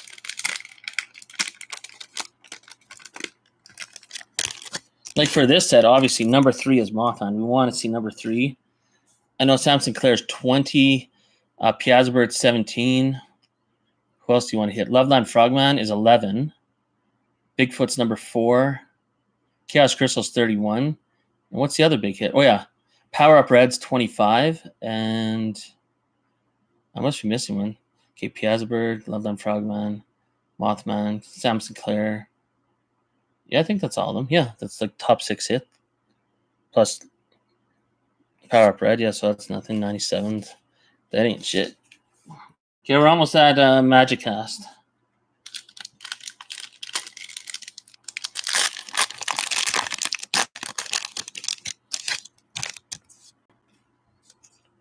Come on, let's get a Mothman. Guess not. All right, so this box ended up being... What's up with this card? It feels thicker.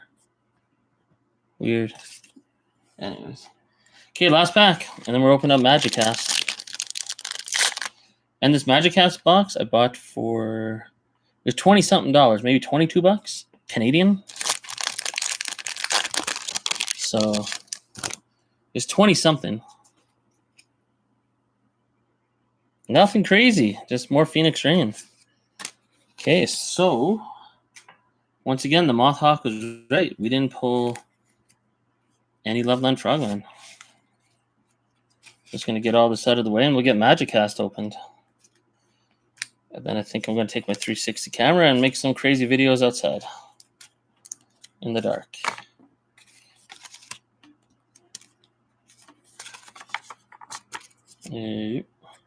Hey, we hit Piazza Bird. Hit it today. Yeah, I just want to see how many full hauls were in here. 1, 2, 3, 4, 5, 6, 7, 8, 9, 10, 11, 12, 13. That's not a full hollow. 13, 14, 15, 16, 17, 18. So about 18, so half the box. That's fair. I'll take it. Oh, yeah, some of these Canadian sellers, I just guarantee they don't ship to US. That's the only way I can think of why their auctions are so damn cheap. And yeah, it's almost criminal how cheap some stuff I bought from MetaZoo in Canada, because no one up here knows what the hell MetaZoo is. Oh, yo, old scratch. This is cool. Second edition. One of the most underrated cards in all of MetaZoo that people, I think, forget about. The artwork from Cryptid Nation Spellbook. But see, it's not Cryptid Nation because it came out in Cryptid Nation. It's the Cryptid Nation block, because it's got stuff like Sam Sinclair, Sinkhole Sam. But it's also got a UFO in there. There's a Cumberland Dragon on there. So this is Cryptid Nation, the block, at the time before they made Seance and Native and all that. Because that's cool. That's the second edition full holiday PSA 10. First edition full holiday PSA 10. And Kickstarter. I actually bought this card raw on eBay well over a year ago, like $100. And it created the PSA 10. I can go forever on MetaZoo. I fucking love MetaZoo. I also talk about shit. I make a lot of videos that poke fun at MetaZoo and stuff. But I'm no different than I would be, like, say, with family or something, right? I mean, if they do something stupid, I'll call them out on it and be like, hey, stop being such a jackass. And then ultimately, I'm the one being the jackass by calling them out, but still. Okay, let's open up some Magic Cast. If we fit a full haul of Mothman, that would be wild. I'm sure everyone saw when I pulled out the full haul of Mothman Army earlier. I think I have 8 or 9 of these full hollow, maybe more, as PSA 10s. Come on. I didn't really want to open this, but it's the end of the year, and you never leave MetaZoo product sealed. It's just not a good idea. Here, give me 1 sec before I open that. We got to bring out the good vibes. Where is it?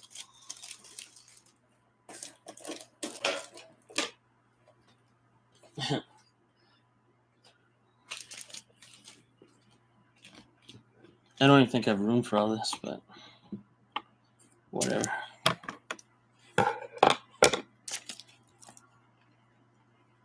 Magic Cast. Oh, it's fun. I feel like I'm Argos. I'm opening up like some cool product finally. But we got to bring out the Mothman Army, right? Do we not?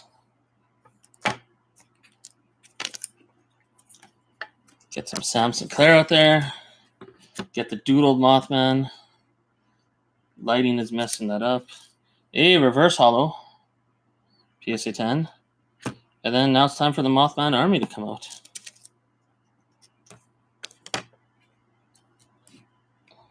And then we'll open the Magic Cast. We got to get all the heavy hitters out. Increase our maximum luck and get all that superstition going.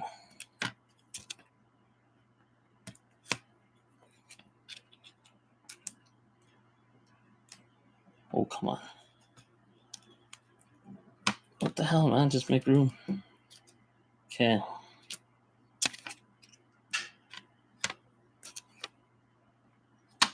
I know some people like sometimes when you flex your crazy cards, so I'll never be on Argos' level with all his crazy sample cards, but I do what I do. Okay. Let's get this open.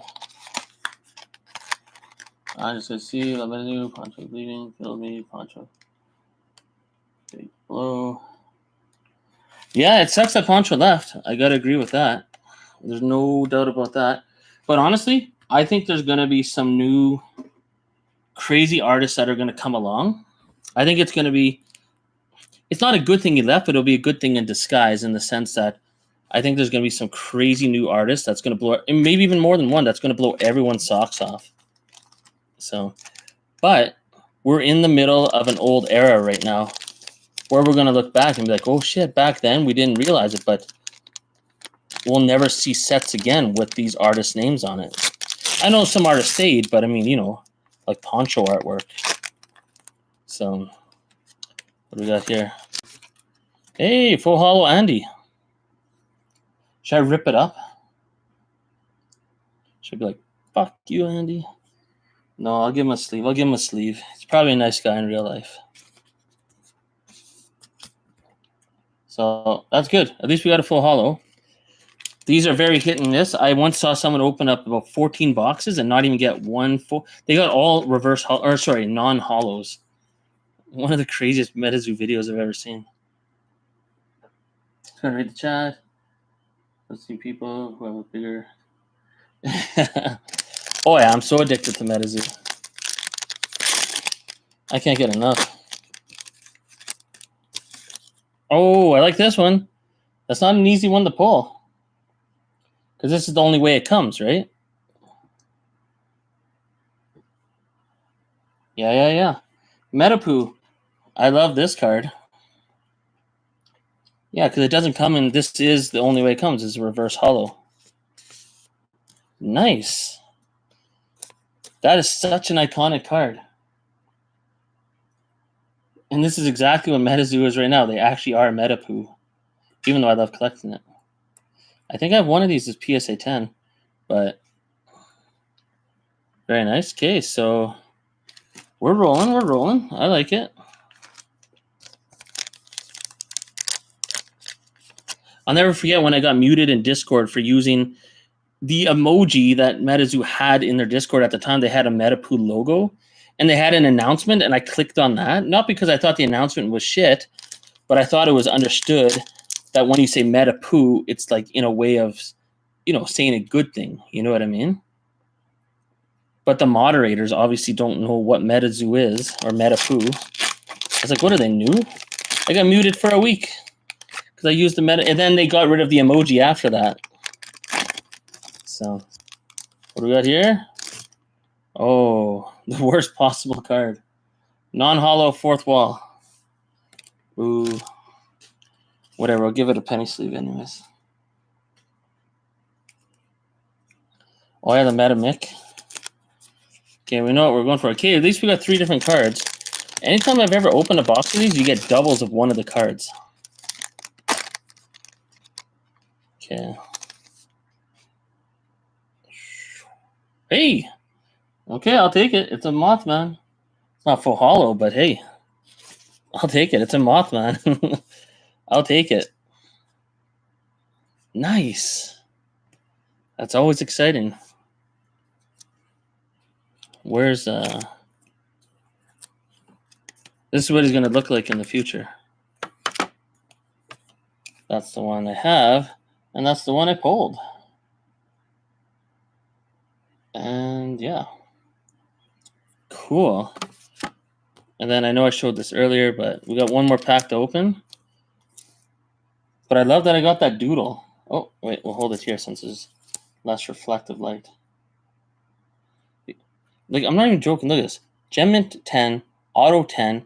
I paid $50 on an eBay auction for that before the artist left.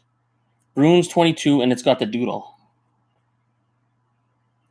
Like, how badass is that for $50? Are you kidding me? I don't even know how I get so lucky to find these cards on eBay. That's mental. Okay, Moth, last one. Let's go. Okay. And after this, anyone that stays, that's cool. I'll show some more cool cards in the collection. And if no one stays, then I'll get the hint to get the fuck out of here. Come on, why isn't this opening? Oh my goodness, that was tough. It's like a Kickstarter pack. Okay. Big reveal. Oh, hey, at least it's another Mothman card. Non-hollow, but that's cool. That's cool. I'll take it. So that wasn't too bad. We got one full hollow. That's funny. We're talking shit about Andy all night, and he was the only full hollow. Andy, you're trolling me. It's like Mr. Mime for Pokerev. It's trolling me. That's the only full hollow. That's really cool because that's the only way you can get that card. I like that. 2 Mothman cards, and I think these are very slept on. This one. Because this one right here. These two, there's only 16 of these that exist as a PSA 10. I believe there's 67 that are graded at PSA, but only 16 are PSA 10. So, I mean, that's pretty crazy. Oh, yeah, so it wasn't bad. We got 5 different cards out of a 7-card set. I'll take it. Nothing crazy. I mean, I probably would grade the non-hollows at some point, though, to be honest. So, I'm a little excited about that. And now, it's time to talk about Rudy from Alpha Investments. Yeah, we'll leave the Mothman army here. Oh, wait, before we talk about Rudy, we got another story. These 2 cards. Right. Bloody Mary. Oh, there we go. That's in the camera good. And Bloody Mary. This one right here, I sent into PSA, and it's the very first Bloody Mary to grade a PSA 10. If anyone were to ever ask me, what is your favorite card in your whole collection, even beyond the Mothman, it's Bloody Mary. We all know Bloody Mary stories. When you grow up, Bloody Mary, every person on the planet has heard of Bloody Mary. So to be able to collect cards, because I love collecting cards, and to get a Bloody Mary card, and the very first one that ever graded a PSA 10, fan art. I mean, and then this one I bought. Did I buy it separately? Or did I get a grade? I can't remember. I think I bought this on eBay. But this one I actually sent in raw. Oh, no, I sent this one in raw too. Sorry, I bought both of these raw on eBay. Or, I don't know. Anyways, I'm babbling too much. The point is, that's crazy. So, and these aren't very easy to grade. These fan art ones. Oh, you want Rudy? Okay, everyone's chanting for Rudy. Okay, let's get into Rudy story time here. So, oh, I don't know why this card's here, but I bought this for $80. Hero Quest Loveland Frogman PSA 10, $80. What the fuck? Buy the dip. That's crazy. Anyways, Rudy time. So this card, I bought raw. Just gotta figure out how to angle this on the camera. Here we go. So I bought this raw for $202, probably like 2 years ago, and it graded a PSA 10. And that's one thing. I don't know if anyone else listening could relate to this. I bought so many MetaZoo cards in the last 2 years, raw on eBay, ungraded, that graded PSA 10s. What other hobby, what other cards can you buy? Like, I don't know if that exists in Magic or anything else, where you could buy raw cards, send them to PSA, and they're grading PSA 10s. Sports card world, Pokemon, all that shit. How often do you buy a raw card and it grades a PSA 10? Most time people are selling cards on eBay because they know it's not going to sell a PSA or grade as a PSA 10. And that's why they're selling it raw instead of sending it to PSA. So, and, well, yeah, another thing, I love Bigfoot. All of us love Bigfoot, right? Growing up, I love this classic Bigfoot stance. That's a classic picture of Bigfoot in that 1967 video. Like, I'm obsessed with Bigfoot growing up. And when I saw Rudy promos were doing the exact same pose as that famous Bigfoot scene from the 1967 film, I was like, holy shit, I need all the Rudy promos. And then the journey began. So, I'm dropping cards. And then when I got that as a PSA 10, I was like, I need the rest. So then Nightfall had to happen. Yeah, my lighting, my setup sucks. So Nightfall, crazy. I bought that for just over $100, graded already as a PSA 10. I just bought Caster Society alternate artwork on eBay. Number nice. Is that the artist doesn't officially work for MetaZoo, but that artwork sold me on the brand. What do we got next? Oh yeah, totally not a Timmy. That's so awesome. I bought this one as a PSA 10. It was less than 100. I love how much these came down in price. Oh, they're so cheap now. But this one bought for under $100. I had to wait a long time to get these two actually. But during the dip, I got these for pretty cheap. I made a video about this recently in my videos. If you watch my videos, you're gonna see these cards.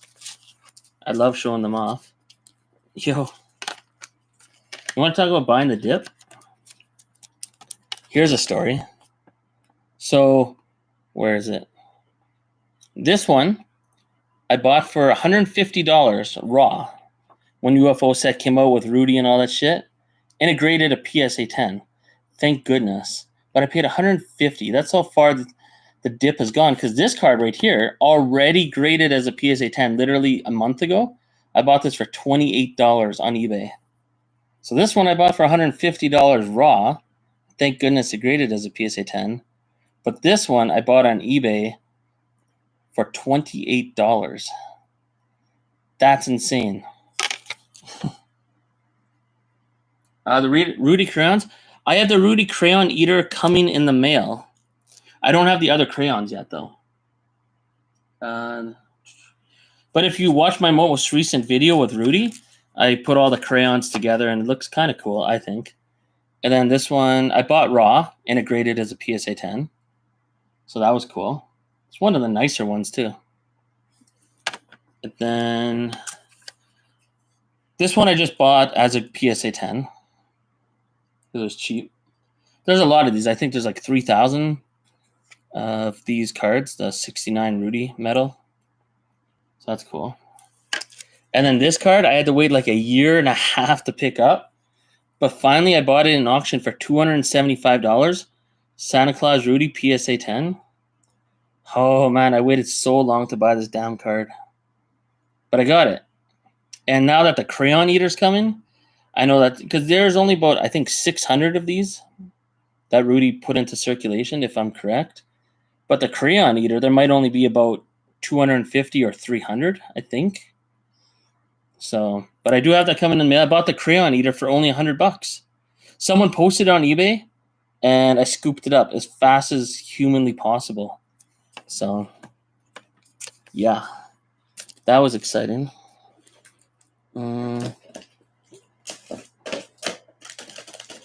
What other shit do we got to show here? I think I have more PSA 10 MetaZoo cards than anybody, but I could be completely wrong. There's a lot of sleepers out there. This card was my favorite, like first year MetaZoo Collecticons, whatever, CryptidCon. And it graded a PSA 10. Extremely hard to get these in a good grade. So if you know anyone that has one of these promos from the first year of MetaZoo going to all the Collecticons, if they have one of these cards as a PSA 10, that's impressive. Very hard. Mr. Crayon Eater 2, though. Oh, missed on Crayon Eater 2, though. Yeah, I love my Rudy collection. I honestly think once you get the Crayon Eater and the other crayons, I'll have the only PSA 10 Rudy collection. I don't know if anyone cares about the Rudy collection as much as I do, but I have all of them as PSA 10. Oh, and I have the native one, but I didn't get it graded yet. I do have the native one, too. But that's not graded yet. Anyways, oh yeah, the Influencer Metal. Most of these graded a PSA 10. Mine graded a PSA 9. It was really cool to get this. And what's up with MetaZoo? Where's all their new award medals and all this shit? I know I'm never going to get another medal. I'm pretty sure MetaZoo does not like me. But I like MetaZoo. So Andy can kiss my ass because I'm going to keep collecting. And they don't have to send me anything if they don't want. But that's okay. How many of us here ever worked at a place where we enjoyed our job, we enjoyed the employees, but we hated the boss? You know what I mean?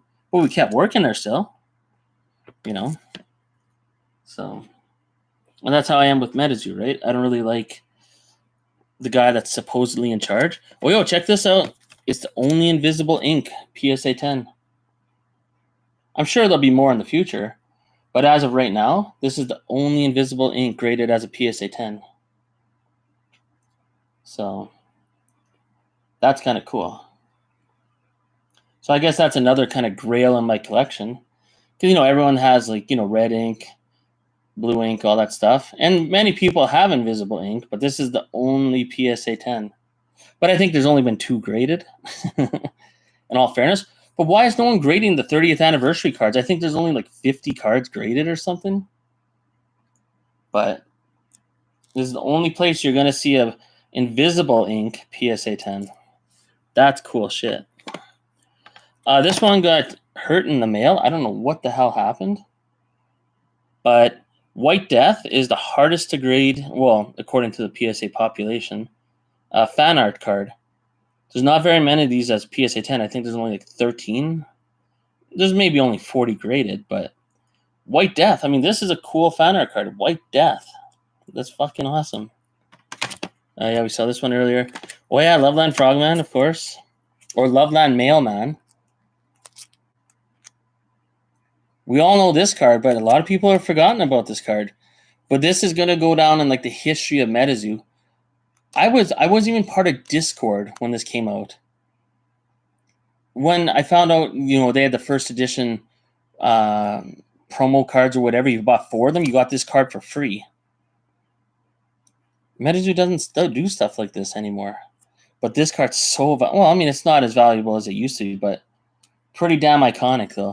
Very iconic card. This card I bought raw on eBay, graded a PSA 10. It's not redeemable. It's just a promo card. But I love Bigfoot.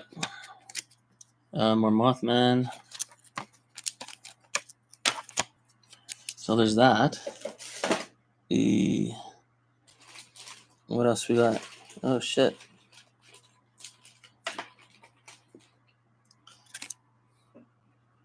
Oh, no, I forgot about Loveland Frogman down here.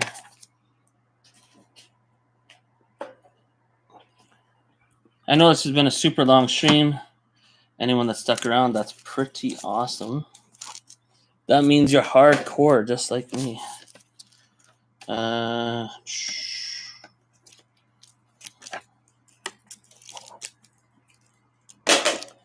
Let's see what else I got here. I mean, this is an artwork that I think is a huge sleeper. Because people love when there's multiple beasties on the same card, right? But these aren't very expensive on eBay. Serialized out of $9.99. But I mean, that's just badass. Look, everything's on here. Hopefully I'm doing justice on the camera here. And you got Sam Sinclair sitting there. You got Mothman, or like we all know that Mothman card where it's Mothman and Sam Sinclair on that promo card for the recent Collecticons. But look at this card. It's serialized out of $9.99, but you got everything on there. You got Jersey Devil, you got Tizerac, you got Bigfoot in the background, you got Mothman, Sam Sinclair, Loveland Frogman's right there. Snallygaster, maybe, I think. We got Chupacabra hiding there. I mean, that's a full spread Mothman, too.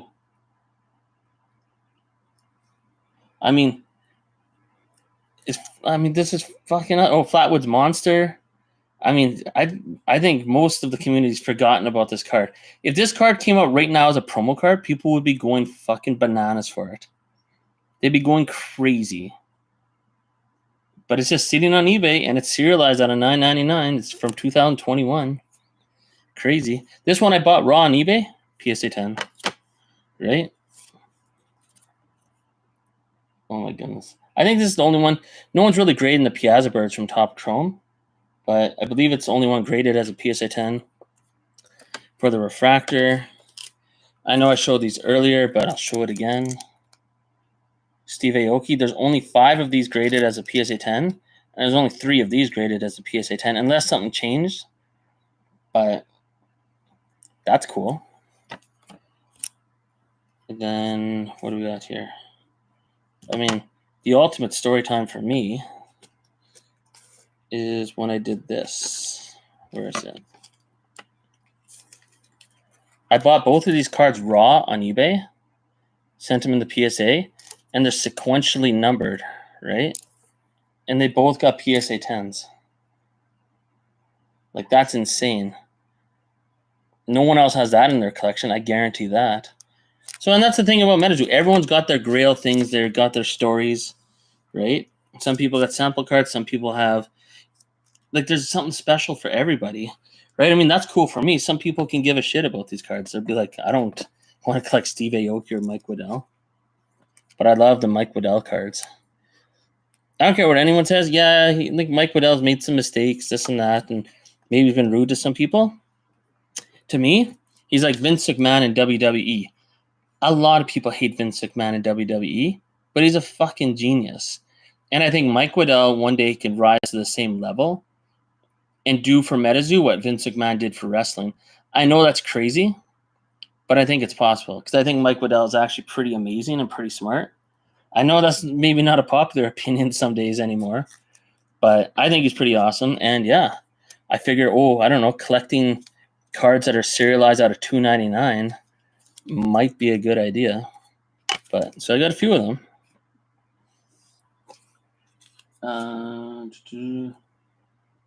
Way better than the other one. Yeah, you're right. For the Steve Aoki, the original one does look better than the newer one. The best Piazza Bird artwork out there, in my opinion. That's pretty damn nice. But in second place, not far behind, would be Native. I mean, I've never opened up a Native booster pack or a box or anything. I just bought this on eBay for $86 about 4 months ago, maybe. I was like, Piazza Bird PSA 10 for $86? Sold, and it's selling for even cheaper now. So anyone that likes Native, it's cool opening boxes, but you could just pick up this card as a PSA 10 on eBay for pretty cheap. Pretty cheap. Way less than the price of a booster box. And I know I showed these earlier, but I got a flex, right? These are one of ones, right? This is Piazza Bird out of 50. It's the gold refractor, and this is out of 99, the green refractor. But these are the only ones that have graded a PSA 10 for the gold and the green. So that's pretty cool. And I love Topps Chrome. I feel Topps Chrome, if I were to give investment advice, like I just collect. I'm not going to sell any of this shit, right? I just love it. I love looking at it. But Topps Chrome, if you can find singles or like the refractors, especially the serialized ones that are graded PSA 10s, pick them up because Topps Chrome cards are super hard to grade. So, I mean, like every other channel, I'm not an investment or financial expert, but trust me, Topps Chrome in the future is going to be a safe bet, I think. Right now, it's selling for pretty cheap. It's crazy. This one I bought for $50, $55. It's autographed. Thing I don't understand, it doesn't say anything about the autograph up top, but on the back it does. It has an authentication. And I checked the number. It's legit. It's on PSA's website. So I don't know what happened there, like how that works. I thought I knew a lot about grading, but I don't know why it wouldn't be in the label up there. Unless they had the card graded as a PSA 10 and then later on got it authenticated that's a real signature. Because the signature is not graded as a PSA 10. It's just authenticated. So I don't know. But I picked it up for $55 from a card store. That sells like baseball, hockey. They don't know what the fuck MetaZoo is. $55. And it was already graded PSA 10 with an authentic signature. Bam. Right? You want to see another crazy steal of a deal? From like card stores that love Topps Chrome but don't know anything about MetaZoo. I bought these for $27 each. $27 each.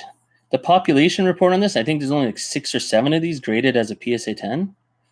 Maybe out of about 25 or 30 graded or something, but still. $27 each. How much is it to grade a card? Like $20, $15 maybe.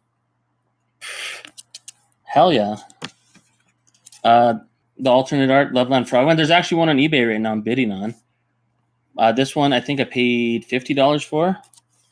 The original Topps one, I paid $50 for that as well. Maybe overpaid, but I'm like, when am I ever going to see these cards as PSA 10s? I'm like, may as well just pick it up. It's $50. I was like, may as well. So that was crazy. And then, of course, the X Factor. I mean, here. This just shows the power of the Mothman. Like, this looks sick, right? Look at this, my bad camera work here. Put that besides Mothman. Mothman just blows it out of the water. Like, yeah, bad lighting setup, but there's only 5 of these Mothman out there. So, and that's another interesting thing that I'd like to bring up once in a while is, for example, the Mike Waddell business card that everyone wants where he's with Mothman in the picture. I think there's like 14 PSA 10s.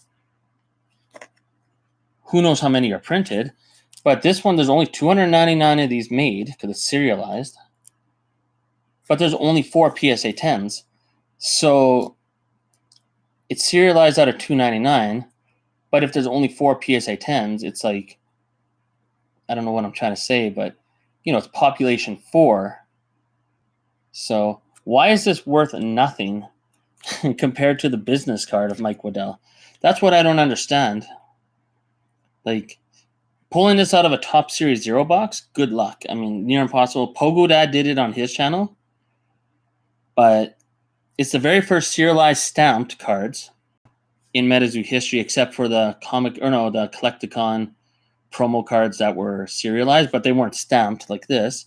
It's out of a product where it's weighed. I mean, the product's so weighable, it's insane. I mean, it's fucking Mike Waddell. But yet, these cards are worth nothing compared to the business card. So, oh yeah, I got this. I have a box over here with like probably 100 more. But yeah, I'm just gonna put some of these away because this is excessive. And then, you know, I'd buy ones like this. Actually, you know what? This one I bought for $30. $30. That's insane. But, you know, people are like, fuck MetaZoo, screw Mike Waddell, right? I'm like, yeah, man, that guy's a piece of shit. I like Mike Waddell, disclaimer. But when people say screw MetaZoo, I'm like, yeah, man, I hate that shit. And then they sell it for cheap. So, anyways.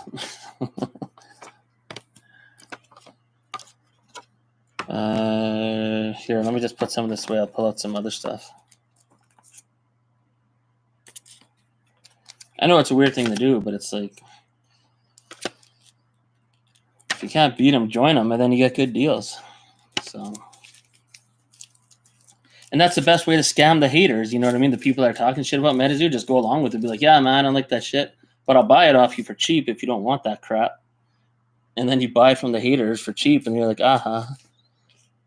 But who's the moron? Are we the morons for buying it for cheap, giving them our hard-earned money, or are they the idiots because MetaZoo is going to rise to the moon someday again? But I wouldn't sell most of this anyways. Anyways, I'm just babbling about shit. There,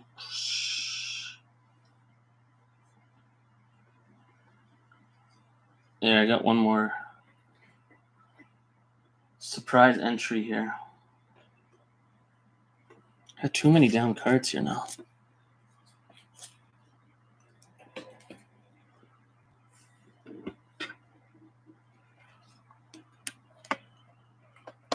And these are some cards I want to get graded in the future. Hey, I got a question. It's for some of us, it's already the 31st, the end of the year. Did Dark Tower Dark Tower players get paid yet?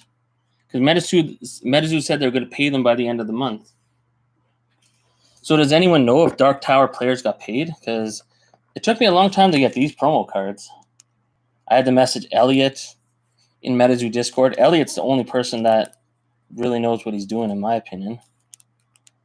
They should just make Elliot the president of MetaZoo.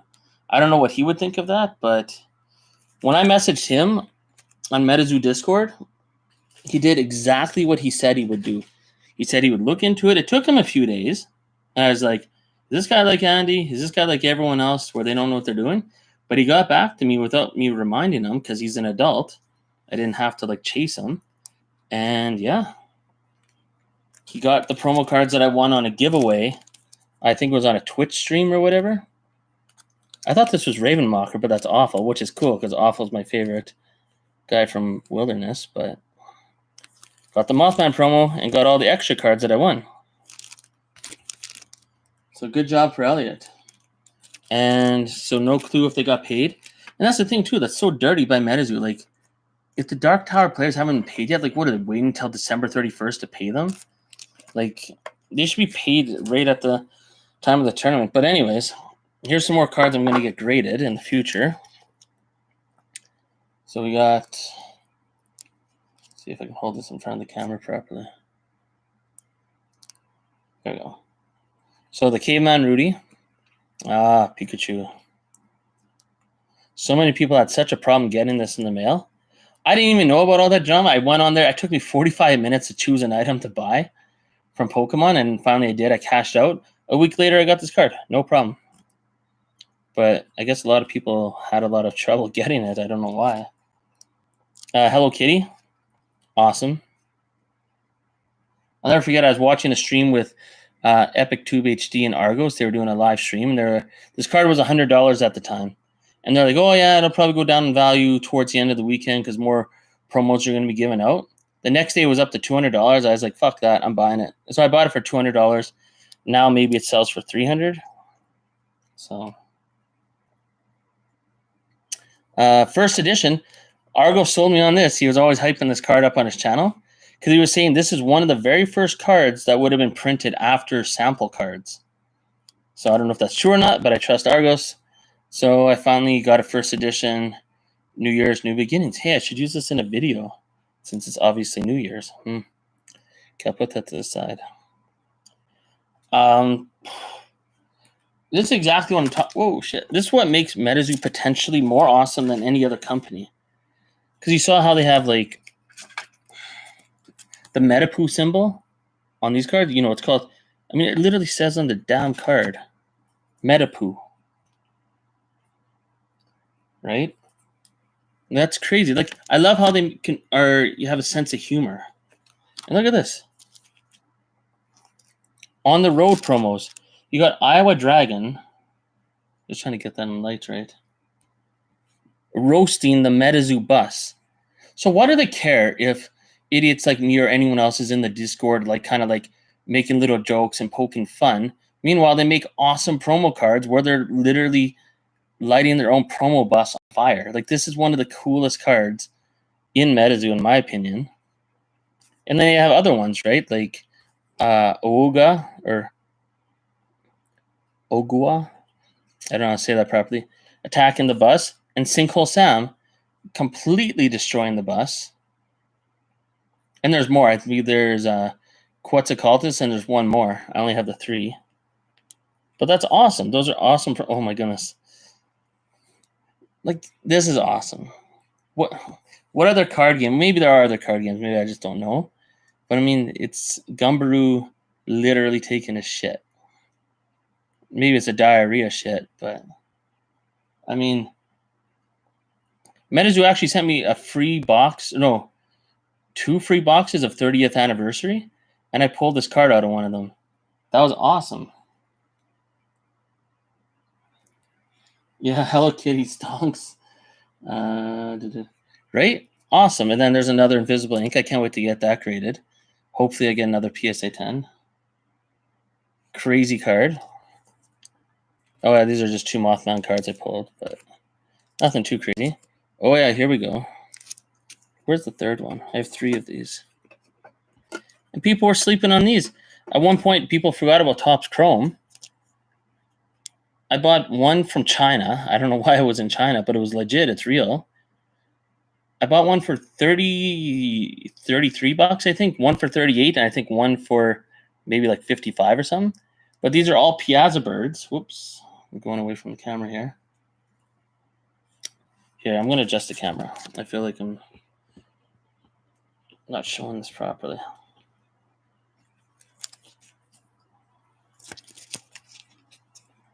But yeah, 3 Piazza birds, all serialized out of 50 from Topps Chrome. And 2 of them were under 40 bucks when I bought them on eBay. I mean, talk about buying the dip. I mean, come on. It's Piazza bird. Behind Mothman and maybe Loveland Frogman, what's more popular in Topps Chrome? Right? It would be Piazza bird would be third, as far as I'm concerned. Like, if you were going to get a gold card serialized out of 50 out of a Topps Chrome pack, and there's no more Mothman cards and there's no Loveland Frogman cards, what would be the third most popular card you pull? You'd want Piazza bird. Boom, 3 of them numbered out of 50. Still got to get them graded though. But that's insane. And they're just, once upon a time, they were just sitting on eBay and no one gave a shit for some reason. I have no idea why.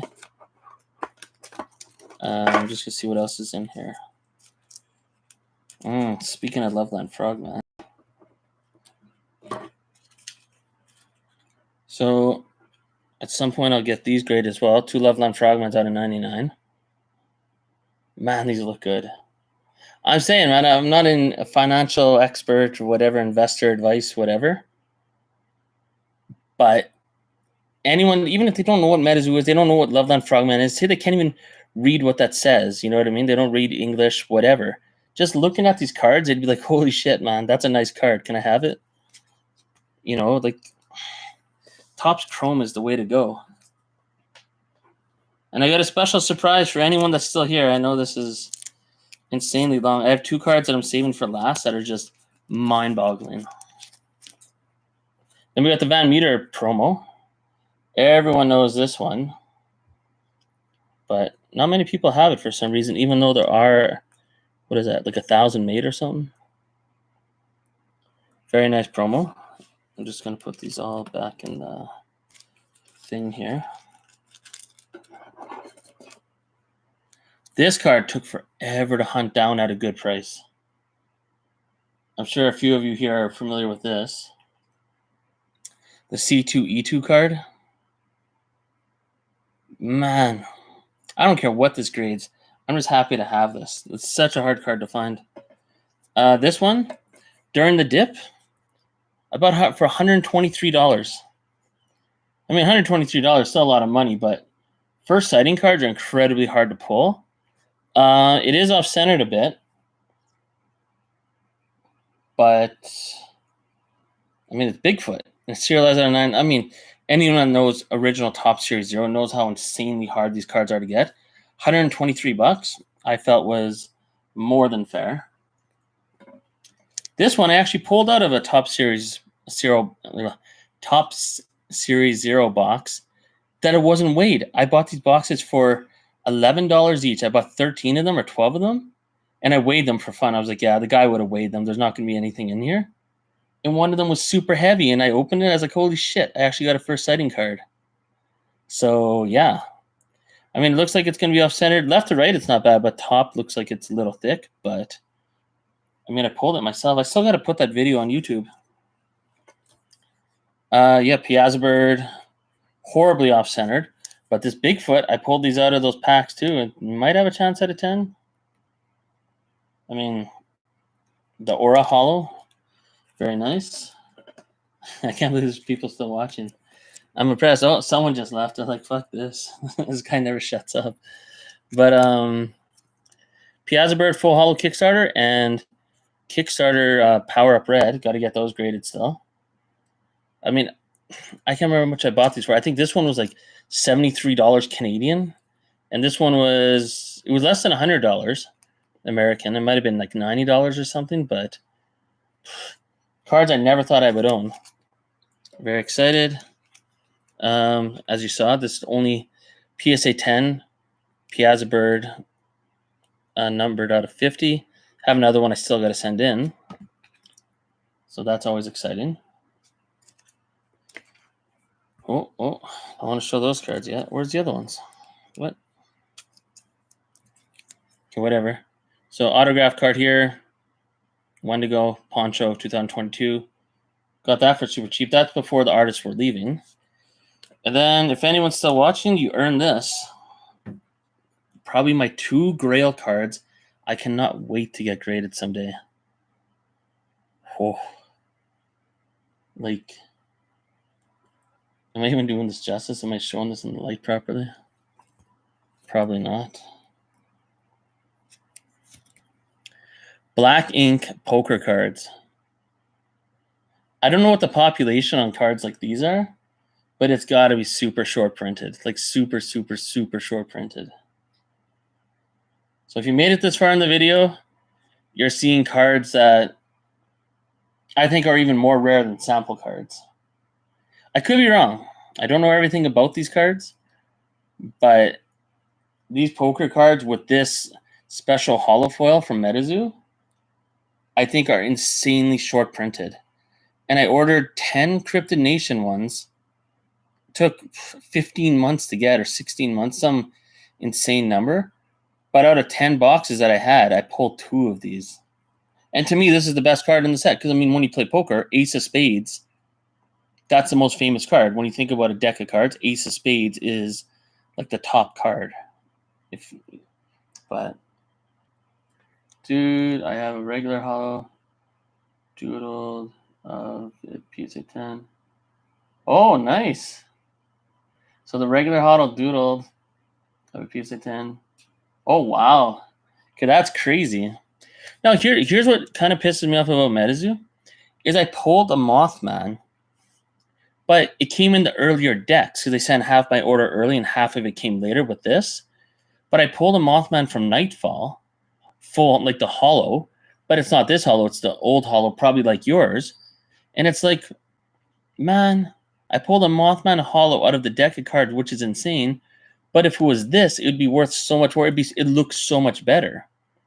I feel like there should have been a way to redeem those and like send those back in and get them to send you a replacement.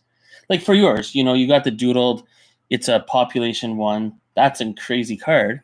But don't you wish you could have sent it back in if they had that option so you could have got it as this version, right? Because the people that got it earlier actually got screwed, even though you probably waited a year, right, to get your order. But you got the lesser hollow, and then I'm glad they made the hollow like this, so I got lucky. But so many people that waited insanely long, but got it, you know, maybe a month before I did, got the regular hollow. And I think that's so unfair. And they should have some kind of redemption program or something. So, I mean, your Mothman must look sick with the auto, and it's obviously population 1. But it's got the original hollow. But what if it had this hollow? That would be... Anyways. So, yeah, I feel like that's unfair. But I got lucky. I mean, I did pull a Mothman with the regular hollow, which is kind of annoying.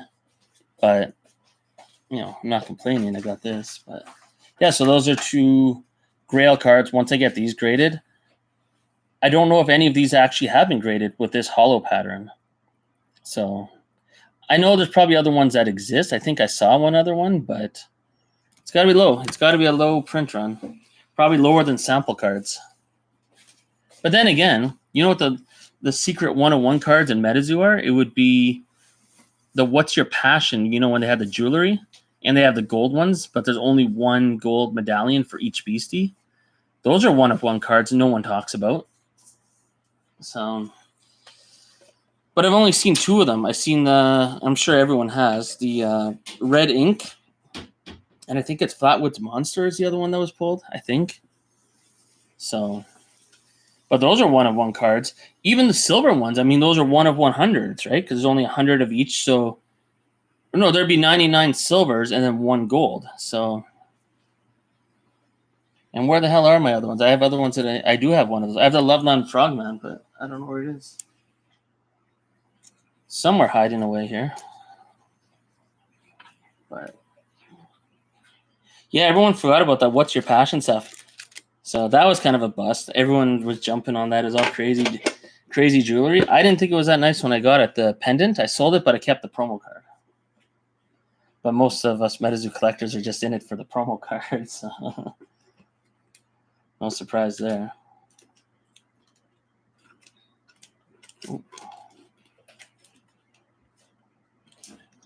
Yeah, I don't know. Yeah, there's more. I got a whole nother box of stuff, but I don't know. I think everyone's getting probably a little burnt out from all this shit. I know, I had fun. I literally have another box below the Kuromi's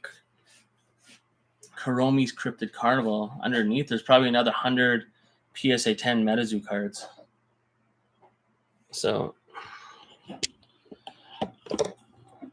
but if I show that, I'd have to clear off all this crap too. Well, not crap, but pretty nice cards. And this might be the greatest pull besides those black ink cards. This is probably the best pull I've ever pulled out of anything in my life. Like, doesn't matter, Pokemon, hockey cards, anything. You know, I have crazy cards, right? Like, I have Connor McDavid cards I pulled, like rookie cards, whatever, right? Like, pretty crazy sports cards. But this Mothman, top chrome, serialized out of 50. I consider this better than when I pulled the 4 out of 5 Chaos Crystal. So, like, honestly, what would you, if you were to pull, you open up Topps Chrome tomorrow, would you rather pull a Chaos Crystal serialized out of 5 or a Mothman serialized out of 50? I mean, it's horribly off-centered. And so are all the Mothman cards. For the regular number 45 that come in gold. I don't know why they're so off-centered like this, but in the video where I pulled it, I was actually talking about this card before I pulled it, about how off-centered all the gold Mothmans are. But I guess that's my big question. What would you rather pull? A Chaos Crystal serialized out of 5 or a Mothman serialized out of 50? I like the Mothman out of 50 more. I think that's... Uh-oh. These stupid stands are falling over. Why won't it sit? Whatever, I'll just put it here. There we go. That looks better there anyways. Oop. Let's get the other one beside him. We got both. And I bought this one for $117. It's already graded as a PSA 9. I think there's 3 that graded as a PSA 10, and there's 6 that graded as a PSA 9. But I mean, it's serialized out of 50. All I know is in the future, MetaZoo is going to be around forever. Topps Chrome cards look freaking amazing. So if you got Mothman cards serialized out of 50, I mean... Anyways. Anyone else got any questions? Anything else anyone wants to see or whatever? I can go on forever, but I think maybe I'll get out of here, clean up this mess of all these packs, and get on with the night. Unless there's anything else anyone wants to discuss, talk about with MetaZoo, anything you want to see, I'll listen to the chat.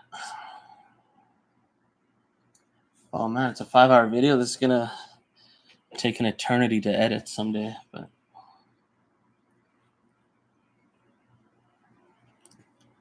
Raymond, tell me about your collection. Even ask anything, doesn't matter. We can talk anything MetaZoo. I'm excited for 2024. I don't know where it's gonna go, but I'm buying the dip while you can because it's not gonna last. Eventually, someone is going to be promoted or demoted. Something's going to change in the management, and things are going to get a lot better. So I appreciate it. I like showing off my collection. I mean, I try not to give away secrets too much as to what to look for on the market because I don't want to be like Twice Baked Jake in Pokemon, if you know who that is. You know, or some of these channels where they're like, oh yeah, this is what you should invest in, this is what you look for. Because the thing is, if you tell people that, then everyone's going to start buying the stuff that you wanted to buy. Unless they're just saying that so they could sell their items on eBay. But I try not to reveal too many secrets of what I'm looking for and all that, because got to keep it cheap.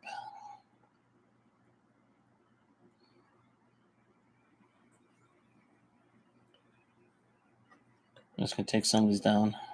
If anyone's still chatting, that's cool. If not, then that's cool too. It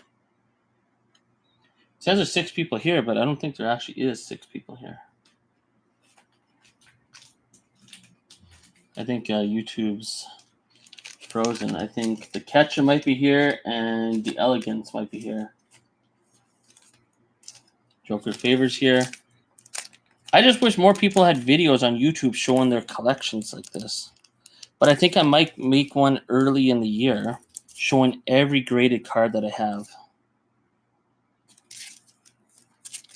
You know, it's not necessarily a flex to say, oh, look at my collection, but it'd just be cool to see if other people post their videos. And I think the Moth Hawk is going to be, he posts a lot of his stuff, and it's kind of inspiring because I was like, am I the only one that gives a shit about these kind of collections? And now he's posting top 10 videos, stuff like that. And I'm like, maybe I should make some top 10 videos.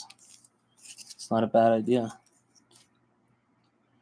And that is one person on YouTube that I really do like watching because he's 100% positive about MetaZoo. Even I'm posting videos all the time, you know, making fun of MetaZoo stuff, especially Andy.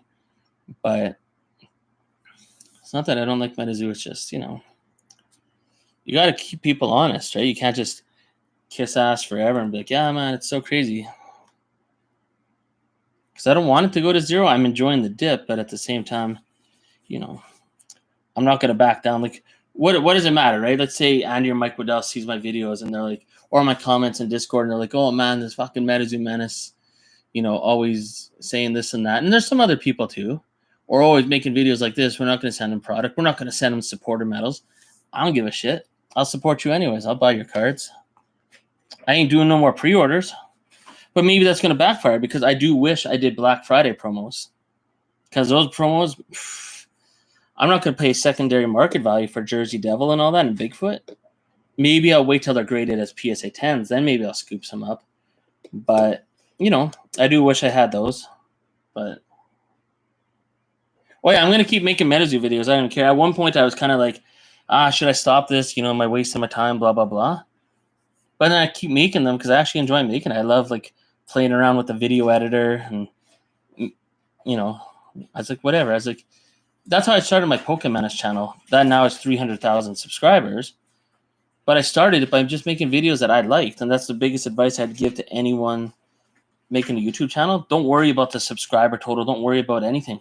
If you like watching your own videos, other people will like them too, eventually.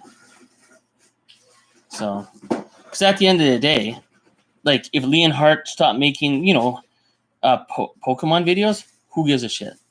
You know, people might notice for a little bit, but after a month, no one's going to care. If I stop making videos in a month from now, who would care? You know what I mean? Who's going to be like, oh, why doesn't Pokemon make videos? Who gives a shit? You know what I mean? So all the content creators are replaceable, except for maybe ones like Argos, EpicTube HD. It sucks that he's not going to be making it anymore. But I'm sure he will in the future. I have a feeling he will. Nick Strength and Pokemon is good, but I mean, you know, there are a few content creators. It would suck if they left. But at the end of the day, I mean, things would move on.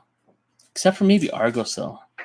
Because honestly, where would MetaZoo be right now without Argos? With the videos he makes, the information he gets out to us. There's so many things I would not know if it wasn't for Argos' channel. And Oasis, the Discord. Oh my goodness. I literally changed my name from MetaZoo Menace the first time I got muted in the MetaZoo Discord. I was so, like, just annoyed. I was like, what are these stupid moderators doing?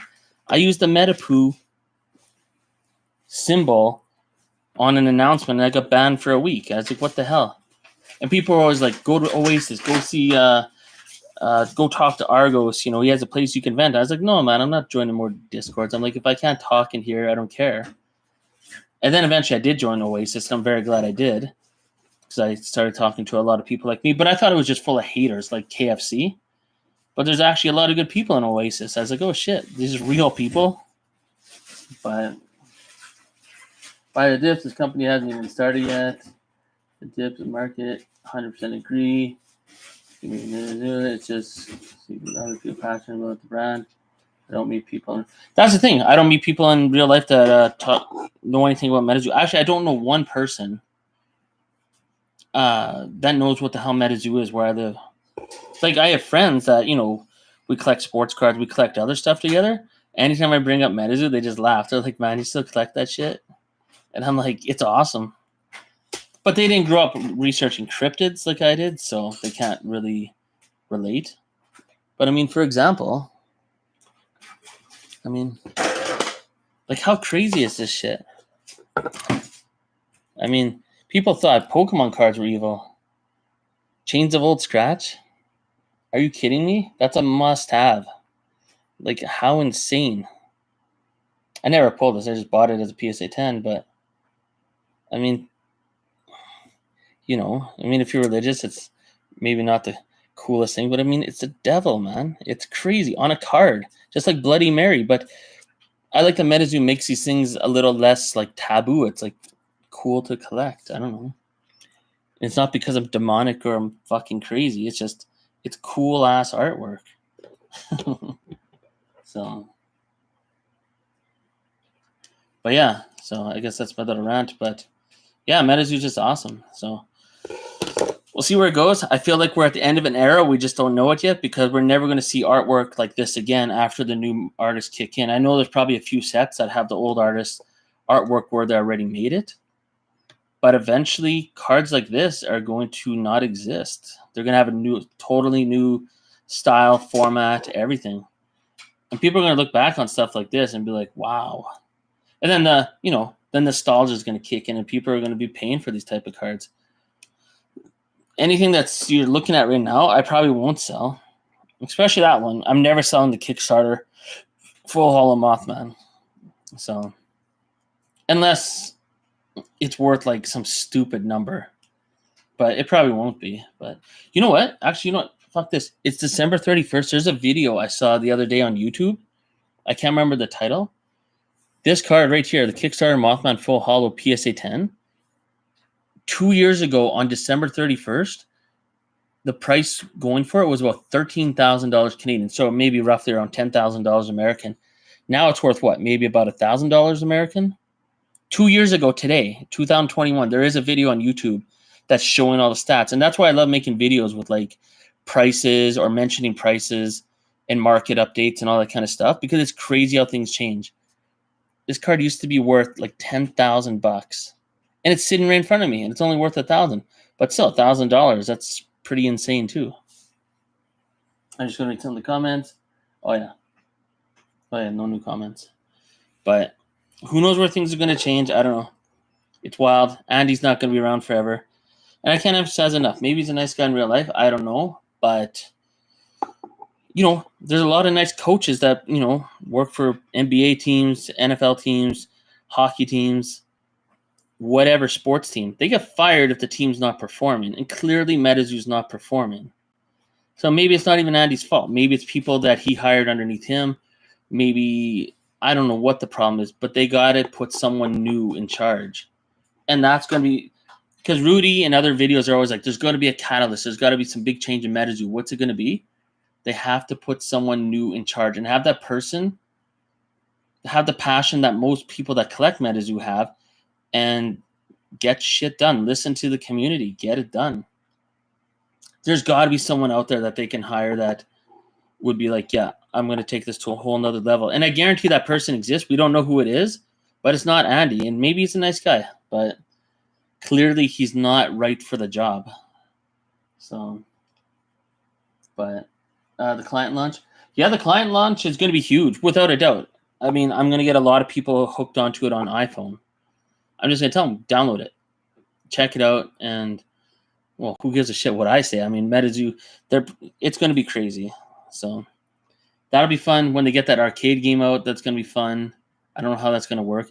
If they ever get a game on Nintendo Switch, you ever notice on Nintendo Switch they have these like little shit games for like 99 cents or $2? I found a zombie game called Yet Another Zombie Defense game. It was like $2 or $4 on Nintendo Switch. It's one of my favorite games to play, and it was just some cheap little indie game, like some small little time developer. But Yeah, MetaZoo's got crazy potential. I'm just seeing if there's any of the comments. Yeah, the clients. So I don't know. Any other thoughts? Anything? I'm probably going to wrap it up soon, but that was fun opening all that shit. I almost forget what happened. I know Nightfall far exceeded expectations. I mean, this is probably the most off-centered Mothman ever. But I've never seen a video where someone pulled a full. Oh no, maybe I did once. A full hollow Wendigo and Mothman, and I don't know where it went. Whatever. The Righteous Reckoning. Where the hell did it go? There it is. Pulling these 3 cards out of a Nightfall box. That's crazy. I've seen better Nightfall boxes. I've seen Nick Strength of Pokemon pull 4 full hollow Mothman out of 1 box, which is ridiculous. But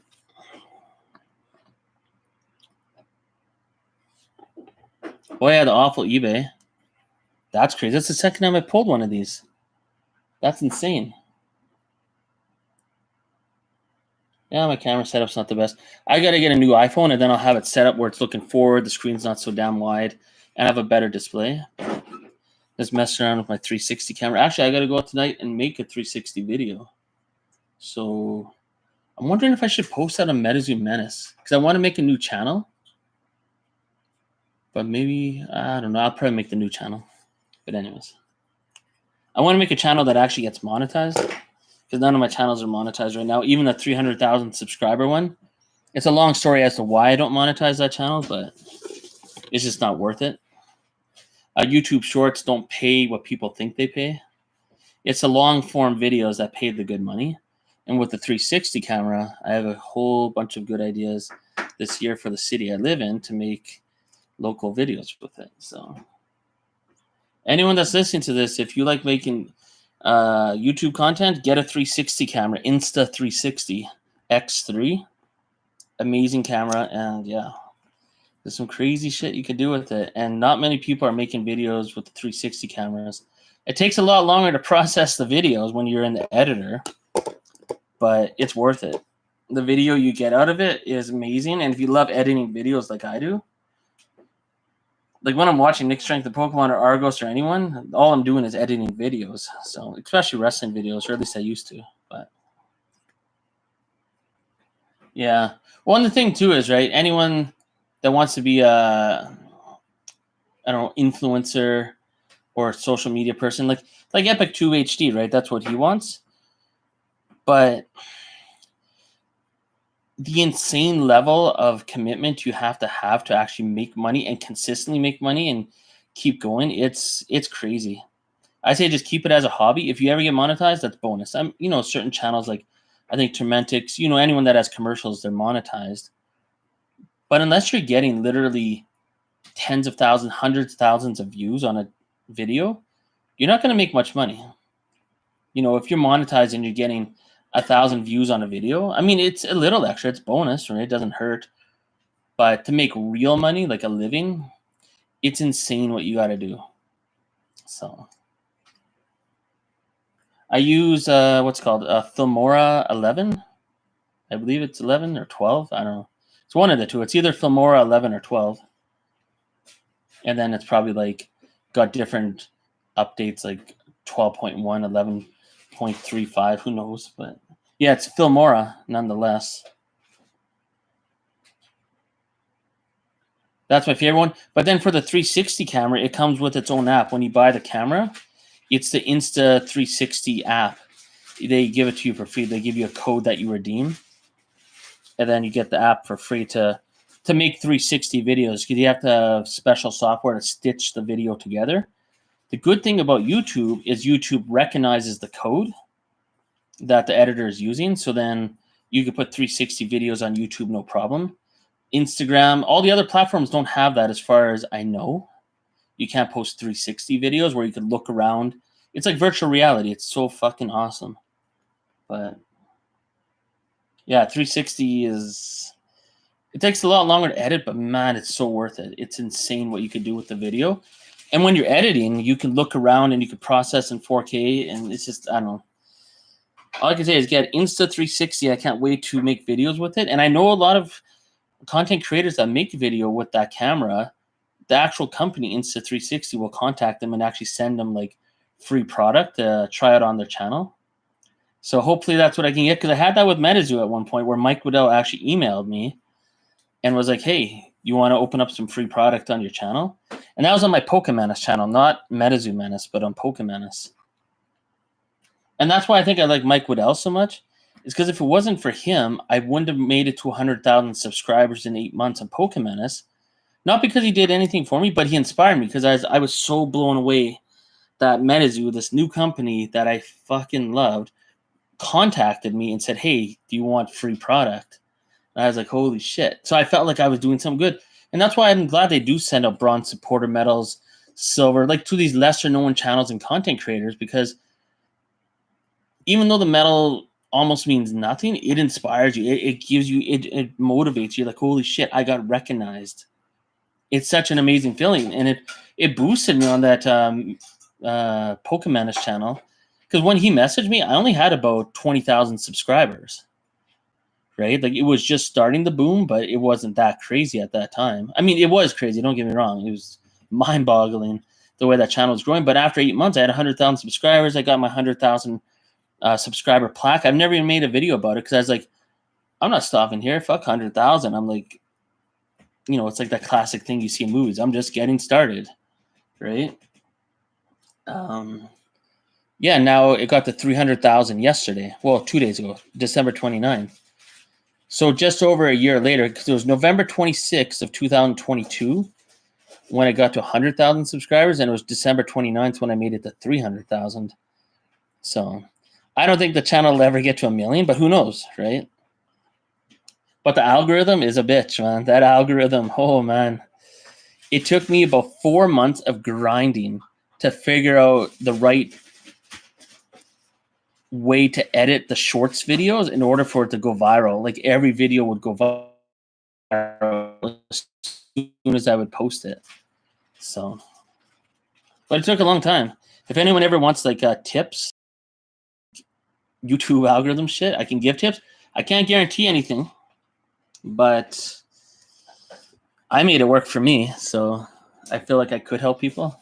But I'll never make a video talking about it, just because it's always changing. The algorithm's insane, and people like Leonhardt or other like Poketubers, as they call them, that live off the algorithm. I see why they get frustrated, but you got to keep it as a hobby. I would never make YouTube shorts and think, oh, I'm going to make a living off this. Because it was monetized at one point, but the money's not what people think it'll be. But yeah. Anyways, I'm probably babbling too much. If anyone's got any questions, I'll stay on the stream for a couple more minutes. But it's a crazy adventure. It's possible. I mean, I'm a nobody. I just like making wrestling videos for my own entertainment to get me pumped up for workouts.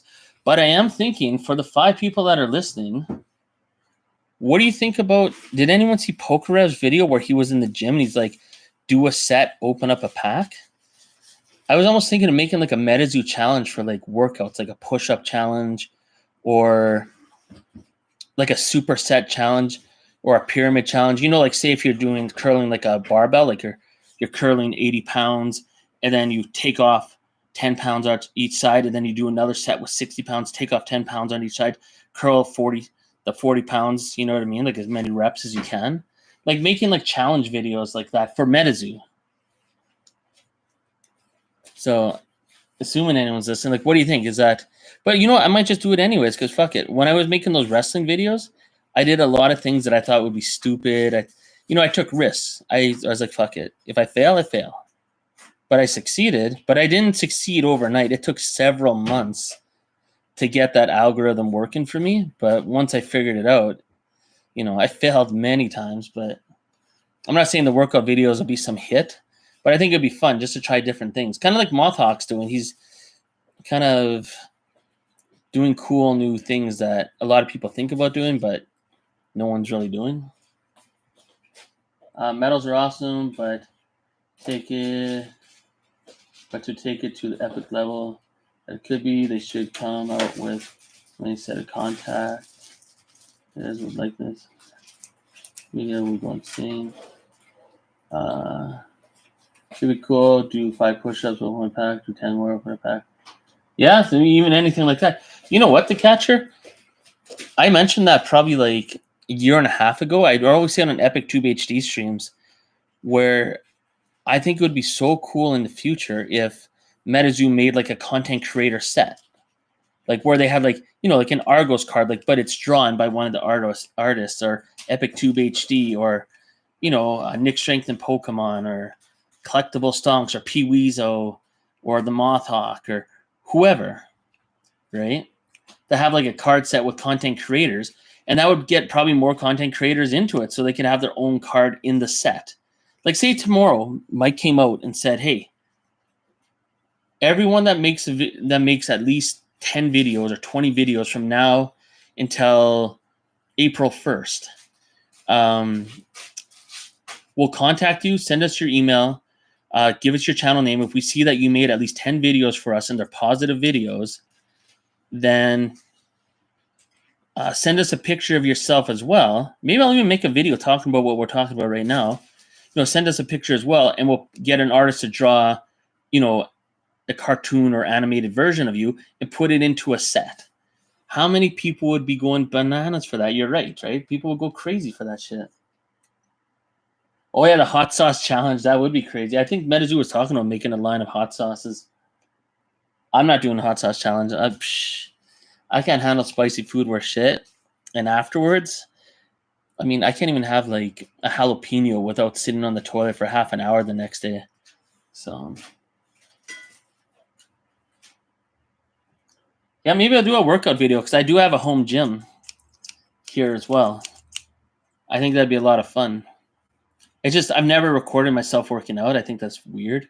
I'm not like all these these weird people on what is it, Snapchat and stuff, like where people are working out and I don't know, it's weird, but maybe it could be a fun video. Maybe doing push-ups, like a push-up challenge, like I don't even know how it would work. Just like a 50 push-up challenge. But I don't know how I'd incorporate that into MetaZoo. But take a shot every time you pull a card.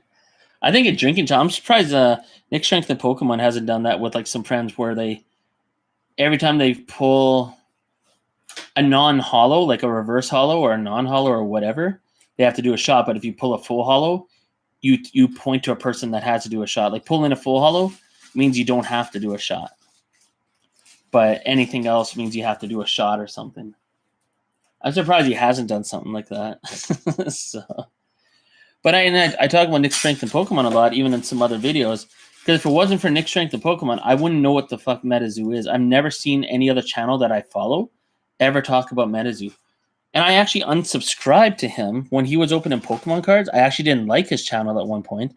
I unsubscribed to him, but I love opening up evolutions so much. And I have a card that he wishes he could have. I actually saw his video again like a month later, open up evolutions. I was like, oh, okay, I'll subscribe to him again. He's opening a lot of the cards that I like. But I really didn't like his style at first, the way he was in those streams. I didn't like him, to be honest. But then, it started getting addicting. And then one day he opened up MetaZoo, and then the rest is history. But if it wasn't for his channel, I would have no idea what MetaZoo is. So, have a good night, The Elegance. Oh, I got 3 people left. It's just like a marathon. I'll probably go in 5 minutes anyways, but, yeah. And I'm just glad Nick Strength and Pokemon like so strong and so hardcore into it because him and Argos, especially Argos, though. MetaZoo someday, somehow, has got to do something extra special for that guy. Like, I don't think a lot of the people that are in MetaZoo still would still be around if it wasn't for Argos, especially the crazy deals he gives. Just the way he treats the community. I mean, I made that same request. And what's that? That's exactly what I was talking about. I made that same request and Margot stream over a year ago. Oh yeah, Happy New Year's. What do you mean? I'm not sure what the catcher meant. I made the same request and Margot stream over a year ago. I'm not sure what you meant in that. Am I reading that wrong? I might be reading that wrong. Oh, we're down to one person. Everyone's gone. Let's start the new year right. Hopefully, MetaZoo Mike drops some kind of game plan and blows our lids off. And in a year from now, we're like, holy shit, I can't believe how much has changed. Oh, and have a new set of them every year or two would be amazing. He would create good vibes and content. Oh, okay. I see what you're saying. Yeah, for the content creator cards. And even if like it had like how many views the content creators, attained in the 3 month span on the back of the card or I don't know, some way to commemorate it. But anyways, I mean, it's endless the ideas you could do with MetaZoo. MetaZoo has such a advantage if they have the right people in charge. So, and I'm excited to see who the new artists are. I was kind of weirded out by the fact that everyone left, but at the same time, uh, I think there's going to be some crazy stuff that we're going to be like, holy shit, these artists are crazy. They'll never replace Poncho and everybody's favorites, but it'll be crazy to see what Nom Nom does. I'm very interested to see where Nom Nom goes with Victor Larson and all those people. So I'm not the biggest fan of that. What's that girl's name? Tyranitar Tessa or whatever. I know she's on board with Nom Nom. It's just I've had some private conversations with her about the bronze ticket, so that I was not too impressed with her. But that's just whatever. This is like a personal thing. But I'm not a big fan of hers. But Victor Larson, who isn't a fan of Victor Larson, right? But it'll be interesting to see where Nom Nom goes. I think that's where MetaZoo, if they don't get their shit together by February, a lot of people are going to spend their money on Nom Nom instead of MetaZoo stuff. But which is good for, like Rudy says, right? When everyone's looking over here, that's probably One Piece, maybe Nom Nom, and no one's looking over here at MetaZoo, that's the time to buy. And right now, we're living in that era right now. A lot of people are not looking over here, but a lot of people are looking over here. I mean, look what happened with Disney Lorcana, right? I mean, everyone was going mental for Disney Lorcana. Everyone knows they're going to print the shit out of it, but everyone paid crazy prices anyways. And what happened, right? Same thing. But only thing I could say about Pokemon, any sealed product I think is a safe bet long term. I mean, what Steam Siege, if anyone listening knows anything about Steam Siege, probably the stupidest, most useless Pokemon set I've ever seen in my life. Even those booster boxes are worth money now. Like they're worth at least what, $400 now? $400? You can't pull anything but Gardevoir in there. There's literally nothing you could pull. I think the three top pulls are Gardevoir and then Steelix. Like there's literally nothing you could pull out of it, but yet the booster boxes are worth a few $100s. Like if I had someone gave me $10,000 tomorrow and said you could invest in anything, it'd be sealed Pokemon product without a doubt. I don't give a crap what set it is. I mean, some of this Paradox Rift and all this I'm not a big fan of, but Obsidian Flame, I just buy a crap ton of that for as cheap as I could. Why? Charizard's in it. So, anyways, there's babbling now. Oh, I got Pokemenace updates coming in. Okay, well, I guess I'll go. Any last thoughts? Anything anyone else wants to get off their chest, vent about, comment on, blah, blah, blah.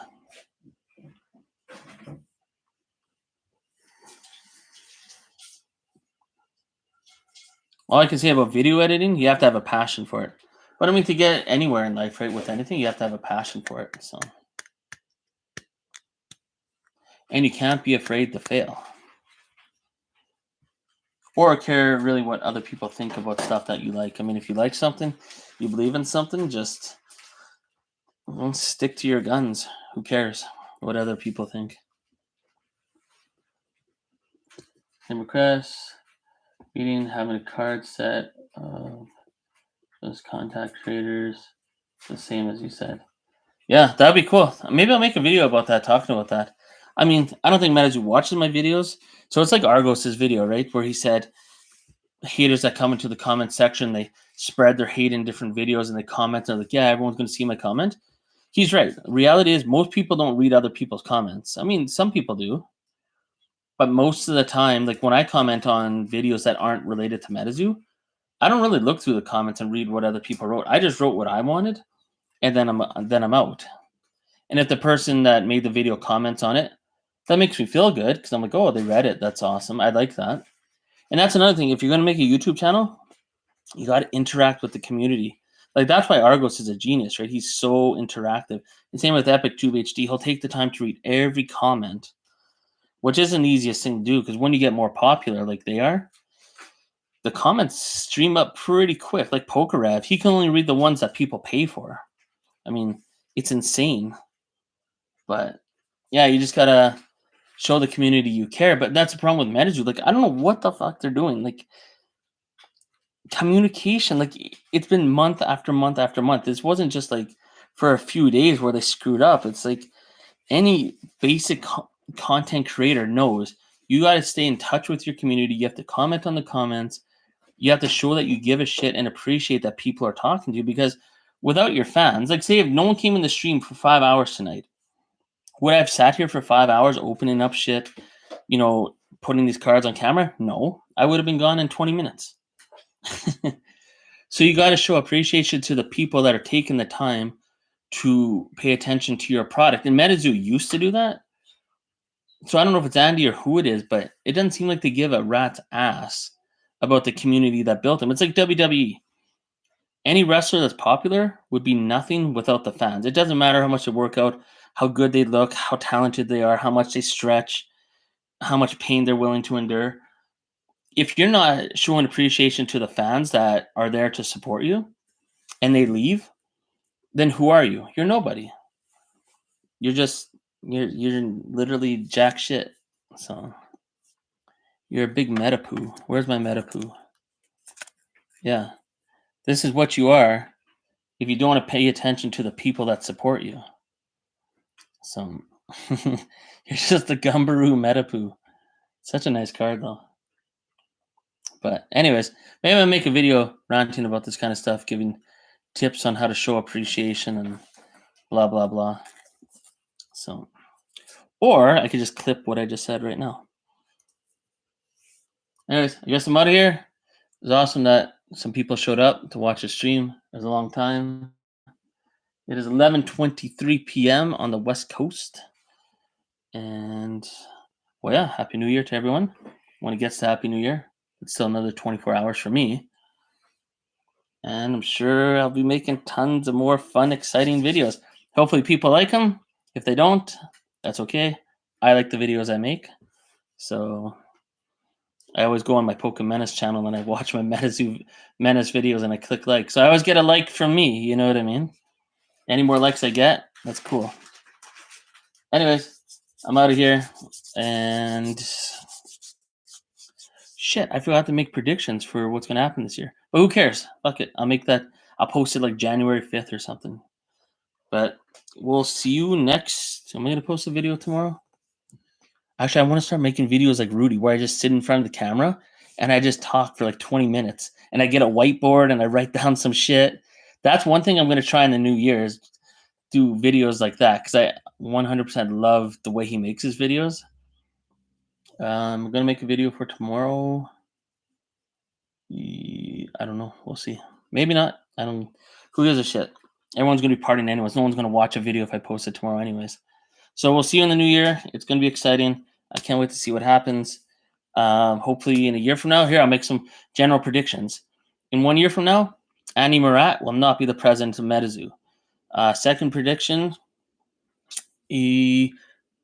Top Sapphire will have been out already, and it's going to be a smash hit. It's going to... And then people are going to be looking for Topps Chrome, not hobby boxes, but blaster boxes. You won't be able to find them. And then people are going to be even more excited about these refractor cards. Anyways, that's too long of a prediction. What else is going to happen? War is going to be out. There's going to be Japanese cards. That is going to be a catalyst that Rudy and a lot of people are forgetting about. When they get Japanese cards out, MetaZoo cards with Japanese text on it. If anyone knows anything about Japanese collectors, when they see MetaZoo cards, they're going to go fucking bonkers for it. I guarantee it. I don't know what that's going to do for the market in North America per se, or even any of these old cards, but they will love the shit out of MetaZoo making like yokai, like Japanese folklore, their cryptids. Because the thing is, Pokemon are all based on real cryptids. MetaZoo's showing what those real cryptids are. So I get a little weirded out when people compare Pokemon to MetaZoo. Because MetaZoo is actually showing the cryptids that Pokemon are based on. Pokemon, maybe some of them are original shit, but most of it is based on actual creatures, right? Let's see. See you, man. Keep up the grind. Thank you. And then Asian market will see the Hello Kitty. And that's the thing. I think this Chromie's Cryptid Carnival is kind of a sleeper. It's just right now. It's so fucked right now. But one day, I think there's going to be. I don't know. I can't see this not blowing up at some point where it's going to be so hard to find. But who knows? But yeah, when the Japanese market gets a hold of MetaZoo and what they do with their cryptids, if they make the same card quality and everything, it's going to be huge. And of course, there's going to be the debate, oh, MetaZoo copied Pokemon. No, they're not copying Pokemon. Yes, the art style similar, all that shit. But, I mean, like Ric Flair got his gimmick from someone else. Hulk Hogan got his gimmick from different wrestlers. Like, no one, even Star Wars, George Lucas, when he made Star Wars, it was based off of these, what are called? Serial films and Flash Gordon. Like, he didn't just pop out of his head fucking Luke Skywalker and all these concepts. He got it from little things that he grew up watching, and that's what Mike Waddell's doing with this. But these are real cryptids. There's already folklore, and once Mike Waddell, if he really does it properly with all these cryptid, carnivals and everything around the U.S. and gets the cryptid people into MetaZoo or like expose it to them, that's going to be huge too. Just I don't know. I forgot I'm making predictions here, but I think it's going to be a lot different in a year from now. So it's going to be exciting. Buy the dip, like we're all saying in the chat. Buy the dip while you can. And I don't know if it's ever going to get to the point where it was before, how expensive things were. But I think MetaZoo is going to do things no other TCG has ever done. So it's not good to compare to Pokemon because it's a totally different beast. And they're going to do things that nobody's done. So it's going to be interesting, especially with the fourth wall effects. If they get into virtual reality, what he plans to do eventually someday, the potential with that is just mind-boggling. But anyways, I'm never buying any One Piece. I'm not buying anything else because I don't give a shit about the characters. I'll still buy Dragon Ball Super sometimes. But cryptids are awesome. I'm out of here. It was a good night. I'm babbling too much. Obviously, I suck at live streams. I don't know when to shut up. But we'll see you next year. And it's going to be exciting. This is never going to end. So I can't wait to see what's next. And I'm gone.